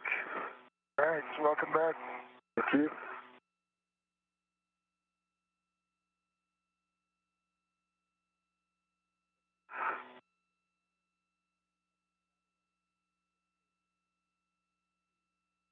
Here's a crew lock bag. Clear. Your RT still attached to it, sorry.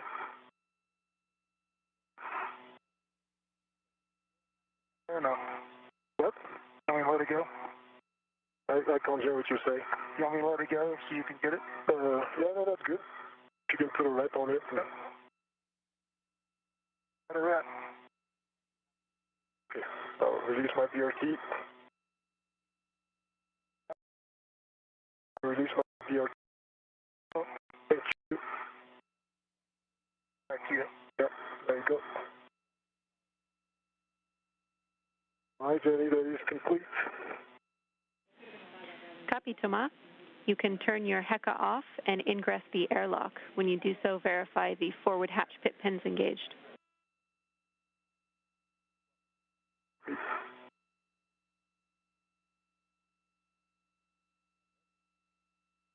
All right, there's looks good.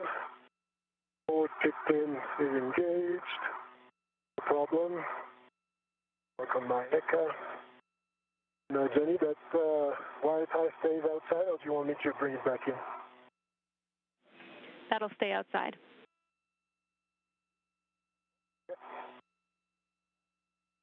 Shane, I'm going to ingress. You can scoot as much. I'm forward and the bags are aft. Okay.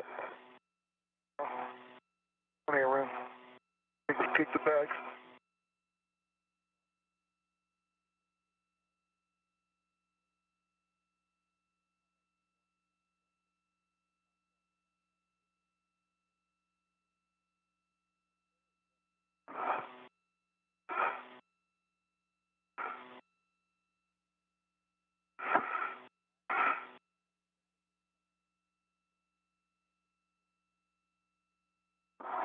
Okay, I'm in.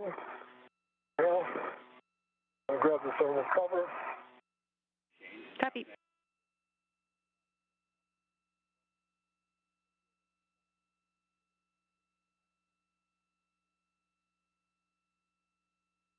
Okay.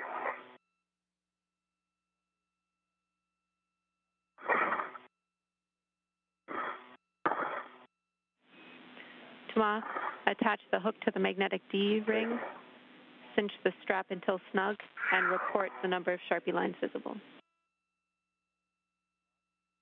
Okay, good work. And my legs change down towards the maker. Pull them down? Yeah.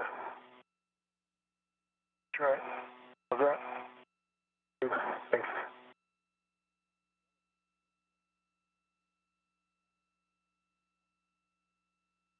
We're pulling me back out.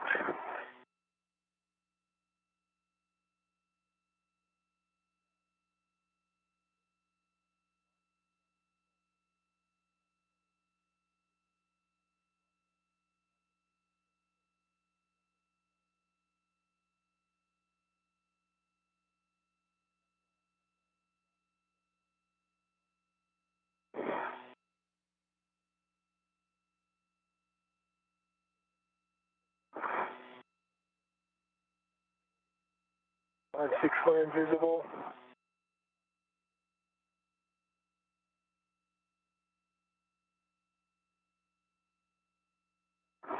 You copy, Jenny?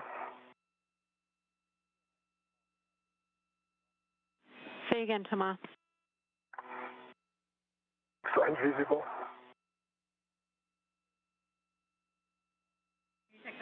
Thomas, Close the hatch. we need to check the clearance around the thermal cover closure.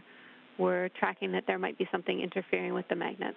We understand the strap. No, it doesn't close. It just doesn't. It's like the previous 2 days. It doesn't stay close. The magnets don't do their job. And the AT, you cannot, it's fully cinched. Every time. Thomas, there is a strap which is just outside. Could you pull that in? Thank you. You got it. Actually, the strap of that D-ring doesn't change much, Jenny. If you breathe, it opens.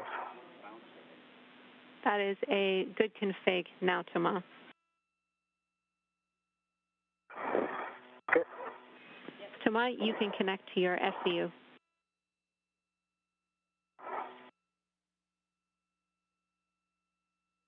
Where's my SCU?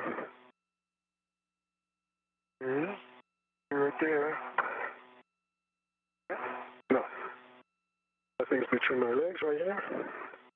That's what it is? Yep, that's it. Okay, got it.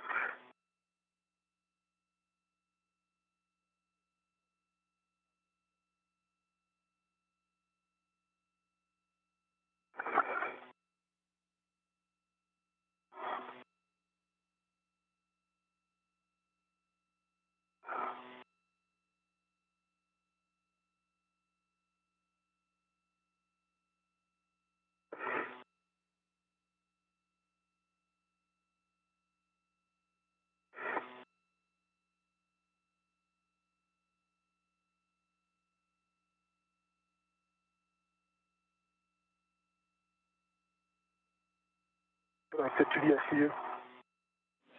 Copy. With both of you on the SCU, a note, a TCV setting of 8 max cold minimizes time for SCU cooling.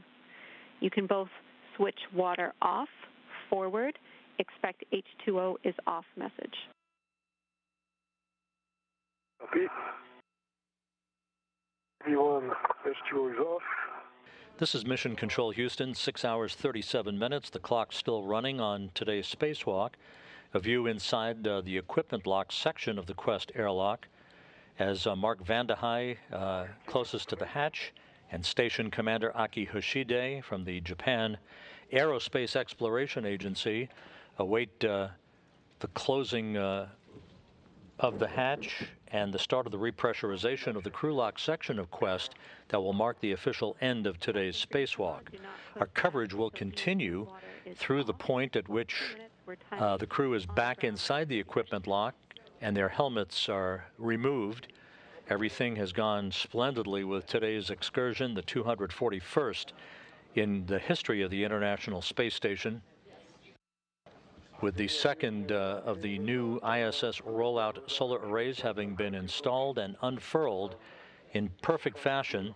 Everything went like a charm, and both the first array that was installed and deployed on Sunday and the second of these three spacewalks by Pesquet and Kimbrough and today's activities have produced two healthy arrays that are now generating 20 kilowatts of power apiece to augment the power capability of the International Outpost.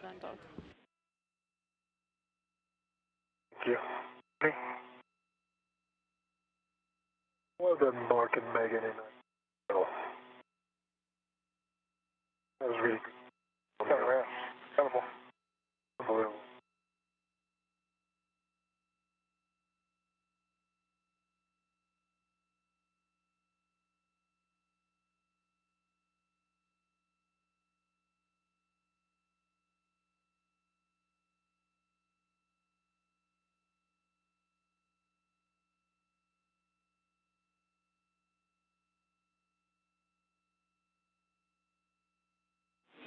Okay, I'm tracking. Your 2-minute timer is up. So, Thomas, verify the outer hatch is clear of hardware and the handle position is per the hatch decal. Okay. Outer hatch is cleared of hardware and the handle is per the hatch decal. Close and lock the hatch. It works.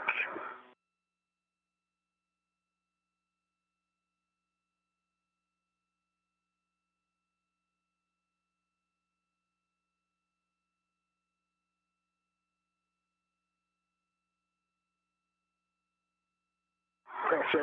Nicely done.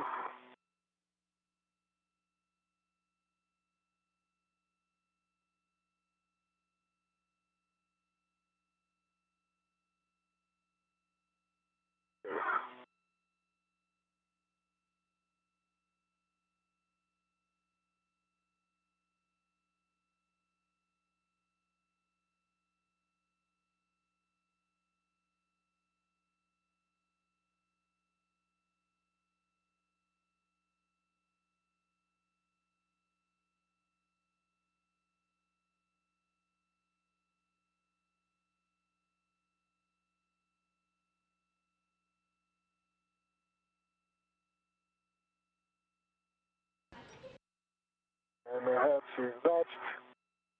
Handle is locked. Copy. Hatch closed and locked. Shane, on the UIA, check oxygen for EMU 1 and 2. Both valves should be open. Both are open.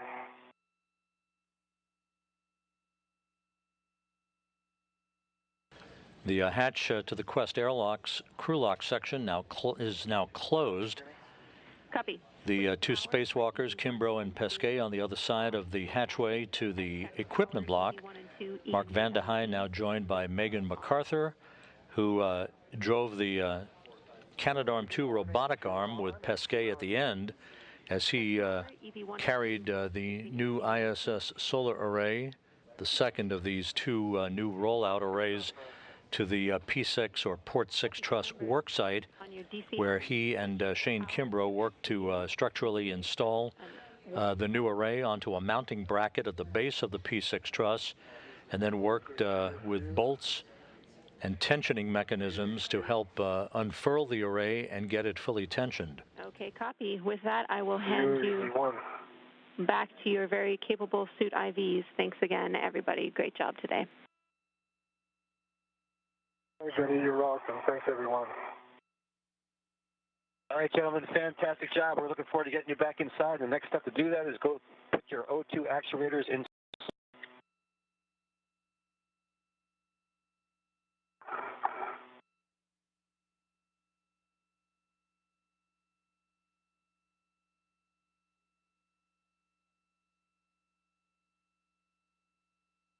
William Steve. Attention. Over LSDSU, you can see. EV2, press. Copy EV2 in press.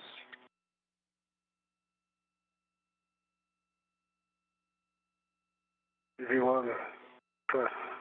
Copy EV1 is in press. Thomas, check that the EV hatch MPEV is closed. By Marcus in press. The press position. I'm sorry, Thomas, I think I copied you said the O2 actuator is in press for you. Yes, correct. Okay, now Thomas, check that your EV hatch MPEV is closed. The hatch MPEV is closed. Okay, I'm going to start repressing. It's going to be very loud for us. We won't hear you as well as you can talk to each other. So if you need me to stop, give me a closed fist in the window, Shane, and Thomas, you'll have to tell Shane if you need that. Okay, Shane, if I'm squeezing your feet like crazy. Okay. You can talk to me. All right, here we go.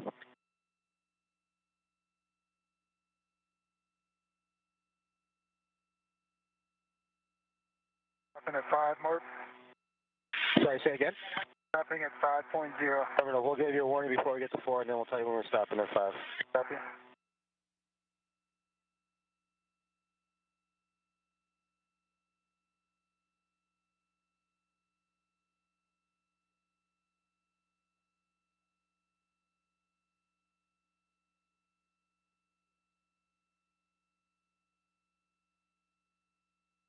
This is Mission Control Houston. The repressurization of the Quest airlock is underway, marking the official end of today's spacewalk at 6 hours 45 minutes.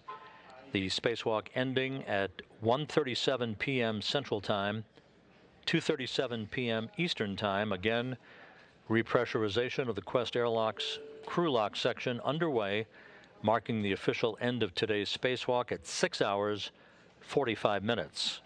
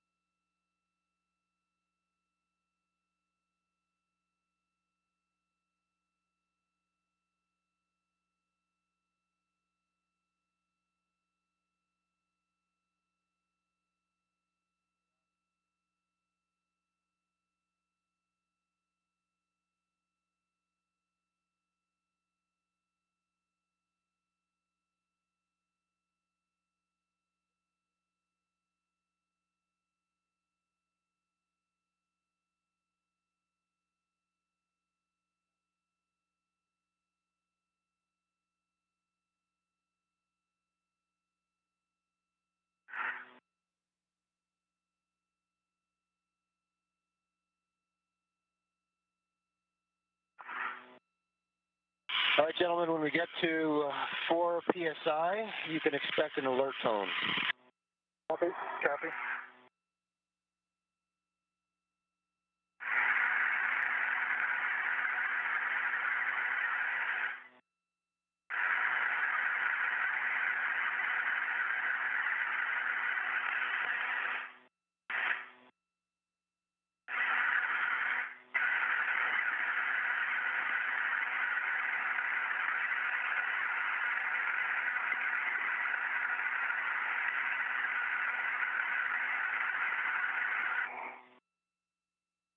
Okay, we got to 5 PSI.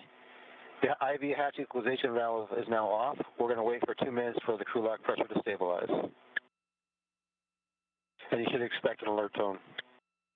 Copy. Copy.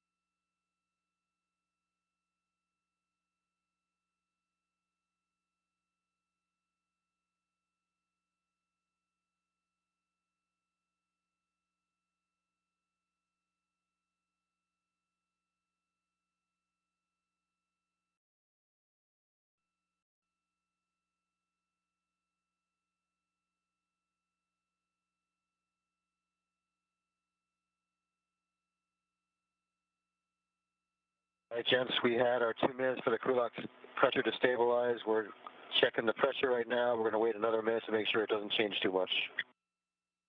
Copy. Copy.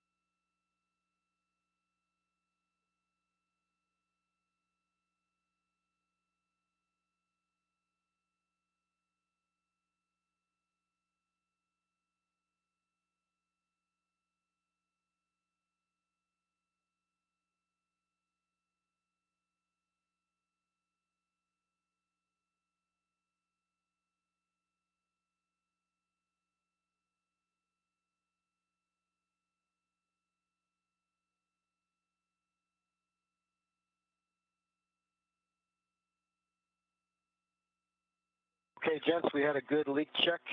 You can take your glove heaters to off. Off, CV1. Off, CV2. Check your gloves for contamination and report to Houston. All right, CV1, I have no glove contamination, good gloves all around. Same for EV2. Copy. Both of you take your O2 actuators to IV.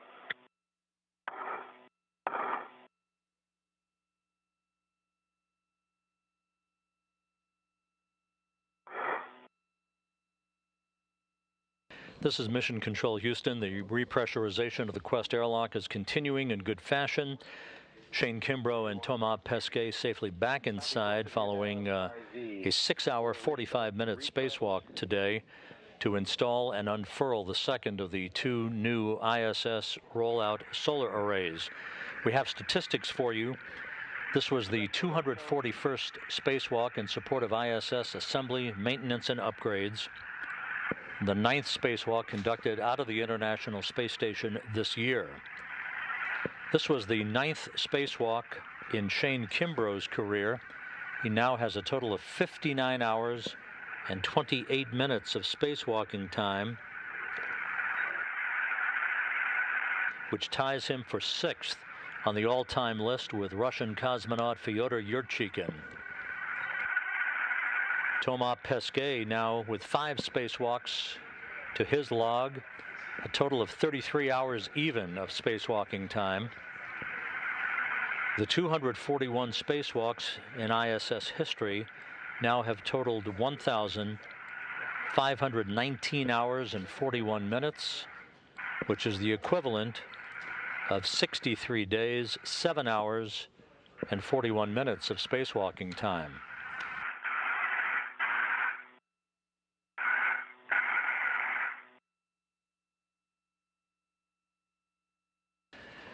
And we just received this photo from NASA headquarters photographer Joel Kowski, who shot the International Space Station in transit across the sun during the course of today's spacewalk.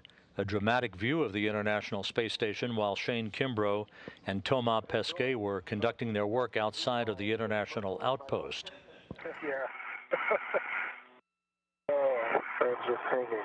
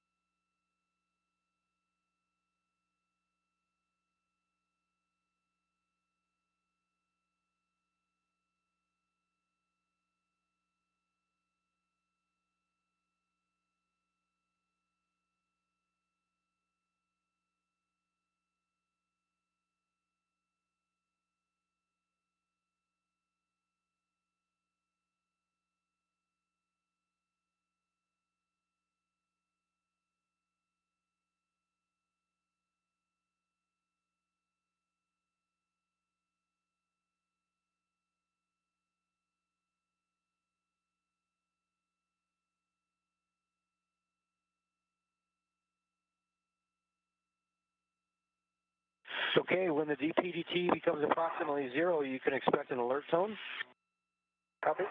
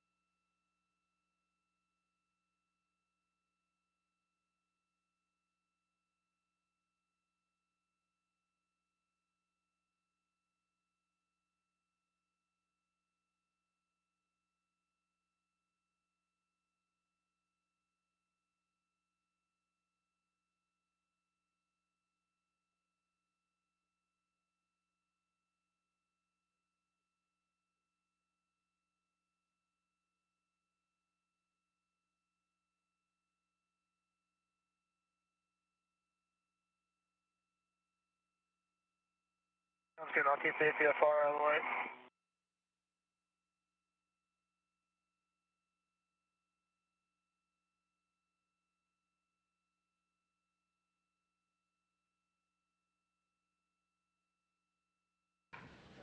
The Quest Airlock's crew lock section now has been repressurized.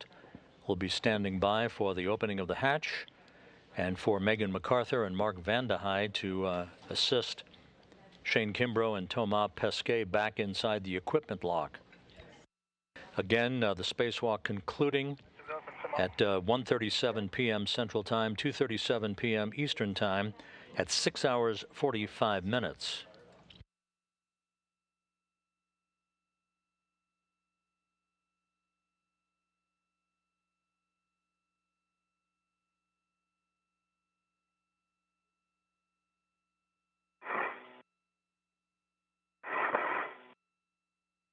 Houston, airlock on Space to Ground 1. We're ready for your comm reconfig and step 4 of closed CVA. Houston copies. That is in work. I'll call you when they are no longer hot mic.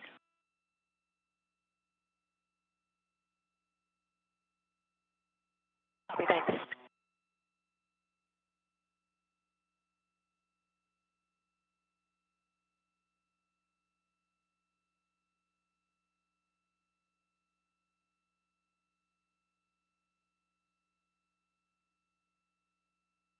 Shane Kimbrough now back inside the equipment lock with the hatch open. Thomas Pesquet waiting his turn.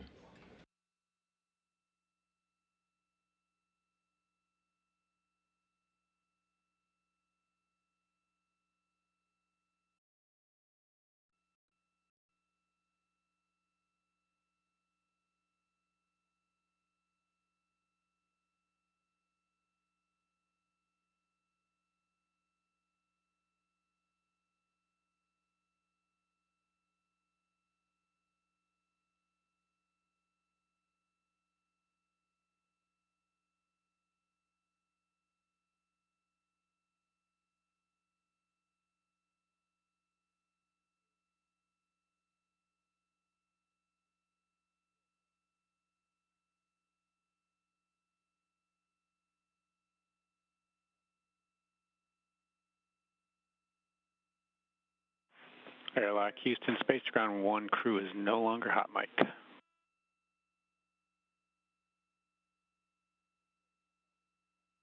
Copy, thanks.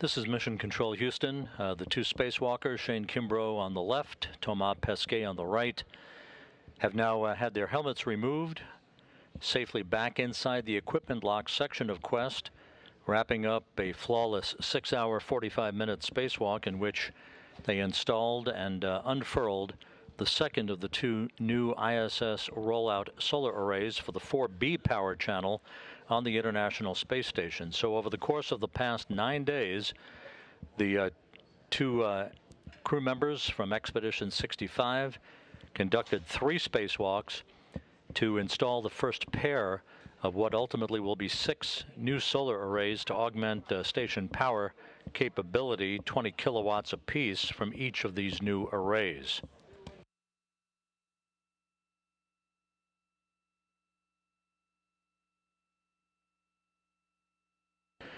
With that, we'll begin to wrap up our coverage here with a couple of programming notes. The end of today's spacewalk is just the beginning of a huge amount of work over the course of the next several weeks aboard the International Space Station. Next up will be this coming Tuesday, June 29th, a doubleheader on tap. The SS Katherine Johnson, Northrop Grumman's Cygnus cargo craft, is scheduled to be released by robotic ground controllers here in Mission Control with our NASA television coverage beginning at noon Eastern Time this coming Tuesday. The release time, 12:25 p.m. Eastern Time.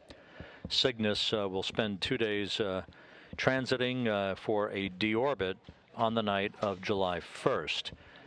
Later that evening on Tuesday, June 29th, we'll carry live coverage from the Baikonur Cosmodrome in Kazakhstan of the launch of the unpiloted ISS Progress 78 cargo craft by Roscosmos, with our coverage beginning at 7 p.m. Eastern Time, a launch scheduled at 7:27 p.m. Eastern, which will be 4:27 a.m. Baikonur time on June 30th. That will lead to a 34-orbit transit for the new resupply ship that will be loaded with almost 2 tons of food, fuel, and supplies for the crew members aboard the International Space Station, and the first ever docking by a Progress to the Poisk module on the space-facing side of the International Space Station. The docking is scheduled on Thursday, July 1st, with our coverage beginning at 8:15 p.m. Eastern Time. Link up the automated docking scheduled at 9:03 p.m. Eastern Time. All of that coming up on NASA television this coming week. And we always urge you to follow all of the activities for the crew members on board the International Space Station on our website at www.nasa.gov. So with that, we'll conclude our coverage today, a 6-hour, 45-minute spacewalk by Shane Kimbrough and Thomas Pesquet. 2 new ISS rollout solar arrays now complementing the power capability of the International Outpost. With that, we'll call it a day. Have a great weekend and a safe weekend. All the best from us here at Mission Control in Houston.